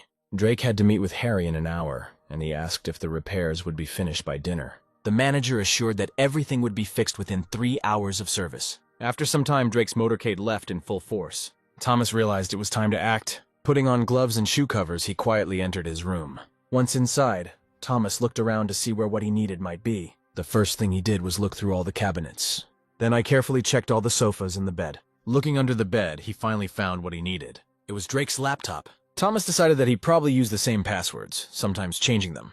It only took him a few minutes to guess the login password. Thomas took out a flash drive and inserted it into the laptop slot to copy the necessary information. Finally, the data copying was completed. Having completely destroyed any traces of the break-in, Thomas left the hotel. Half an hour later, he was already standing at the door of Patricia's house. The woman rushed from the doorway into the guy's arms and said that now she only needs him. Thomas replied that he would not mind having sex, but not on the threshold. Patricia pushed the guy onto the sofa and, unbuttoning his trousers, said that she could not wait another second. A couple of hours later, the woman said Thomas was talking about how he had something for her. The guy handed Patricia the flash drive and said that she would understand everything herself when she looked at it. Thomas began to get dressed and asked Patricia not to disturb him for at least a couple of hours. He had important things to do and could not be disturbed. The woman replied that he should calmly do his business, because what happened would last for more than a couple of hours.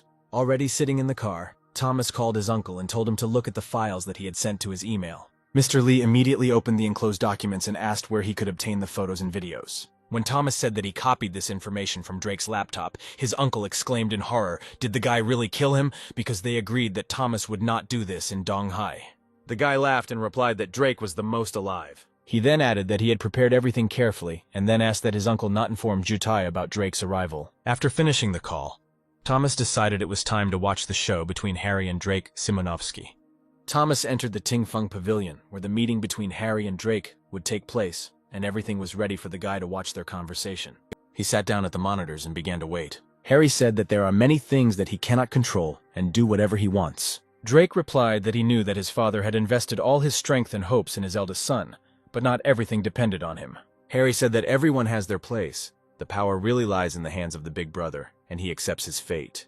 Drake replied that if that were the case, then this meeting would not have taken place, and it seems that there is no trust between them yet. Thomas understood that he had done the right thing by arriving before them. Now tea could be served, and Harry would understand that it was time to throw in the bait. He ordered tea to be brought to Harry's boss. A couple of minutes later, a girl came in and offered Harry the tea he had ordered. Harry realized that this was a sign, which meant his brother had already arrived. He offered Drake tea and said that he supported Miss Manyun, and had an agreement with Miss Lee, whom he did not want to disappoint. Drake asked how much this contract was important to him and what he needed to do to break it. Harry replied that at the moment his attitude towards Drake and Miss Lee was the same, but he did not want to break the agreement so as not to have problems with her brother Jutai.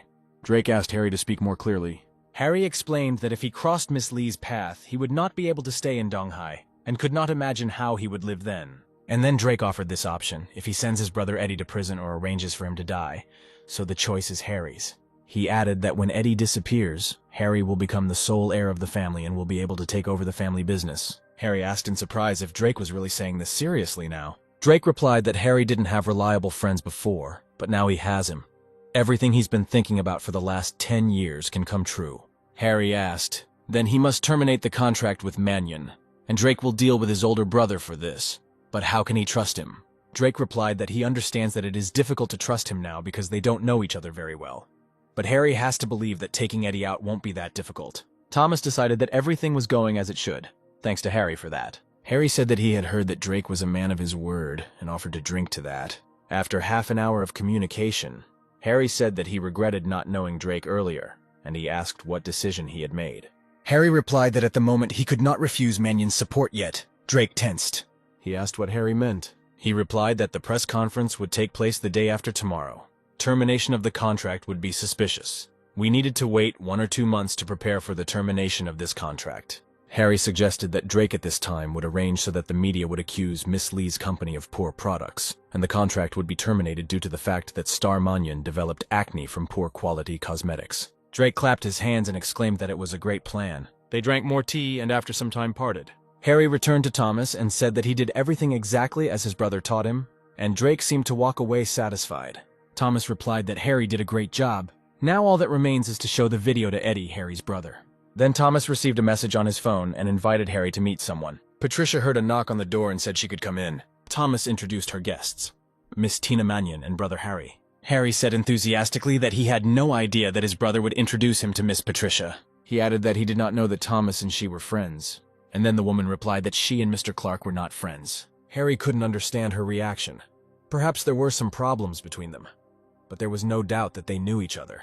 Then Patricia clung to Thomas and said that he is her only man who can drive her crazy at any moment. Harry was surprised that the woman and Thomas were spending time together, and whether Miss Lee knew about it. Thomas asked if Patricia wanted to talk about their relationship, to which the woman replied that she was ready to tell the whole world about it. Thomas told Harry that this meeting was not a coincidence. There was a business proposal in which he might be very interested. Patricia handed him the papers and asked him to review the information. A minute later, Harry exclaimed that this is a plan to destroy Drake Simonovsky. There is no doubt, and he agrees with everything. Thomas said that in just 6 months he would destroy Drake and his family. He added that the sooner the cake is prepared, the tastier it will be. So Harry must decide for himself whether he is up for such cooperation. Harry exclaimed again that this was a very good plan to give up. Thomas said that tomorrow Alex Goodson was coming from Donghai to meet with Patricia. Harry should arrive at the same time, and the 3 of them would discuss the details. Patricia said that once the Simonovsky family is destroyed, she will make a lot of money. Harry held out the glass and invited everyone to drink so that their plan would succeed. At that moment, Rutai called and said that something had happened to Tang Xingbao again, and he needed to come urgently. Thomas suggested that they continue without him, but he had urgent matters to attend to. Harry replied that his brother would take care of business, and he would be happy to stay in the company of girls. Rutai said that his father called him. His uncle will come to Donghai tomorrow to deal with Tang Xingbao's affairs. Thomas replied that his 3rd uncle was one of the most influential figures in the 2nd generation of the family. He added that his uncle entrusted him with Xingbao affairs. Uncle Harry listens to his uncle, and he is not coming for Xingbao. Most likely, he is coming to protect Drake. Jutai asked if it turns out that tomorrow he will not be able to kill Drake. Thomas replied that his uncle was most likely on his way to stop him. Jutai said if Thomas also knows about his arrival, perhaps he has some kind of plan. Thomas replied that there was a plan, but they would need to cooperate, and then asked when he planned to set fire to his club and whether the box in which the knife was found was still in Jutai's possession. The brother said decisively that everything would be done according to Thomas's plan. Thomas leaned over to Jutai and whispered how everything should go. He nodded and said that he understood everything and agreed. Then Tang Xingbao called and told Thomas that his 2nd uncle would come to Donghai tomorrow and wanted to see him.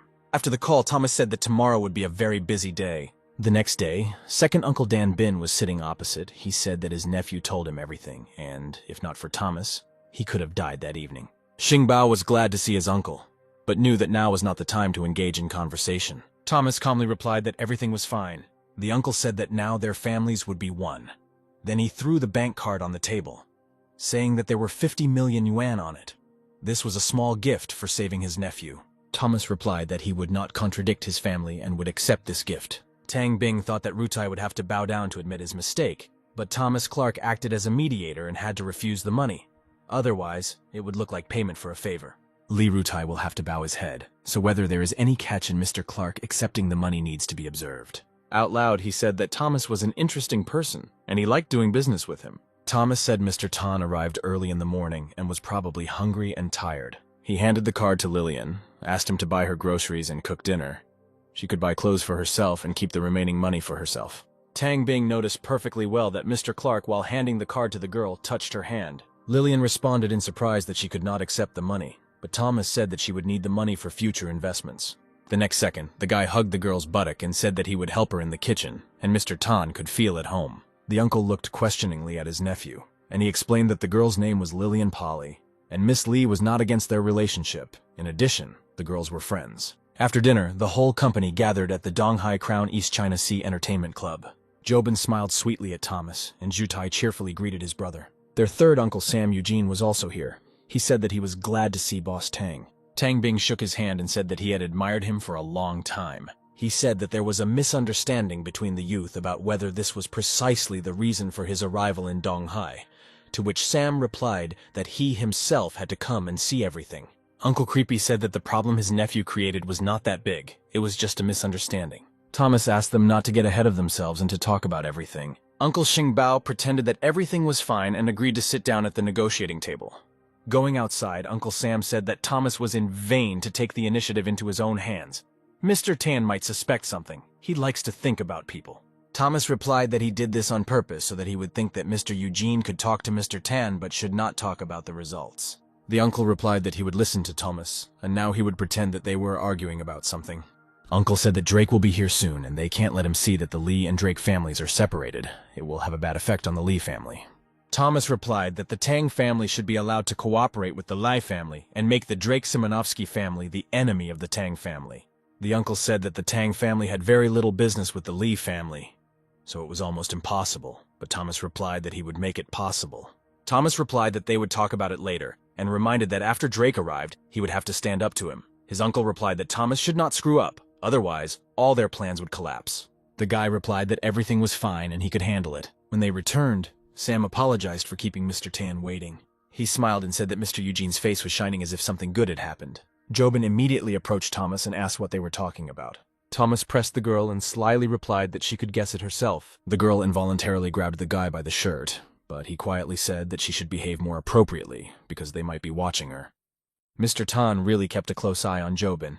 She was rumored to be cruel to Mr. Drake, knew that her boyfriend had a mistress, but she herself looked head over heels in love with Mr. Clark. Thomas made a gesture towards Alex Goodson, thereby beckoning him to him. The two men went outside. On the way, Thomas thanked Alex for his help, to which he replied that he didn't quite understand what he had done. The guy replied that it's difficult to explain, but his attitude towards him is already a small help. Sam Eugene, Mr. Tang Xingbao, Lai Rubing, their attitude towards Thomas will allow him to use all his strength to fight. This could overwhelm Mr. Tan's judgment and lead to a conclusion that he himself would not be able to believe. At that moment, Jutai ran out to them and reported that Drake had already arrived and was downstairs. Thomas immediately gave instructions. Mr. Alex can do what he wants, and the rest act according to plan. Drake had already entered the building with his men, but was immediately stopped. The man was holding a scanner in his hands. He had an order from his boss, not to let anyone in with a weapon. Drake had no choice but to leave everything at the entrance. After that, the door was opened for him and they told him that he could enter. Drake told his men to stay outside. With the hope of seeing one Joban, he enthusiastically entered the room. But at that same second, the expression on his face changed, and Sam Eugene affably told him to sit down. Drake pulled himself together and politely greeted Mr. Tan, to which he replied that their meeting was nothing other than fate. Sam pointed Drake to Alex Goodson and said that they probably knew each other. Drake shook his hand and asked why he was also in Donghai, to which Alex replied that he wanted to ask him the same question. Jobin playfully took Thomas's hand and asked where he got this watch, and where was the one she bought for him herself. The guy casually replied that they didn't match his outfit. He then added that if he was in a good mood after dinner, they could take a walk around the mall. Drake didn't yet know who the man was, and Uncle Sam told Jobin if she should say hello to Drake. Drake extended his hand to her and said that they had not seen each other for a long time. Jobin pretended not to notice him and continued to enthusiastically look at Thomas's watch. The guy boldly decided to answer for the girl and asked what he was doing in Donghai because he felt so uncomfortable here. Both uncles were alarmed because Thomas took the initiative specifically to provoke Drake. Thomas continued by saying that Drake overcame his discomfort only to see how much he and Jobin loved each other. Jobin asked, "Why does he pay attention to Drake?" And Thomas replied that he had come all this way, and it would be impolite not to communicate with him. Sam tried to express his displeasure by saying that Mr. Clark was going too far. Jobin realized that she needed to play along, and said displeasedly that if her uncle didn't like something, then she and Thomas could leave. The uncle answered menacingly so that the niece would not dare to anger him. Then Jutai stepped in and asked his uncle and sister to calm down. Jobin replied that her uncle was the first to show his dislike for Thomas. Uncle Sam angrily exclaimed how dare she talk to him in such a tone. Jobin got angry and replied that her uncle deserved only such a conversation because he was behaving unreasonably. Mr. Tan marveled at Mr. Clark's calmness and wondered what kind of medication he was taking for his nerves. Drake tried to calm down Uncle Jobin, who replied that Drake was kind as always. The girl sat down with Thomas again and asked why he was paying his attention to Drake, and the guy replied that all this amused him. Alex sat down with Drake and said that Mr. Clark seemed to be very talented, and it was no wonder Jobin liked him. And Mr. Tan decided that he finally understood. Everyone gathered here was simply playing out their roles. They were all in cahoots, but he still didn't understand what this whole performance was for. Thomas, making himself more comfortable on the sofa, suggested we talk about Tai. Sam asked if Boss Tang was in a hurry to return to Shanghai, and he replied that he saw no reason to rush. Tang Xingbao was surprised that the topic of their conversation had changed. Was he also part of their scenario? Drake asked in surprise if something had really happened to the younger Tai, and Uncle Sam decided to tell him what happened. After a few minutes, Drake was wondering if Jobin could change his mind about him if he can settle the issue with Tai Xingbao. Drake turned to Uncle Tang and said, although he shouldn't say much, he has one suggestion. And then Thomas slammed his hand on the table and said sharply that if they wanted, they could talk as much as they wanted. He stood up abruptly, and adding that no one was listening to him anyway, headed towards the exit, and Jobin hurried after the guy. Drake chuckled that Mr. Clark had given up so quickly. Uncle Sam tried to stop his niece, saying that there were guests and she was disgracing him. Jobin stopped abruptly and told Thomas that she would be late to talk to her uncles. The guy patted the girl on the head and replied that he would be outside for now. Thomas went out into the hall and, among the crowd of Drake's people, chose Martin Brahms, one of Drake's friends. Looking at him, the guy thought that his turn would soon come. A minute later, Matron received a message asking if he was afraid of death after taking other people's money. He was worried if someone had found out about the bribes he took for carrying out the young master's orders. He said that he urgently needed to go to the restroom. Martin locked himself in the booth and dialing the number from which the message came asked who he was. He was told that there was a key to the room on the sink and a number on the keychain. Martin then took 6 million. But the young master did not notice this. So what would happen if this information ended up in his hands? In a panic, he began to think about what to do. But in the end, he decided that he needed to follow the stranger's instructions. Rising to the indicated room, Martin called out, but there was no answer, and he decided that the man had not yet arrived.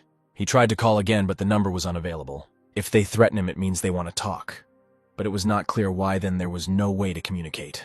When he returned, he was asked what took him so long, to which Martin replied that he felt sick to his stomach. At dinner, Jutai told Drake that he had lost 9 million to him in mahjong, and immediately heard a reproach from his uncle so that he should not talk at the table. Thomas dined calmly, without revealing himself in any way. However, he was easily able to send another message to Martin. It said that there was some business and they would be waiting for him in the same room.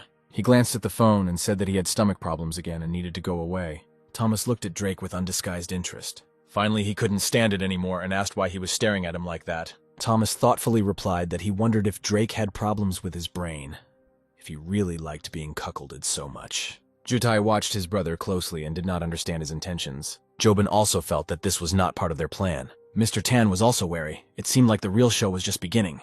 Thomas smiled and added that if he had known that Drake enjoyed being fooled, he would have helped him sooner. Drake told Jobin that if this is the person who hangs around with her all the time, then he doesn't respect her at all. And then Thomas said that Drake shouldn't strain his brain, he just needs to know that he's been cheated on. Drake realized that this bastard had decided to force him to do something to make him fall in the eyes of others. He replied with a smile that alcohol shows its true colors, and everyone would be happy to listen to what Mr. Clark had to say. Thomas said he asked for it, and asked what he thought his lover from last year, and one of his bodyguards was doing on his birthday last year. Drake replied that he would not fall for Thomas's tricks because it was impossible. Thomas said if he doesn't believe it, it means he's been deceived a lot. Jobin sharply told Thomas if he had really had too much alcohol and was talking nonsense. Thomas quietly replied that Drake would be taken to the hospital today. After dinner, Drake said he needed to rest. Within a few minutes, he asked what he and his woman were doing on his birthday last year. The guard tried to justify himself, saying that it was a long time ago, and he remembers almost nothing. Drake pulled out a gun and said that this thing would help him remember everything. The guard fell to his knees and prayed that he had not done anything wrong to him. Drake replied so that he would not forget what he said just now. He called his mistress and asked her the same question. The girl replied that the guard simply saw her off and went home. Drake said that the guard said something else, that she herself did not want to let him go and took off her clothes on her own initiative. The mistress began to cry and replied that he forced her. She did not dare to tell Drake everything because he threatened her. The guard, sandwiched between his knees, continued to insist that she was the one who started everything and he had nothing to do with it. Drake kicked him and shouted that it wasn't a matter of who started first, but that they ended up in the same bed. The guard asked to remove the weapon and said that the boss was wrong and asked for forgiveness. Drake pointed a gun at him and asked him what he was doing wrong. He then shouted that he would ask his mother for forgiveness. The next second, a shot sounded. Drake's men immediately rushed towards the sound. At the same time, passers-by on the street noticed flames and black smoke coming out of one of the windows. One of the guards said that the source of the fire was on the 10th floor. The only one who left that room was Drake's friend. The video was sent to Jutai's mobile phone. Jutai told everyone to hurry up, and when the reporters appeared, not to give them the opportunity to take random pictures. Uncle Sam told Boss Tang that he didn't expect something like this to happen and asked him to stay and accompany them. At that moment, Boss Lee received a call saying that Drake had shot someone and the wounded man had been taken to the hospital. He replied that he would be right there, and Mr. Tan said that he would go with him. Tang Bin thought, fire, injury, Drake's shot. Was it really all Mr. Clark who organized all this? We need to find out how it all ends. Uncle Sam told Jutai to find him and go to the hotel where Drake was staying and find out if he was okay. The nephew replied that, in fact, he wanted to settle everything here. Why should he be involved in Drake's business? Thomas said that Mr. Eugene could go, but Jutai would stay here. Jobin hugged Thomas and said that she had not played the most important role in his plan, and that she was wondering what else he had prepared. Jutai also asked with interest what they would do next. Thomas replied that they needed to send one group of people to Drake's hotel to clear all traces there, and the second to the hospital to keep an eye on Drake and constantly send messages with reports. Drake's men were excitedly discussing everything that was happening, the fire at the hotel, and the fact that it seemed that their boss was involved in something again. A little earlier, when everyone was sitting at the table, Martin received another message that the room he was in was now on fire. He immediately realized that he could be accused of arson. He decided that everyone connected with this incident was already dead. If he stayed here, he would be killed too, and the only way out was to lie low. That's when Martin told security that he needed to go to the restroom again. He quickly ran out into the corridor, but then someone grabbed him from behind and put a bag over his head. Jutai told Thomas that he had everything organized, and each group was doing their own thing. Thomas replied that he and Jobin would now visit Drake, and Jutai could rest for now. At this moment, both uncles were already in Drake's room. Drake looked at the bandaged hand and said that as long as his fingers were in place, it was a blessing from the Buddha. Suddenly, Jutai burst into the room and could barely restrain himself from anger. He accused Drake of setting fire to his calving and threatened to kill Drake. Jutai held out the video and shouted, "Is it really not his person who entered this room?" He instantly put a gun to Drake's head and ordered him to tell everything. Drake responded that Martin was missing and it looked like he was being framed. He added that he would like to know just as much as he did who set it all up. Drake called an assistant and told her to check Dick's financial status as well as all his last calls for the month. After some time, the girl returned and said that there was some information, and Drake told Jutai that when Dick left yesterday, he had read some message on the phone, and at that time, they were playing mahjong, and then had lunch. Drake asked the assistant if he knew the number from which Martin received the message. The girl replied that they knew that this was an old phone number that his confidant Dick Wrong used before. Jutai again pointed the gun at Drake and said that everything was clear to him now, because Dick was working for him. Drake replied that Dick Wrong had been missing for a long time and someone had really framed him. Then Jutai could not stand it and shouted that Martin was missing. Dick too. Did Drake really think he was a complete idiot? And with these words, he hit him in the face with a pistol. Jutai again could not stand it and shouted that if he didn't want to tell, he would shut up forever. But then his uncle jumped up to calm Jutai, and so that he would not do anything stupid. Mr. Sam managed to take his nephew away, and on the way out he told Drake to get better. On the street, Boss Tang said that he still doesn't fully understand what's going on. Everything is too confusing. Uncle Sam suggested that he rest somewhere, and tomorrow they would discuss all the details with Mr. Clark. The next day, everyone gathered again, and Boss Tang asked if Drake could do such a thing. Thomas replied that the simultaneous disappearance of Dick Wrong and Martin Brahms does not seem to be a coincidence, although it all looks like a setup. But if they think so, will they fall for Drake's tricks? Uncle Sam replied that in any case, the Simonovsky family would have to explain themselves. But for now, they could talk about business. And Thomas invited everyone to go up to the office. Thomas recalled that young Master Tang was almost beaten to death yesterday, and then asked what Boss Tang thought about this matter. He said that he no longer doubted that Mr. Clark had great influence in the Lee family, and although the younger Tang was beaten by the minions of the Lee family, he was saved by an important person from this family. Thomas replied, "Their Lee family will not hold back in compensation and will give the Tang family a big gift."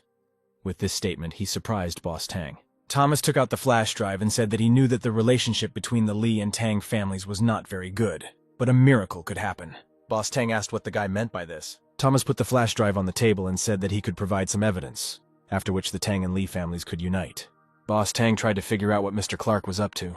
Uncle Sam also wondered if the Tang family should be against the Drake family. Both uncles were surprised whether Thomas was really so influential that he could decide the fate of entire families. Boss Tang asked how Mr. Clark could be sure that the Lee family would help the Tang family, to which the guy replied that they didn't know him well yet. Thomas added that he understands their mistrust, so he will make one call now. Thomas turned on the speakerphone and greeted Jobin's father, saying that he was now talking to Boss Tang, who wanted to make sure that the Lee family was taking the necessary measures for their cooperation.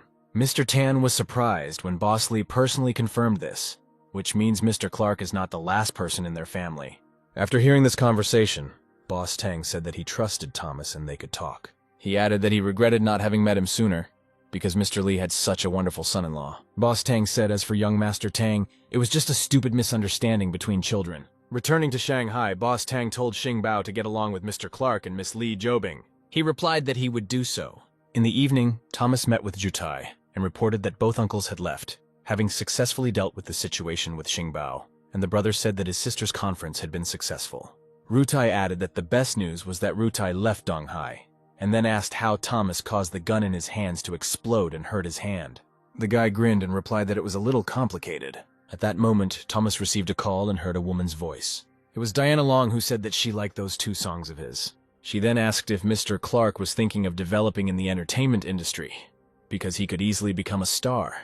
Thomas replied that he had no such plans, but Miss Long insisted on meeting in the next 2 days when she arrived in Donghai. He said he wouldn't mind meeting, but it's unlikely to influence his decision. After the conversation, Jutai reminded Thomas that they should attend his sister's birthday party. Diana didn't think Mr. Clark would be so difficult to get along with. After some time, they were already in Joben's office. The party was in full swing, and the employees were shouting out compliments, saying that they had the most amazing boss. Callie told her mother that she had an urgent matter and needed to go out, to which Patricia replied that it was too late. The girl said that her mother knows very well that music is her dream. Music is an abstract art, but it is very difficult for a song to become popular without the right time, the right people, star power, and a special style of singing.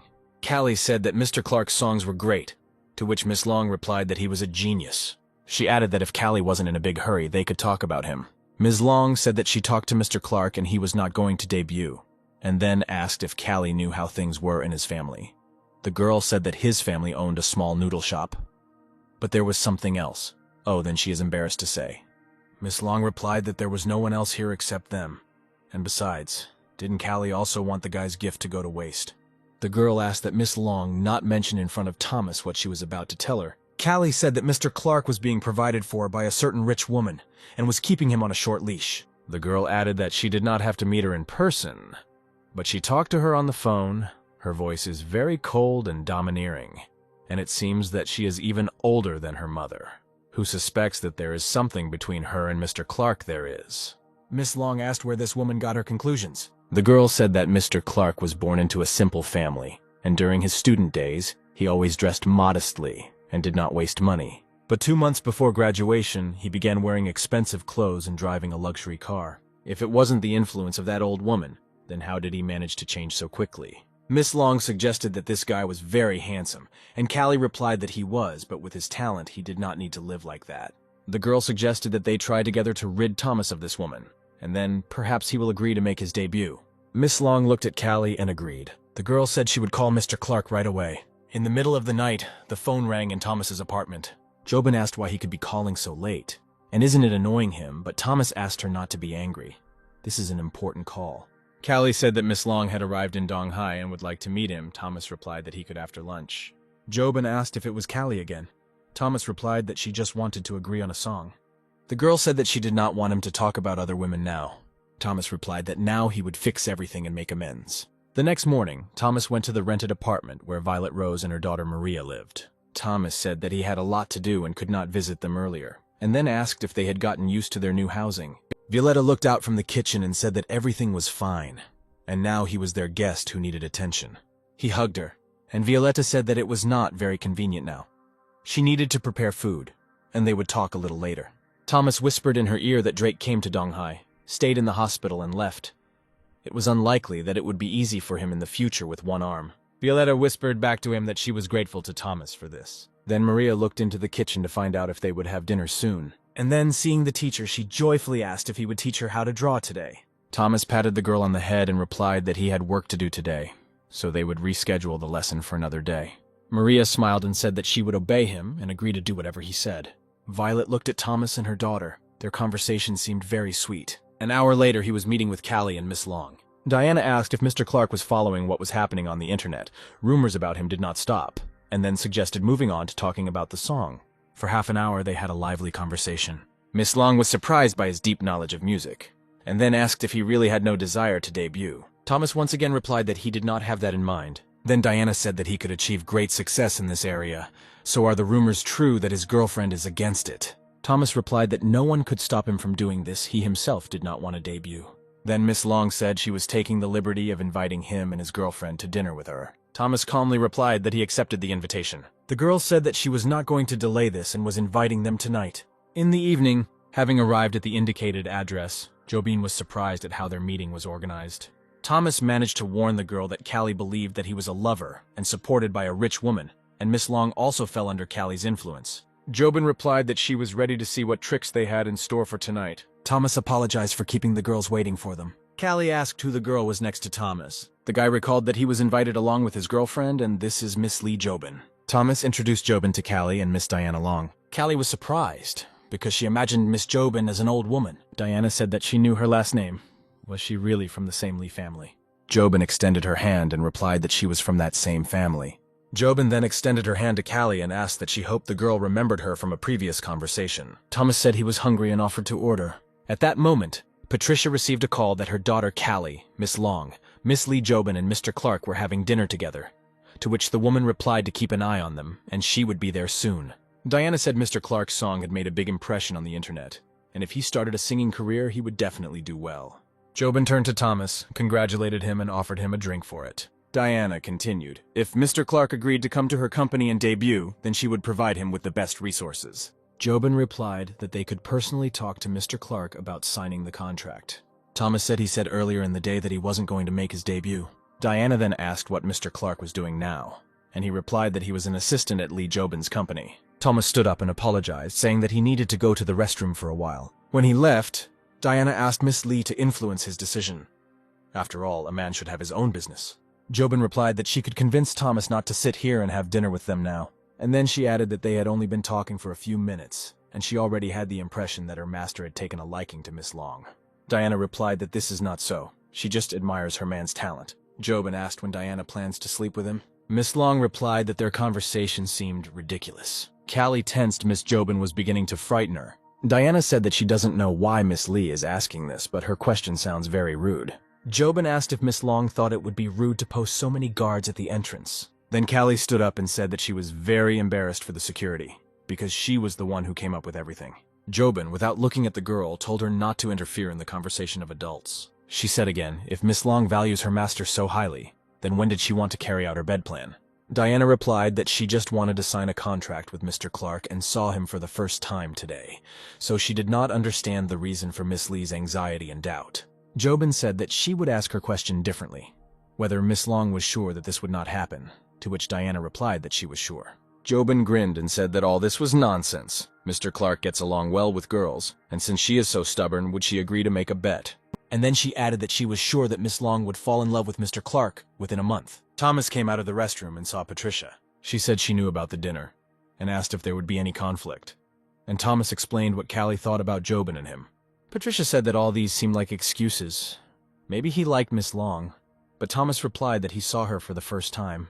Patricia said that she wanted to believe him, and then added that he should go to the table, and she would come later. Entering the hall, Thomas realized that something had happened here. Miss Long told him that Miss Lee offered to make a bet with her that she would fall in love with him in a month, and also asked when they would sleep together. Thomas asked if they were betting on something special. Diana replied that if she lost, she would have to publicly apologize to her on her knees. Thomas grabbed his head and said that they were very boring. Jobin replied that she was simply informing Miss Long in a friendly manner. She added that Diana didn't know Mr. Clark well, and to win the bet she had better not meet him at all for a month. Diana thought that this woman had done everything to prevent her from getting close to Mr. Clark, but she would not be fooled. She said that even if Mr. Claret doesn't debut, she will still collaborate with Callie on tracks, so they could meet anyway. After these words, Diana extended her hand to Thomas and said that she looked forward to a fruitful collaboration. Then Callie suggested that everyone have dinner before the dishes they brought were cold. At that moment, Patricia approached the table and asked Jobin why she had not announced that she was going to have dinner with her daughter. Jobin was not very happy about this meeting, so she simply remained silent. Miss Long also couldn't understand why Callie's mother had come here. Callie hugged her mother and asked why she came. Patricia asked in surprise whether little Thomas was also here. Thomas greeted the woman, and Jobin made an even more dissatisfied face. The daughter whispered in her mother's ear that the woman had made a bet with Miss Long that she would sleep with Mr. Clark.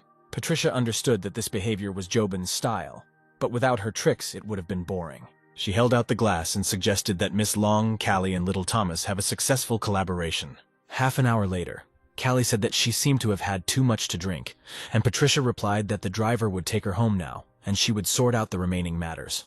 Jobin realized that Patricia sent her daughter away for a reason. Did she really want to create trouble? As soon as her daughter left, Patricia pretended that she too had had a little too much and began to boldly kiss Thomas. Jobin knew that this crazy woman would definitely do something. Diana was extremely surprised to see how boldly Callie's mother acted in trying to demonstrate that Mr. Clark belonged to her. First Miss Jobin, then this woman, no, there really is something wrong with Mr. Clark. Thomas asked why she behaved like this in front of everyone, to which Patricia replied, "Can't she really kiss her hubby?" She added that Callie had already left, and therefore would not know anything. Diana, seeing Jobin's behavior, realized that she knew very well about their relationship. Miss Lee herself spoke to Diana and said that she had warned her that her man had unusual relationships with women.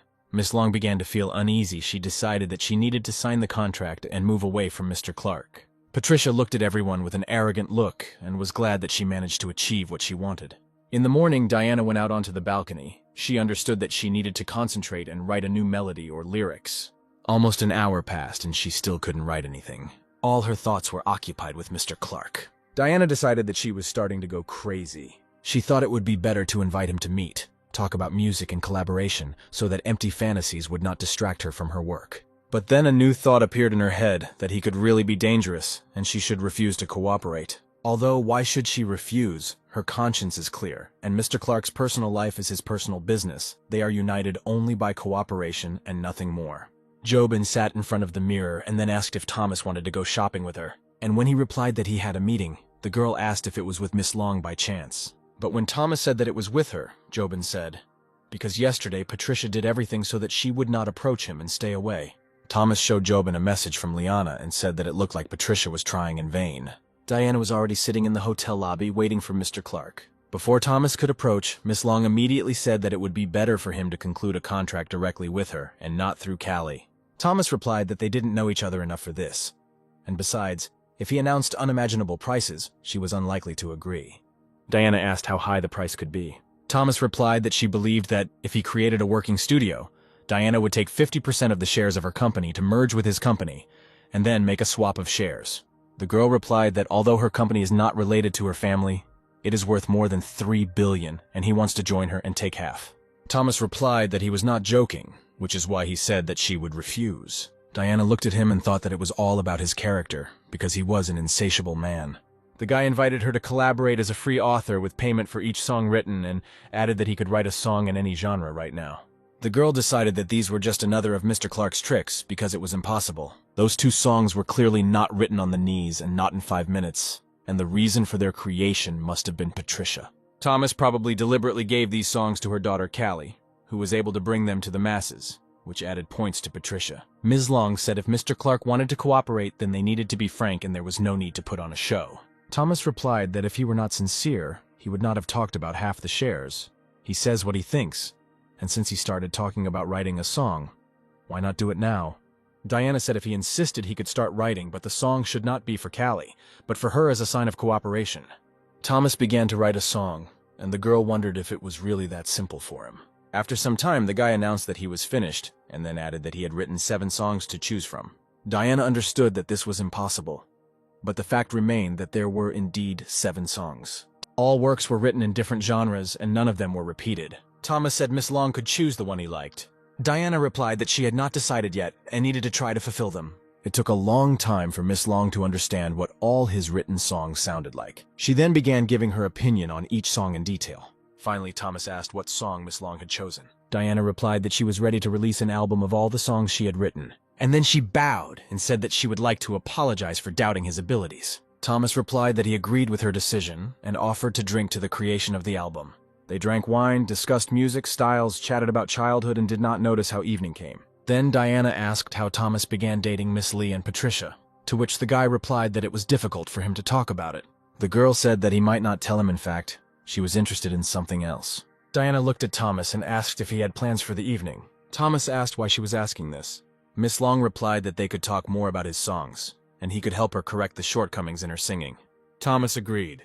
The girl was delighted and immediately sat down at the piano. Thomas walked up to her and pointed out which note she was playing incorrectly. Then the guy showed a few more errors, but Diana no longer looked at the keyboard. And then she couldn't help herself and kissed Thomas on the cheek. Fantasies began to appear in her head, in which it was only her, Thomas, and music. Diana tried to push away these thoughts by saying that she seemed drunk, and Thomas sat down at the piano and played an incredible melody, full of excitement, feelings, and anxiety. Diana felt that her body began to become soft, and complete calm settled in her soul. Thomas finished playing the melody, and going up to Miss Long, saw that she had fallen asleep.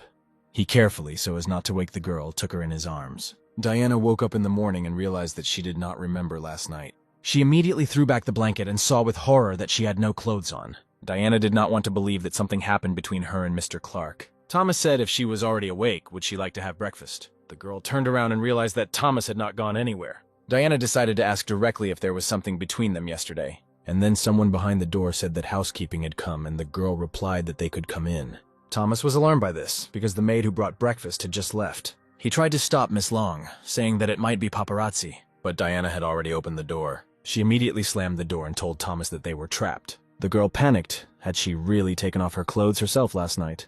Diana understood that if Miss Lee found out this news, there would be big problems. Thomas suggested that she calm down and have breakfast before the food got cold, and he would deal with the paparazzi. He called Jutai and said that he had just sent him a photograph of a man who had left the hotel and was unlikely to have left the city, and then asked his brother to help him catch him. Thomas told Diana that he managed to take a photo of the paparazzi and now he is unlikely to leave Donghai. The girl thanked the guy, and he replied that he too would not want to get into the headlines. An hour later, Jutai called and said that the paparazzi had been caught, but there was a problem. He managed to send something from his laptop. The brother added that his ID said that he was Yang Ping from Landau Studio. Diana, hearing that the Landau people were in town, knew that this was the end.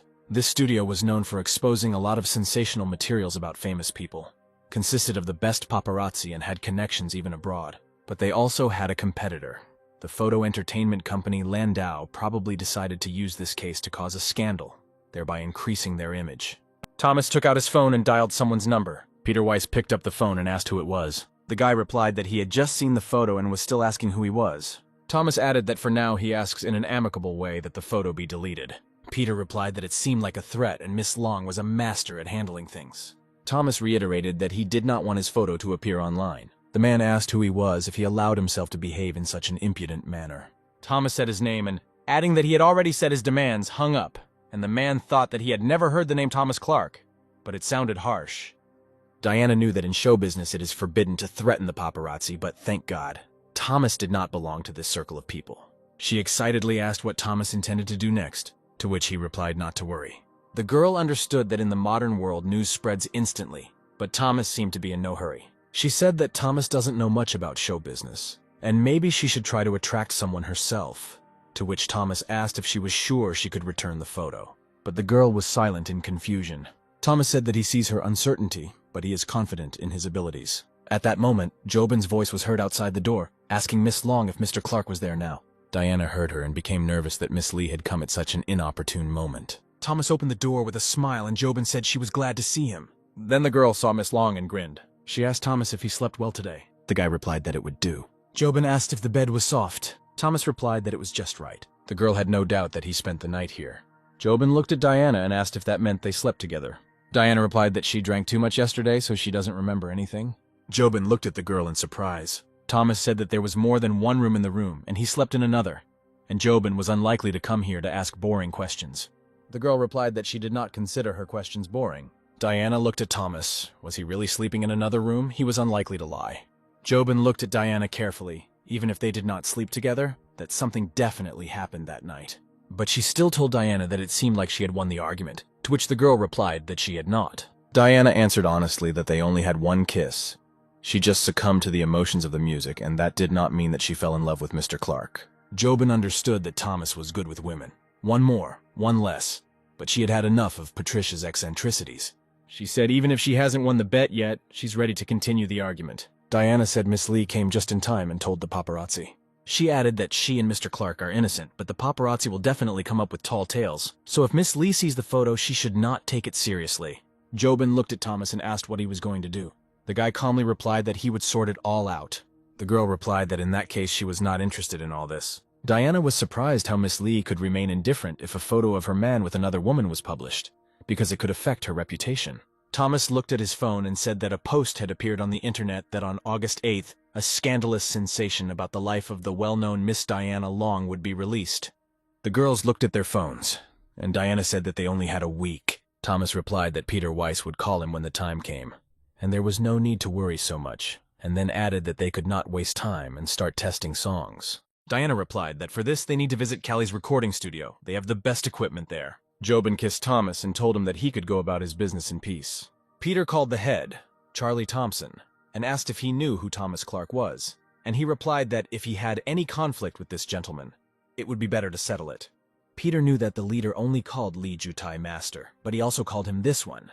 He said that he and Mr. Clark had a little misunderstanding, so he called the head to find out what to do. The head said, if this is a small misunderstanding, then it is necessary to apologize to Mr. Clark, because now he is not the last person in the city, since Mr. Lee transferred his responsibilities to him. Peter asked if he was Mr. Lee's brother-in-law. Then Miss Jobin was his girlfriend. The head replied that it was. Peter didn't understand why then Mr. Clark was acting so impudently, because Peter had proof of his relationship with another woman, so he should be afraid. He decided to immediately send his people to Donghai, and Mr. Clark would have to work hard. Thomas was in Callie's recording studio when Jobin called and said it was time for dinner. The girls realized that it was time for Mr. Clark to go, and they said that they would continue to work without him. When Thomas arrived at the cafe, it was already dark outside. Lillian stood in front of him and smiled sweetly. He asked why the girl did not come into the cafe, to which she replied that Miss Lee asked to meet him on the street. Within a couple of minutes, Peter received a photo of the couple, and if it was Miss Jobin, but her character was different from how she was described. And then he suggested that if Mr. Clark had an affair with Miss Long, then it was possible that he was dating other women. Peter opened the internet and found a photo of Miss Lee. He thought it was all very interesting. He called someone and told them to continue filming. Lillian and Thomas went into a cafe, and the guy said that it was very crowded. In addition to Jobin, Amelia was also at the table, who shouted to her husband that she was hungry, and asked to quickly place an order. At that moment, Jobin received a call from her people saying that they had captured two strangers who were secretly taking pictures near her home. Thomas said they not only caught those two, but also those who were near the restaurant. Jobin looked at Thomas and ordered to bring here those who were caught near the restaurant. A minute later, both paparazzi stood in front of Miss Lee. Thomas closed his eyes and said that it was time to call him. Jobin asked if it was Peter Weiss who was instigating. Thomas answered happily that it was so. Finally, the long-awaited call came on his phone, and the voice on the receiver said that they urgently needed to talk in private. Thomas indifferently replied that he had no time now, he was going to have dinner, offered to talk tomorrow, and turned off the call. Peter was very infuriated by this. He wondered how long this impudent man could remain so arrogant. Jobin said seriously that she would go to meet him tomorrow. Thomas replied that he was not going to deal with him. He needed Peter's ability to obtain information. The girl asked in surprise whether he could really subjugate this man. Thomas replied that it depends on how good everyone is here. The girls enthusiastically asked what they should do to help him. He asked all the girls to kiss him in public. Jobin asked offendedly why he didn't offer it to her. Thomas replied that she had the most important mission. She would film all this, and handed her the phone. All three clung to Thomas and showered him with kisses. The girl took a photo and asked what he was up to. Thomas whispered in Jobin's ear that she wouldn't like it. The next day, Peter and Thomas met in a tea house. Peter asked to let his people go, and Thomas in return asked him for a cell phone, a pen recorder, and other surveillance tools. Peter laid the photographs on the table and said that Mr. Clark was unlikely to want Miss Lee to see them. Thomas answered, "If we are talking about Miss Long, then he has nothing with her." Peter said that in this situation it would be difficult for Thomas to make excuses. Thomas showed Peter the photo and asked if perhaps this was the situation he was referring to. Peter realized that this Mr. Clark really had affairs with several women, but did not understand why he was so open about it. Thomas asked which photo he thought Jobin would be more interested in seeing, this or his. Peter saw that Thomas was sending his photo to Miss Jobin and was horrified, because then Miss Lee would find out about his infidelities. After sending the photo, Thomas immediately called Jobin and asked if she had received the photo. Peter heard Miss Lee laugh and reply that she took the photo herself yesterday. He realized that if Miss Lee knew about her man's dissolute behavior and was okay with it, then his picture with Miss Long wasn't worth a penny. At the end, Jobin said, "If this is all," she asked not to distract her, since there is a lot of business in the company. Thomas told Peter that he doesn't really like people who threaten him, and they usually end up with a bad ending.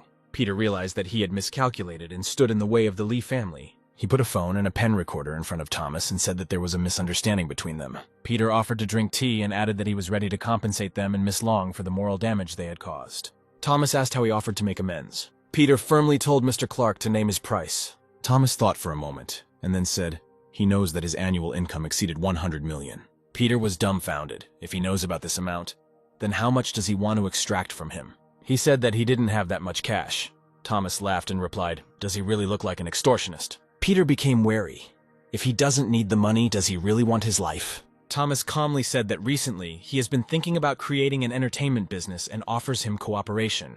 Peter sighed with relief and, without hesitation, replied that he agreed. To achieve this, Thomas said he only needed to do two things. First, he must apologize to Miss Long and decide for himself how to compensate for the harm he caused her. Secondly, Peter will receive information that Dale Ruddy is cheating on Christine. He will have to make it public. Peter knew that Dale Ruddy was a well-known movie star in the film media. Peter has been cooperating with this company for a very long time. So does Mr. Clark really want to set him up? But if you weigh the pros and cons, then losing the patronage of a film company is incomparable to becoming close to Thomas Clark, and therefore to the Lee family.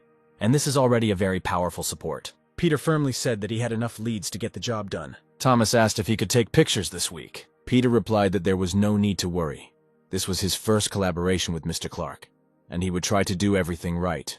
He then put the phone away and said that he had made an appointment with Ms. Long for the near future. An hour later, Diana entered the cafe where their meeting was to take place. Peter, seeing the girl, said that she had been a great honor by coming here. Diana replied that they were all busy people and asked them to get straight to the point. Peter knelt down and began to apologize that his people scared her and was ready to guarantee that this would not happen again. The girl decided that if he says that there won't be a next time, does he really want to raise the amount that he will demand from her? She asked Peter to skip the apology and get the matter over with quickly. Peter looked up and asked what Miss Long would say about 30 million. Without thinking twice, Diana replied that she agreed and opened her bag. Peter saw her take out her checkbook and asked in surprise what she was going to do. Diana calmly replied that he asked for 30 million. She would write a check right away. Peter said that she had misunderstood. It was he who would give her this money and asked for the account number. The girl looked at Peter and asked if he really wanted to transfer this amount to her. He apologized again and said that he had talked with Mr. Clark and that he was ready to pay her for moral damages. Diana did not understand how this was possible. Peter Weiss, who always extorted money for blackmail, was now ready to fork out the money himself. She asked if there was anyone else present during their conversation, perhaps Miss Lee Jobin, and he replied that Mr. Clark was alone. Diana said that she accepted his apology, but there was no need for money, and then asked him not to bother her anymore.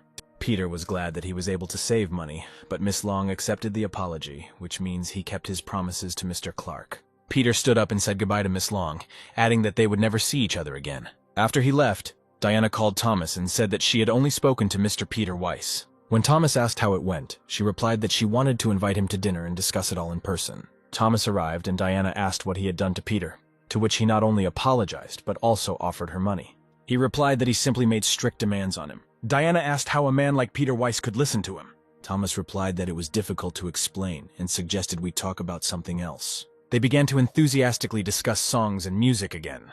Diane felt that she could communicate with Thomas endlessly. Besides, last time she couldn't restrain herself and kissed him. Diana remembered that Miss Jobin didn't react very strongly when she found out, which meant that if she did it again, nothing bad would happen. The girl approached Thomas and asked if Thomas would mind if they played the piano together again, and Thomas agreed. Diana sat down at the instrument and began to play a beautiful melody. Thomas stood next to him and began to listen to the music. The girl finished playing and said that Thomas is a great musician. The melody he wrote is very touching. She stood up and added why they didn't meet earlier. The next second, she threw herself into Thomas's arms, looking him straight in the eyes. And then their lips connected in a passionate kiss. Thomas said they may have known each other for a long time, but even now it's not too late. The girl's look said that it was really not too late. Diana woke up in the morning and tried to remember everything that happened yesterday. She sat up on the bed and turned around to see Thomas next to her. The girl remembered that she got drunk and apparently crossed the line with Mr. Clark. Diana felt that she had not yet completely sobered up, and her head was pounding. Yesterday, she just wanted to kiss Thomas, but under the influence of alcohol, she could not restrain herself. Diana remembered Jobin's question about when she planned to sleep with him, how she could show herself to Thomas now, and how to face Miss Lee. At that moment, Thomas came into the bathroom and, smiling, said that Miss Long got up early. Diana asked if Mr. Clark could not tell Miss Jobin what happened. Thomas replied that Miss Jobin would not even ask about it. Seeing Diana's surprised face, he added that she would simply be too lazy, but Miss Lee could visit her. Diana panicked, wondering how she should behave when they met. But then she decided that she would deny everything because Miss Jobin had no evidence of what happened. Thomas smiled again and said, "It seems that Miss Long is not afraid of this meeting." Diana kissed Thomas and replied that it was so. After an hour and a half spent in bed, Diana said that she intended to return to Shanghai, and Thomas suggested that she rest for another day. The girl replied that she planned to start working on the album, and Thomas would need to come to her. Thomas said that he did not see any problems and would arrive in a few days. 3 days later, Thomas and Jobin were in her office when his phone rang. It was Miss Long who reported that the source of his new song had been leaked online. Thomas asked where this became known. Jobin opened her phone and revealed that this was true, and Ms. Long said that she asked for everything to be deleted, but the source of the song was spreading like crazy. Thomas asked Diana who she had sent the demo version of the song to. The girl replied that she recorded several versions, and not knowing which one to choose, sent it to her company's consultants, managers, singers, and music teachers, just to find out their opinion. Thomas said that he was leaving for Shanghai immediately, and Jobin asked why he was smiling so slyly. He replied that he wanted to find a more compelling reason than recording an album, but now was a great excuse to go. Jobin asked if this was a reason to meet Miss Long. Thomas replied that he had more than just girls on his mind, and Ms. Lee suggested that he wanted to promote Mr. Long to add another force to round up the Simonovsky family. Although the Long family had already advanced without his help, Thomas leaned over to Jobin and asked if she was jealous of him again. The girl tried to say that this was not so, and Thomas said that if she started an argument, she should be prepared to lose. Without allowing her to answer, he kissed Jobin passionately. The girl tried to remind Thomas that they were in the office, but that didn't stop him. In the afternoon, Thomas arrived in Shanghai, and had already asked Peter Weiss to make inquiries about the people whose names and addresses he had sent, and also to send people to take the corresponding photographs. Tang Xingbao said that he would wait for Mr. Clark when he finished his business. Thomas told Lillian that they now needed to go to Miss Long's company.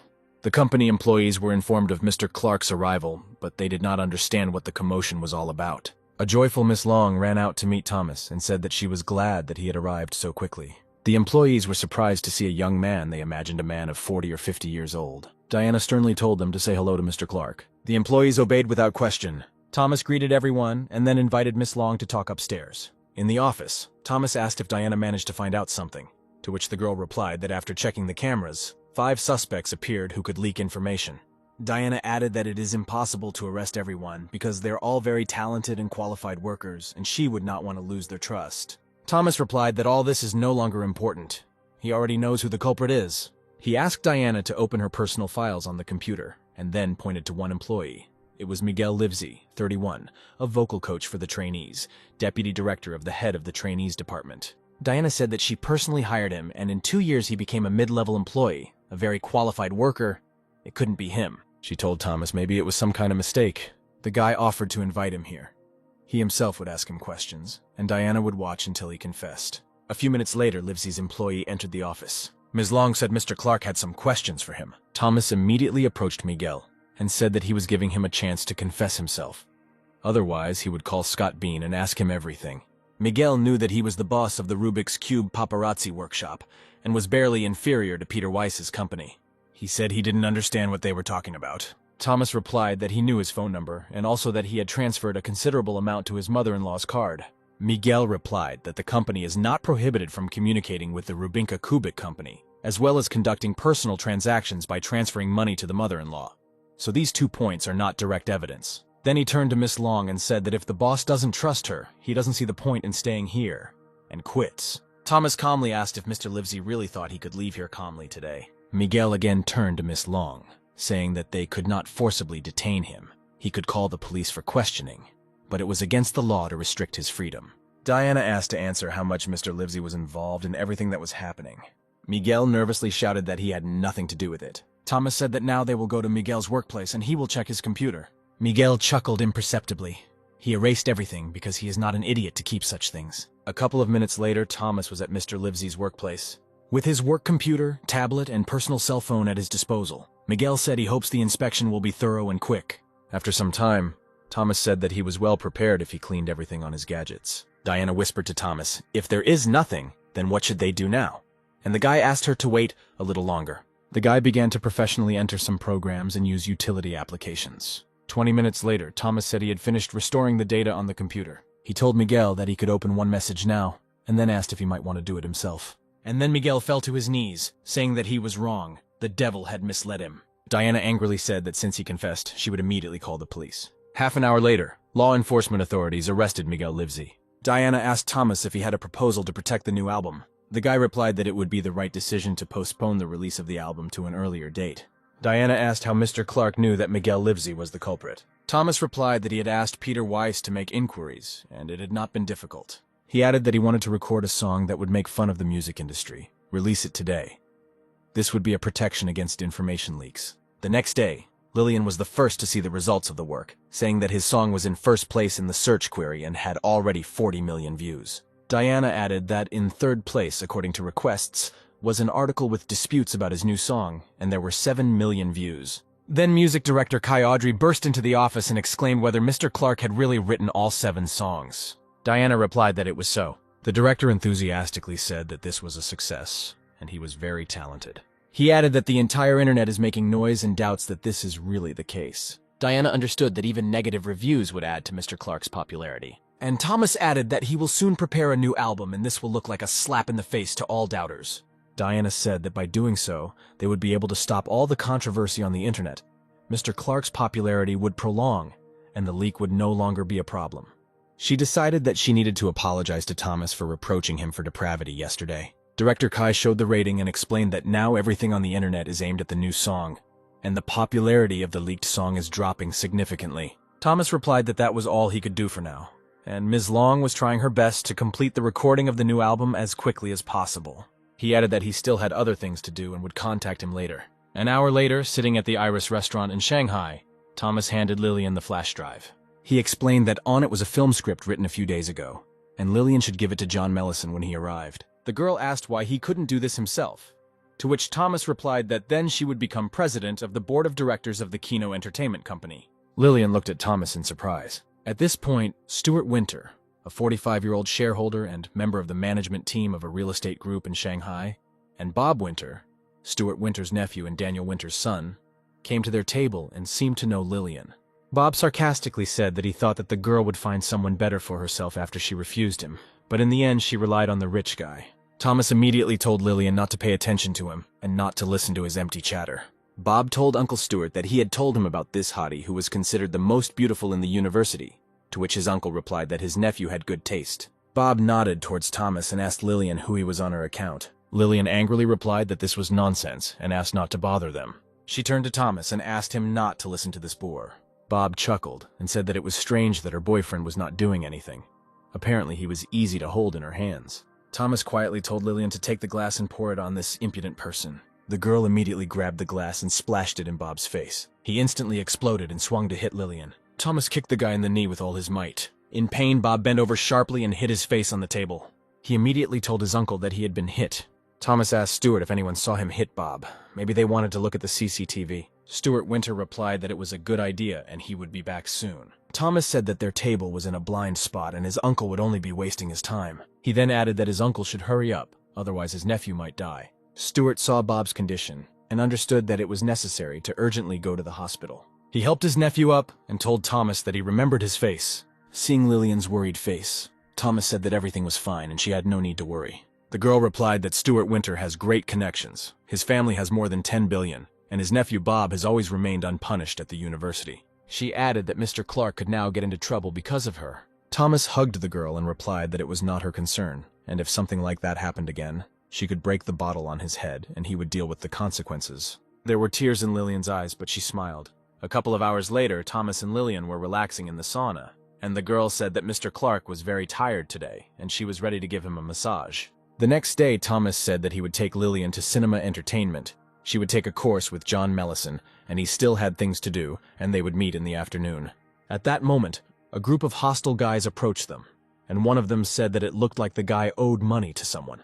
Thomas replied that he did not know who sent them, but he had no time now, and also advised them not to waste their time. Then one of the gang swung, but Thomas managed to dodge. The fist passed a couple of centimeters from the guy's face. Thomas swung and immediately struck back at the attacker's face. The leader shouted to the guys to all attack him at the same time. Thomas shouted to Lillian to move to a safe distance and began to defend himself. Delivering powerful blows, he managed to deal with a group of attackers. Then he heard the leader behind him say that he was fighting well. Thomas turned around sharply, and the leader said that if he only twitched, he would cut his girl's face. Thomas instantly took his phone out of his pocket and threw it at the leader's head with great speed. He received such a strong blow that blood gushed out and the leader fell to the ground.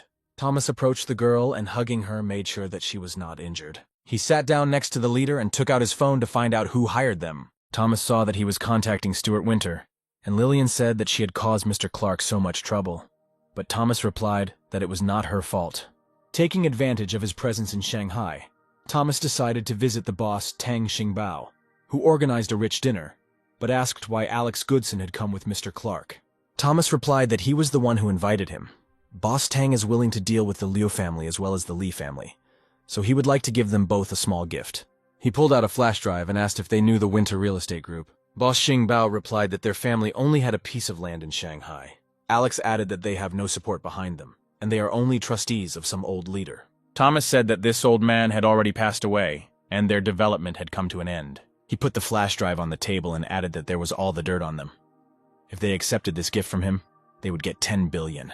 Alex asked why the Winter family had done such a wrong to him. Thomas replied that he just doesn't like it when bad people engage in sabotage. Boss Tang and Alex looked at each other. They don't risk anything anyway. Thomas added that this would make them semi-allies. The men decided to drink to this cooperation, and Alex told the boss that if he needed help, he could count on him at any time. Thomas said that the Goodson family should not interfere with the affairs of the Liu family, even if there was a rumor that the Tang and Goodson families had absorbed the Winter family, and that the Li and Tang families were interfering with the affairs of the Liu family. The Simonovsky family would not think differently.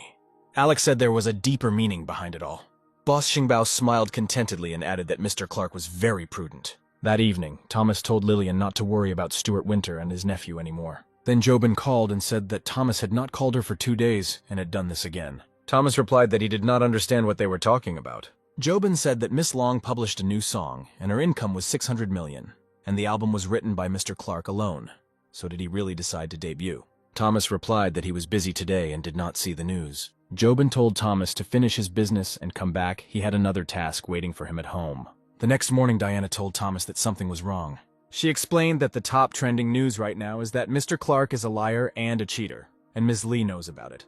Thomas replied that everything in the post was made up, except that he took his girlfriend to her company, and those who wrote it have good writing skills and the ability to make up stories. Diana asked if Mr. Clark was in the mood for jokes now. Thomas replied that people see how successful her album is, so they hire pranksters to interfere in her life. Such fabricated stories cannot be proven, so it will all die down soon. Diana said that there were reporters at the company's door. Perhaps she needed to do a post-refutation. She added that she was not worried about the spread of rumors, but about the fact that they would become known. So would she really have to confess and kneel before Miss Jobin? The guy replied that he understood her worries, but there was no need to worry, and there was no need to make any statements on the internet. Thomas said that the most important thing now is to grab the assistant of the theater department, Jimmy Snow, and Louis Wang from the public relations department. They are the ones who sell information and write notes online. Diana responded in surprise that she couldn't believe it. Then Ms. Long said she would sort it out and they shouldn't see each other for now until things calmed down. Thomas stroked Lillian and told Diana not to rush and learn everything she needed from John Mellison, and he would soon be in Donghai. 3 days later, Thomas returned home. A joyful Amelia ran out to meet him. Thomas said he was glad she was here too. Jobin looked at the girl and thought that Amelia was generally a normal girl. But when it came to Mr. Clark, she became simply abnormal. Thomas said if they were both here, he asked him to tell him what was the matter, and Jobin replied that Amelia would tell him everything herself. The girl pressed herself close to the guy and whispered in his ear that she wanted a child from him. Thomas was surprised at first, and then said that if she was pregnant, she would not have time for company. Amelia replied that she knew that, but she still wanted a child. Thomas understood that now he could not make their relationship public. Even in the future, it would be difficult to do so, however. It would be good if she had a child who would make her happy. He stroked Amelia and replied that he agreed. Amelia exclaimed joyfully that in this case, she needed to take care of her body and prepare for pregnancy. Jobin said that this girl was in too much of a hurry, to which Thomas asked her why she didn't do the same. The girl replied that first she would like to meet his parents, and they could go right now. Thomas decided that Amelia seemed to have agitated Jobin, who now wanted to strengthen her position. The girl saw Thomas's smile and said that he might laugh, but she was ready to meet his parents. An hour later, they arrived in the area where Thomas's parents lived. The girl looked around and asked if he really grew up here. She added that she did not believe that such a wonderful man would appear in such an area, to which Thomas replied that he was simply a genius. When they entered the house, Thomas introduced the girl to his parents. They turned out to be very nice and friendly and offered to enter. At that moment, there was a knock on the door, and Thomas's father went to answer it. Barry Luddy was standing on the threshold, and his father asked him why he had come, and he replied that he had something to tell him. And then Barry saw that Miss Lee was in their house. The father realized that they seemed to know each other. Thomas's mother noticed this too. Barry reminded Jobin who he was, and the girl greeted him. The man was surprised that Miss Lee was with Thomas. Jobin smiled sweetly and said that she was indeed Thomas's girlfriend. The father said that he would stop standing on the threshold and invited everyone to the table. Barry whispered to Thomas's father that his son did not manage to graduate from university, but had already snatched up a girlfriend, a millionaire. He added that their future daughter-in-law owns large cosmetics factories and has an income of nearly 3 billion yuan. Thomas's mother said that they would stop whispering and it was time to sit down at the table. Barry replied that it was their family dinner and he didn't want to disturb them. The mother praised the dishes and invited Jobin to try the vegetables. Here the father said that he would like to be frank. Miss Lee has such a big business and their family is not in a good situation. He is afraid that their son will limit such a good girl. Suddenly, Jobin calmly replied that she was pregnant. The parents stopped eating, and the mother asked how long she had known about this. The girl replied that she had recently been examined and the doctor said that she had a period of 20 days. The father looked sternly at his son and asked if he really didn't know how to protect himself. Jobin asked not to blame their son because she herself asked him to do so. The girl added that she is already 27. She has achieved great success in business, but when it comes to the issue of a child, it seems that Thomas is not very worried about it. She is 5 years older than him. He probably thinks that for him it is early. The father told Thomas that such a woman was ready to marry him and give birth to a child, but he did not want to. And the mother added that she would be very unhappy if her son treated the girl like that. The mother told Jobin not to worry, and she would deal with her son. That evening in bed, Jobin asked if Thomas was too angry that she told his parents about the pregnancy, to which Thomas replied that in that case they should hurry up so that it turns out to be true. The girl reminded that Amalia also wants a child. Will Thomas cope with all this? Thomas replied that Jobin had no reason to worry. The girl said that she was sure that he would cope, but he also had other girls. Thomas did not answer Jobin, but only said that it was time to punish the bad girl. The next morning, Boss Tang called, and his voice was worried. Thomas heard that John Mellison had an accident. The boss said that less than 10 minutes at the intersection he was hit by a truck. Now John is in the hospital, and the driver fled. He assumed that the Winter family was involved in this. Thomas replied that they would not dare to cause an accident or murder and were more like street gangsters. He asked to convince Alex Goodson not to act rashly, and he himself would try to find out who was behind all this. Boss Tang asked if Mr. Clark suspected anyone. Thomas asked the boss to try to find surveillance video from the area, and he asked for half an hour to do this.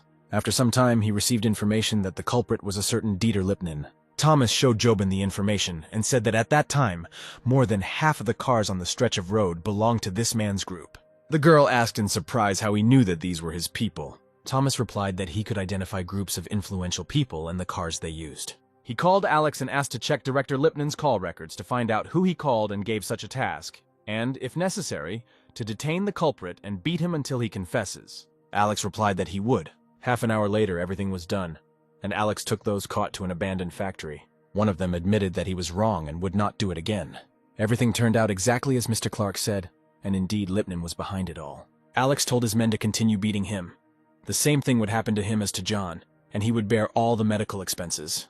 Jobin displeasedly asked Thomas what else Miss Long wanted, because he had just returned from Shanghai yesterday, and the guy suggested that she answer the call, then she would find out everything. Diana realized that she was talking to Miss Lee again. Jobin asked what she could give Mr. Clark, and the girl said that she would like to talk to him about the fact that he wanted half the shares of her company. Jobin wondered if Miss Long was going to agree to this. Diana replied that they had not had a fruitful conversation last time, and wanted to know when Mr. Clark could come to Shanghai to discuss this matter.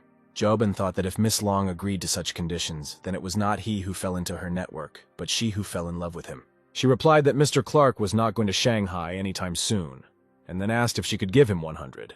Diana said that this was not necessary and said goodbye. After the conversation, Jobin slyly told Thomas that he had only been in Shanghai for 2 days, and Miss Long was already ready to transfer half of her shares to him. The guy suggested leaving the conversation about Miss Long, and said that he now intended to visit Amelia Lassetti. Jobin replied that Amelia only asked him about the child yesterday, and he immediately agreed. Thomas replied that she was in the office, so he intended to do something else. The girl said that it seems that Thomas again has some kind of plan that he intends to implement. Heading to the office, Thomas thought that if Amelia gets pregnant, she won't be able to hide it for long, and her father, sooner or later, will find out about it. He knew that the girl would not reveal the identity of her child's father, even on pain of death, and this could make her father very angry. Rumors will definitely spread, and this will lead to a sharp drop in the stock price, and competitors will definitely take advantage of this. And Amelia will have problems. So he came here to prevent it. Thomas introduced himself and asked if Miss Lassetti was there. Amelia heard her husband's voice in the waiting room and had difficulty restraining her emotions. She came out and tried to sternly tell the girl to go to the financial department and check the accounts for last month. Thomas entered the office and Amelia closed the door behind her. She threw herself on his neck and exclaimed that she was very happy that Thomas had come to see her. Thomas hugged the girl, but reminded her that they were in the office and must maintain decency.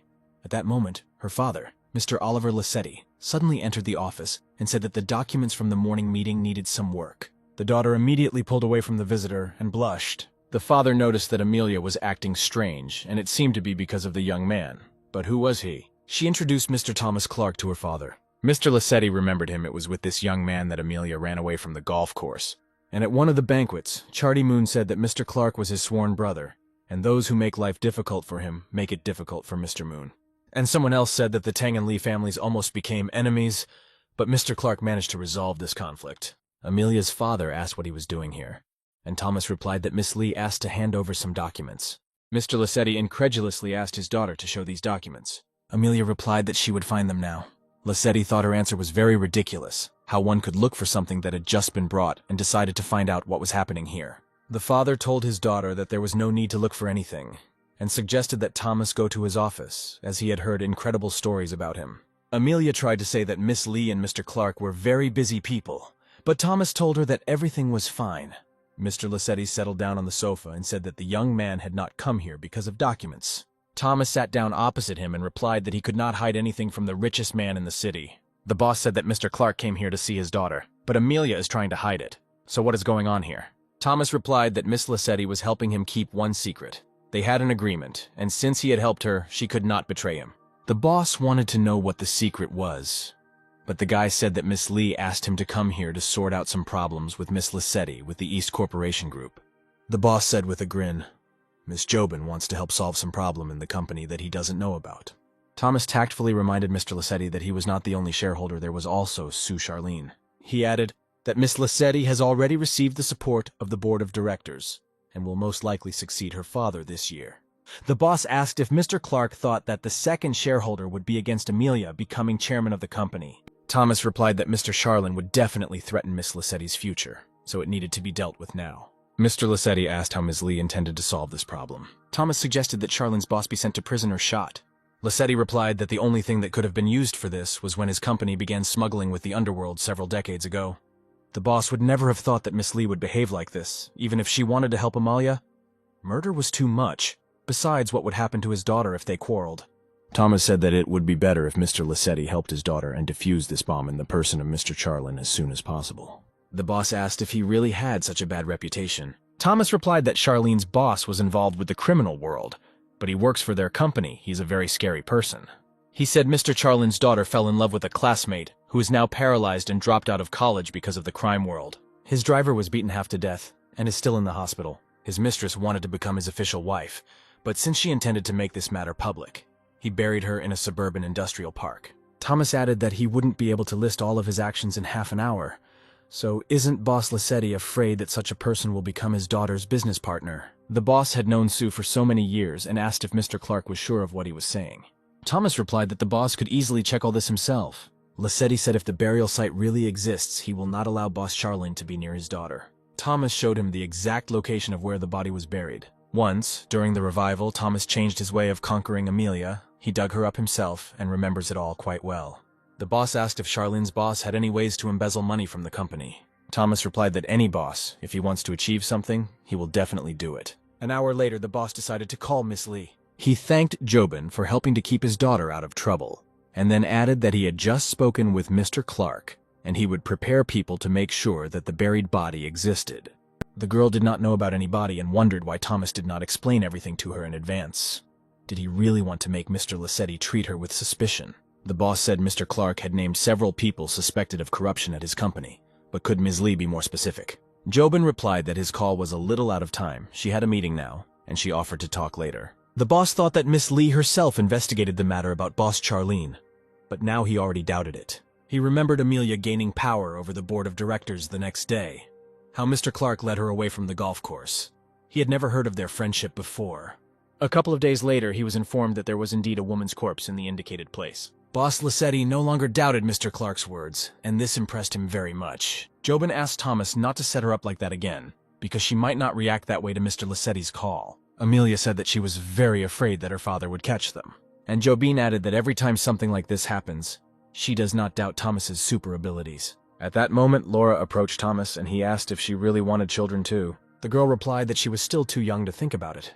Thomas said that in that case, he would sleep with Jobin and Amelia tonight. Laura was offended and said that he was just making fun of her. Thomas replied that he wanted to tell her something and asked her to go out with him. On the balcony, he asked Laura not to tell anyone under what circumstances they met. The girl recalled that he started chatting with her in a bar, then got into a fight with someone. Everyone who was there saw it. Thomas thought that Laura did not understand that she should not tell anyone that she knew about his ability to be reborn. He did not remind her of this, but only asked that she not tell anyone about their meeting. Laura replied that she agreed to remain silent if Thomas agreed to one of her conditions. She asked Thomas to take care of her and always help her if she had difficulties. Thomas replied that he would have done it even without her asking. He then added that she would have to sleep in another room tonight anyway because Amelia wanted a baby. Half an hour later, Thomas invited Amelia into the bedroom. The girl playfully said that she behaved very badly and should be punished for it. Thomas chuckled and replied that she asked for it. Amelia was turned on by role-playing in bed, and Thomas was a pro at it. Jobin could clearly hear the sounds coming from the next bedroom. Laura wrapped herself in a blanket and regretted that she was not next to Thomas now. The boss returned gloomy, and his wife asked why he was so late and if she could help him with anything. Oliver replied that everything was fine and asked his wife to call Amelia to him. Gloria replied that Amelia went to Miss Lee and Mr. Clark today and has not returned yet. The boss understood that all this was somehow connected with Mr. Clark. In a week, Charlie Moon would marry his first lover, and there he would try to find out more about this guy. Charlie Moon invited Miss Lee and Thomas to the wedding because it was he who helped Charlie make peace with his ex. They were warmly greeted by Willie, the son of Melinda, Charlie's future wife. He added that the father asked to meet them and invited them to enter the house. A few minutes later, Thomas suggested that Jobin go somewhere less noisy. And then Patricia appeared, who said that she had not seen Mr. Clark for a long time. Dissatisfied, Jobin asked her to behave decently and not cause trouble for her husband. Patricia leaned over to Jobin and quietly said how she could cause trouble for her man. Jobin replied that she was just a mistress, to which Patricia said that it didn't seem strange to her that Mr. Lissetti had recently come to her and asked her about Mr. Clark. Jobin was surprised and asked what this meant. Patricia said what was more important now was what Mr. Lissetti wanted to do. Thomas whispered to Jobin to find Amelia, and the girl realized that he was up to something again. Patricia told Thomas that she felt sick when she saw her husband interacting with Miss Lee in public. Thomas suggested that she continue the conversation where there were fewer people. Patricia immediately agreed and, calling him a bad guy, headed for the exit. Secluded in the gazebo, Patricia said that Thomas had found a suitable place. A second later, their lips connected in a passionate kiss. Jobin found Amelia without difficulty. Her father noticed that Miss Lee was without Mr. Clark. He approached Jobin and thanked her for taking care of his daughter, and then asked where Mr. Clark had gone. The girl replied that he was negotiating with Patricia, to which he replied that he had business with Mr. Clark and was going to find him. Jobin suggested that they were in the gazebo and Mr. Lissetti went outside. He headed in the direction where the voices were coming from. and then he saw Thomas in Patricia's arms. He didn't want to delve into the relationship between Mr. Clark and Miss Lee. He just couldn't understand how these two strong women could fall in love with Mr. Clark. Suddenly, Patricia thought she heard some rustling and turned around. Fortunately, Mr. Lassetti managed to remain undetected. Thomas realized that Jobin had done everything right and was almost ready. The boss thought, even if this woman is having an affair with him, why is Mr. Clark still a stranger to him? He understood that if this matter leaked out, the entire elite would be in turmoil, and the city would become a battlefield for the Patricia and Jobin families. The boss was amazed at the courage of Mr. Clark, who came with Miss Lee and immediately met with Patricia behind her back. Perhaps this is the very secret that his daughter promised to keep to Thomas. He returned to the guests, and Miss Lee asked if he had managed to communicate with Mr. Clark. Oliver decided to answer that he never found it. Jobin said she could call her husband and tell her that Lassetti's boss was looking for him. But then one of the guests exclaimed that news had appeared on the internet that 2 high-ranking officials had been arrested for hiring a killer. Amelia asked in surprise what was going on. Jobin quietly replied that their husband would figure it out. At that moment, Thomas came in and asked what the conversation was about. Boss Lassetti said that he had found out what Mr. Clark had told him the other day and suggested that they discuss it later in private. Thomas told Jobin that the wedding ceremony was about to begin, and Jobin asked if Mr. Lassetti had been able to talk to him. Thomas replied that he had not spoken to him. He would leave first later and was sure that Boss Lassetti would want to talk to her. Jobin was indignant, since when did he begin to blame the solution to his problems on her? Thomas hugged the girl and replied, all because she is special to him. In the evening, Mr. Lassetti actually found Miss Lee and asked why she was alone. Jobin replied that her husband had some work to do, so he left early. Oliver said there was a lot he wanted to talk to Mr. Clark about, but he wouldn't mind talking to her either. The boss said that he knew that Miss Lee considered Patricia her idol and did not know what the relationship was between them. The girl replied that Patricia used to be her idol, but now she considers her just a whore. Oliver realized that Miss Lee knew about her husband's relationship with Patricia. Jobin added that Patricia was not his only lover, but that Thomas would eventually marry her. The boss said that in that case he could see no difference between Drake Simonovsky and her husband, so why did she choose Mr. Clark? The girl replied that Thomas is more powerful than anyone and Boss Lassetti doesn't know him at all. Oliver said that his power could hardly be compared to that of a god. Jobin said that the real estate incident in Shanghai was orchestrated by him. She added that Thomas asked Uncle Tan and brother Alex Goodson to look into the matter because the Winter family had insulted one of his mistresses. This was the first time Oliver had heard of these families collaborating with Mr. Clark, who, for the sake of a woman, destroyed a $3 billion conglomerate in 3 days. Jobin said Mr. Clark had great respect for all his women and no one knew what he did for them. She showed Mr. Lassetti a post that said Stardale Rudy had cheated on his wife Christine, causing their company's stock to plummet. The boss was surprised whether he really did this for the sake of one of his mistresses, but for what purpose? The girl replied that he did it for his new lover, Miss Long. She said that some time ago this company targeted Miss Diana by publishing her new album and talking about her affair with the talented performer who is Mr. Clark, so now the time has come for Thomas to fight back against them. Jobin added that Thomas was described online as a rare talented musical genius, but he was just playing around to make Miss Long happy. Then the boss said that his daughter recently received the support of the majority of votes on the board of directors. Was he really going to make Amelia happy with this too? Jobin admitted that this too was set up by Mr. Clark. Oliver realized that his daughter was also his mistress. He was silent for a moment and then asked how long this had been going on. The girl replied that it all started the day Thomas took the girl away from the golf course. The boss clenched his fists because Mr. Clark stood up to his wife at their first meeting, and the next day, Amelia seized power on the board of directors. He didn't want to believe that his daughter was someone's mistress and wouldn't allow some gigolo to rob his company, which is worth tens of billions. Jobin asked if the boss was going to set up her daughter on a date with someone to get rid of Mr. Clark. She advised not to do this, otherwise someone might die. The boss said that this is nonsense. If he as a father forbids his daughter to be his mistress, will Mr. Clark really kill him? Jobin replied that the boss would not be harmed. Thomas would simply eliminate all applicants. He grinned and asked why Drake Simonovsky was still alive, or why Amelia occupied more space in Thomas's heart than Miss Lee. The girl replied that Drake would not live even a year. Besides, he had already come to Donghai and almost lost his arm and had to run away. The boss remembered this excitement, but did not think that it was the work of Mr. Clark and Drake was defeated. The boss said excitedly that if Drake died, it would lead to a change in power in the big families, and the Lee family could both rise and fall. So would Miss Lee allow this disaster to happen. Jobin said her father had recently met with Mr. Clark, and had only discussed family matters with him since then. The boss realized that by this Boss Lee recognized Mr. Clark as his son-in-law. In addition, he understands that Thomas will most likely kill Drake, and the Lee family will unite with Mr. Clark to defeat the Simonovsky family. And he thought that this guy was just a brat, but he turned out to be a big shot. Jobin stood up and said that she had to go and suggested that they continue the conversation next time. The boss understood that he could not rely only on her words. He would have to check everything and find out what kind of person he was. Thomas Clark. 5 minutes later, Patricia called Thomas and said that Jobin had told Boss Lissetti everything, and now he was inviting her to dinner. But what could she tell him?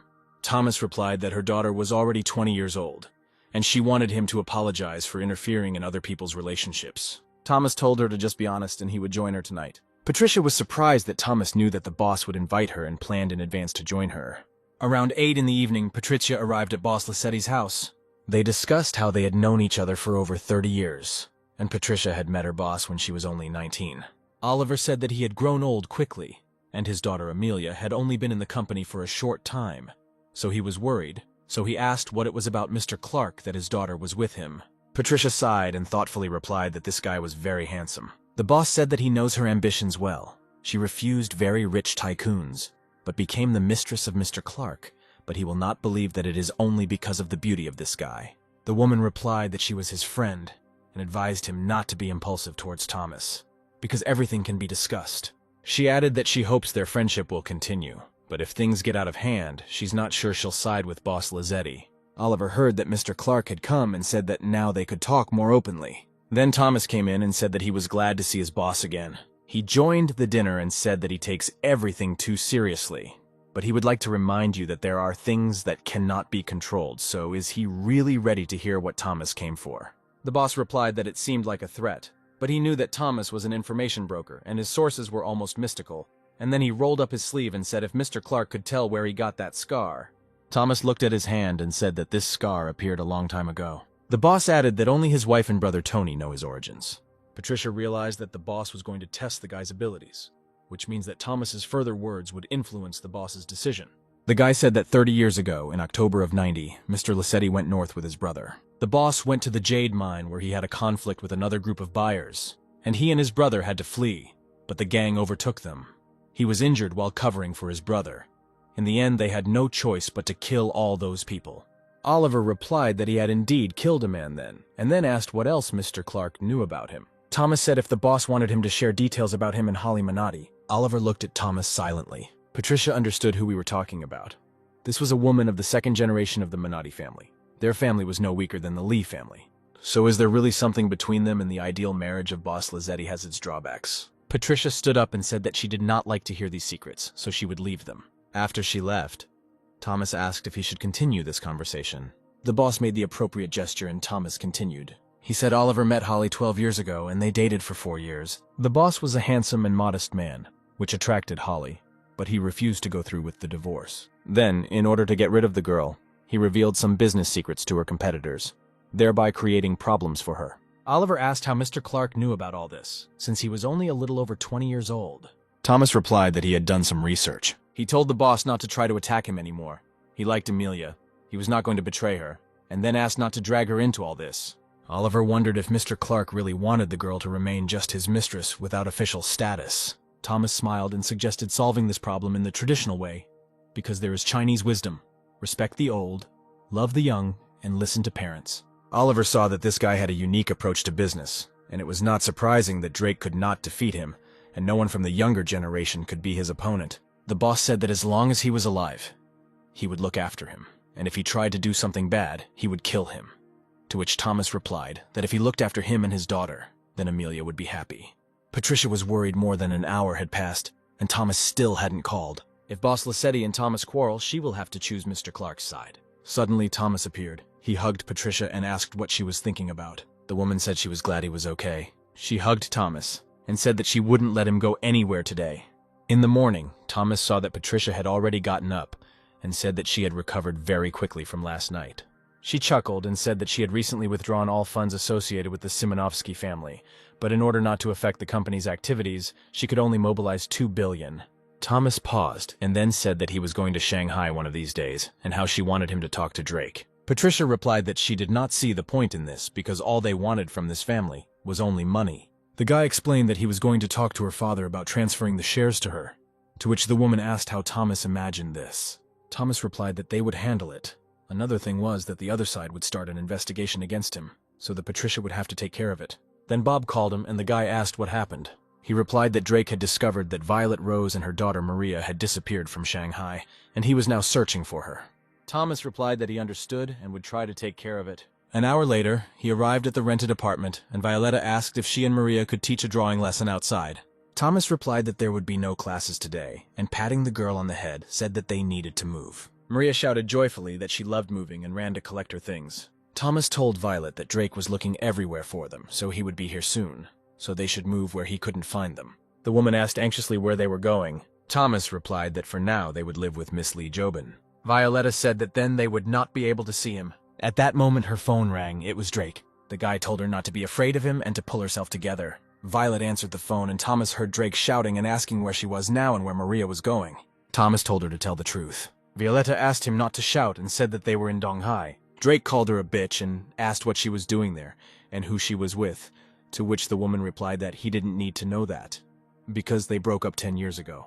He told her to return to Shanghai immediately before he started killing. Thomas hugged Violetta and quietly said that he was nearby and she had nothing to fear. Then the woman boldly answered Drake that she and Maria would not return. They were happy here and turned off the call. This angered Drake, and he slammed the phone on the table and shouted that he would skin her if he caught her. Thomas told Violetta that she had her whole life ahead of her, and this bastard would not even cast a shadow on her. The woman kissed Thomas tenderly and said that she could not have done it without him. At this moment, Thomas quickly took out his phone. He instantly took a photo of them kissing. Thomas said that Drake is now in a fit of rage, so why not stimulate him even more? Because with his character he will probably do something stupid. Violetta replied that she regretted that Maria was at home now, and they could not completely surrender to each other. A couple of hours later, Thomas was walking down the street and thought it was time to meet double agent Manny Harrison. He met him in a cafe, and many reported that Drake asked to visit Miss Rose and Maria.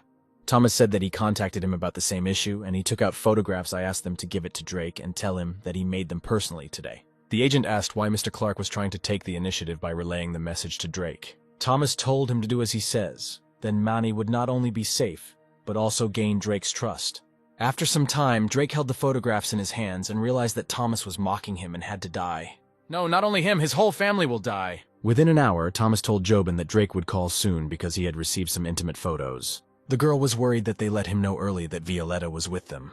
She might be in danger. Thomas replied that Drake would think he was being cuckolded. He would be filled with anger, and that's what they needed. He added that now a lot depends on Jobin. She will have to hit him where it hurts to make him lose the ability to think adequately. She recalled that he had recently given her responsibility for Amelia's father, and now he was making her a tool again.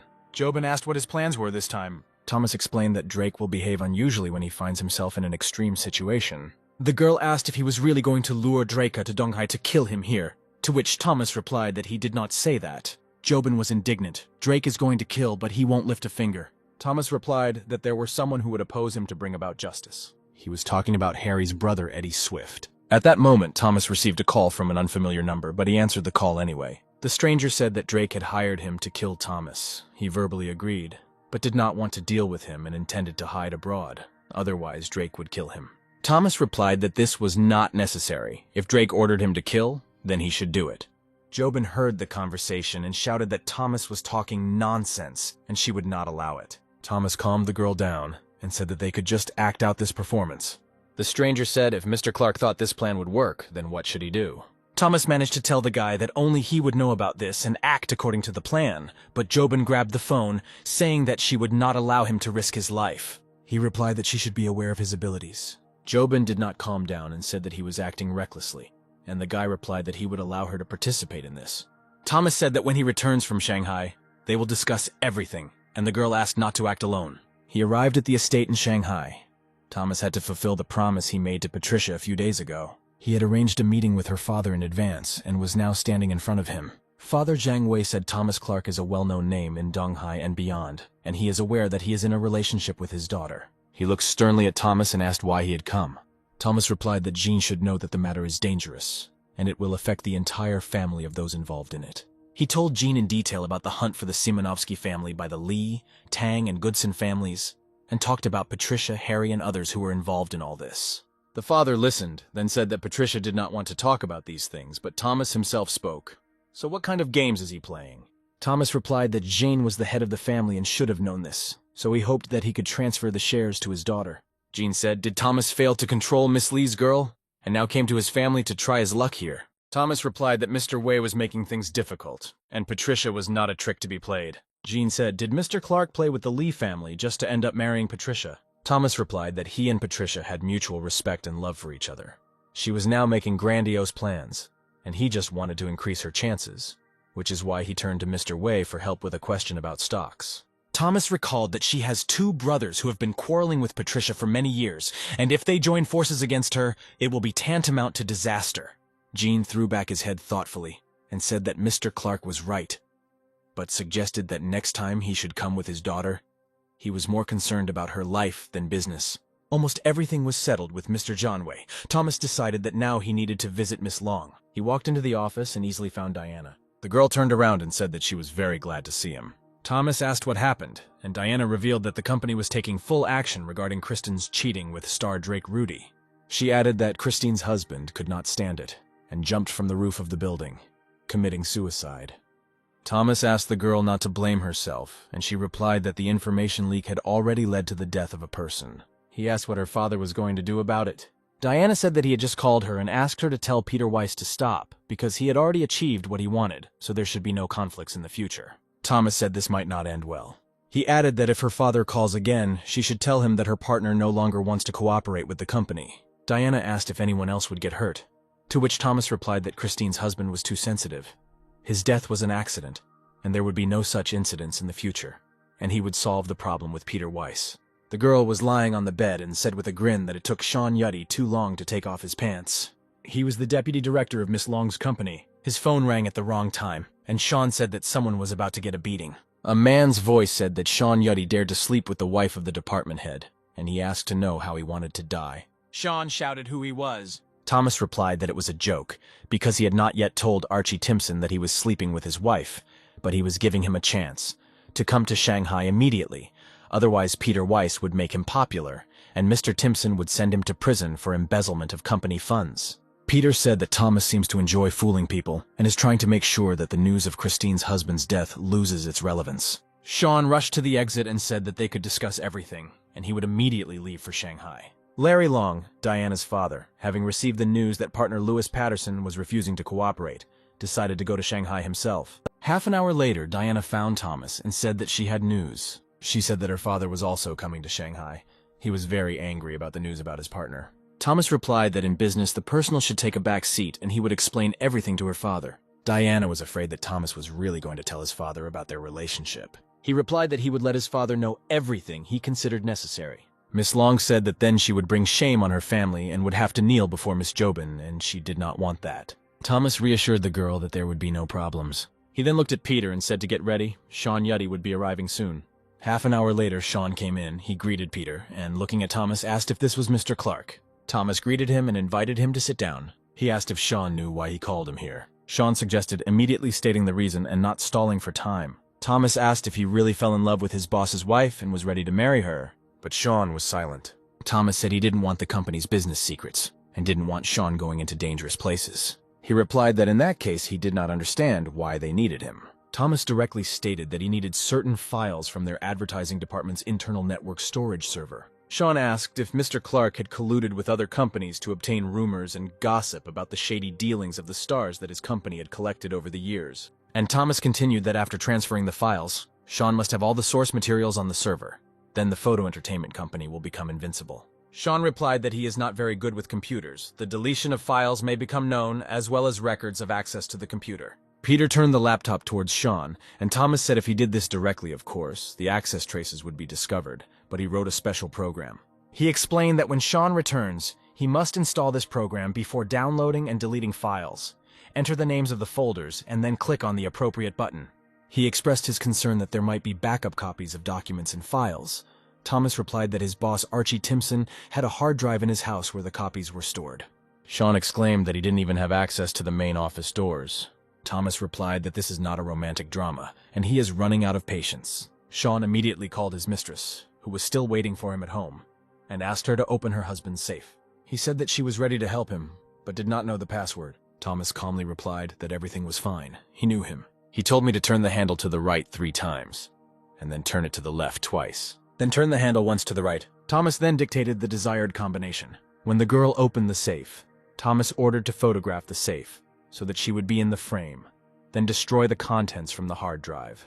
The girl did everything as she was told and sent evidence. Sean asked if he could go now to do what Mr. Clark said, and Thomas told him to get ready to go with him to meet someone. The next day, Diana was told by her father to invite her partner to the office. Diana replied that she had already asked him not to interfere in the company's affairs. The father said he didn't care about the usual business. He knew that half the company's shares had recently been transferred to Mr. Clark's name. The girl replied that she knew what she was doing. She exchanged shares for the incomparable genius. Father sternly said that in that case, let this Mr. Clark himself come and he can personally appreciate this incomparable personality. Diana immediately called Thomas and said that her father wanted to see him urgently. Thomas replied that he did not expect Mr. Larry Long to be so impatient, and added that he would be right there. Half an hour later, Thomas was in the office and said that he was Miss Long's musical partner. Larry asked directly if Mr. Clark thought his reputation was false. Can Mr. Clark really say with full responsibility that he has talent? Thomas replied that this is a kind of power and the opportunity to become famous when you want it. Mr. Long laughed in his face and said that he was the best among the most arrogant young men who wanted to become famous. He added if Mr. Clark is so talented, will he be able to remain popular and dominate other stars? Thomas replied that he does not plan to do this. Most likely he will write songs for other artists. For him it is just a hobby. He added that he was not here to discuss his future. Larry looked at both of them and said that, judging by his daughter's behavior, this did not look like a simple partnership. Thomas leaned over to Diana and told Mr. Long that he and his beloved had sworn love to each other. The surprised father said that there were rumors that he had a girlfriend. Thomas answered honestly that his girlfriend's name was Lee Jobin. Larry angrily asked what kind of trick he had started and what he had done to deceive his daughter. Diana tried to justify herself that everything was not as he thought, but Thomas interrupted her and said that he would explain everything himself. He came forward and said that he and Diana were officially dating. He was going to marry Lee Jobin, and Diana knew about it. Mr. Long clenched his fists and asked his daughter how she agreed to become Mr. Clark's mistress. The girl said through tears that they love each other and Thomas treats her well. The father said that for 20 years Diana was their pride, so when she managed to become a fool in love, he grabbed his daughter's hand and said threateningly that she was going to Hong Kong immediately, and he would not allow her to meet this crazy man. Thomas said that in order for Diana to be with him, he prepared a ransom. So does Mr. Long want to know what he is? The father said without turning around, if this is money, then how much in his opinion his family is worth? Thomas replied, if the Long family wants to develop, then they should move to the mainland. But they are reluctant to treat media families, and at the moment, their assets have been reduced. Mr. Long stopped and asked what the guy was trying to tell him. Thomas replied that he was offering 100 billion yuan, the family's assets would be increased, and that would be enough to modernize the company. The father said in disbelief that it took their family 3 generations to get to where they are now. How can he talk about such a huge amount so easily? Thomas snapped his finger and told Peter to bring Mr. Sean. Sean entered the office with some kind of package in his hands. Thomas explained that this person was currently working for him and asked to submit documents. Sean immediately handed over the folder and asked Mr. Long to look at its contents. Larry carefully studied the documents and said that this was really all the dirty information of the entire industry. He said with disbelief that he appreciated Mr. Clark's research skills, but if he could do it, then it was possible that there would be someone just as smart.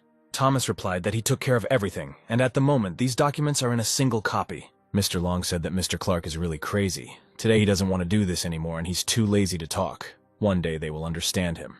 Diana began to cry, and Thomas said that now they would return to the hotel and talk about everything tomorrow. The girl began to take off her clothes and told Thomas that today was their last evening. The guy asked what her words meant.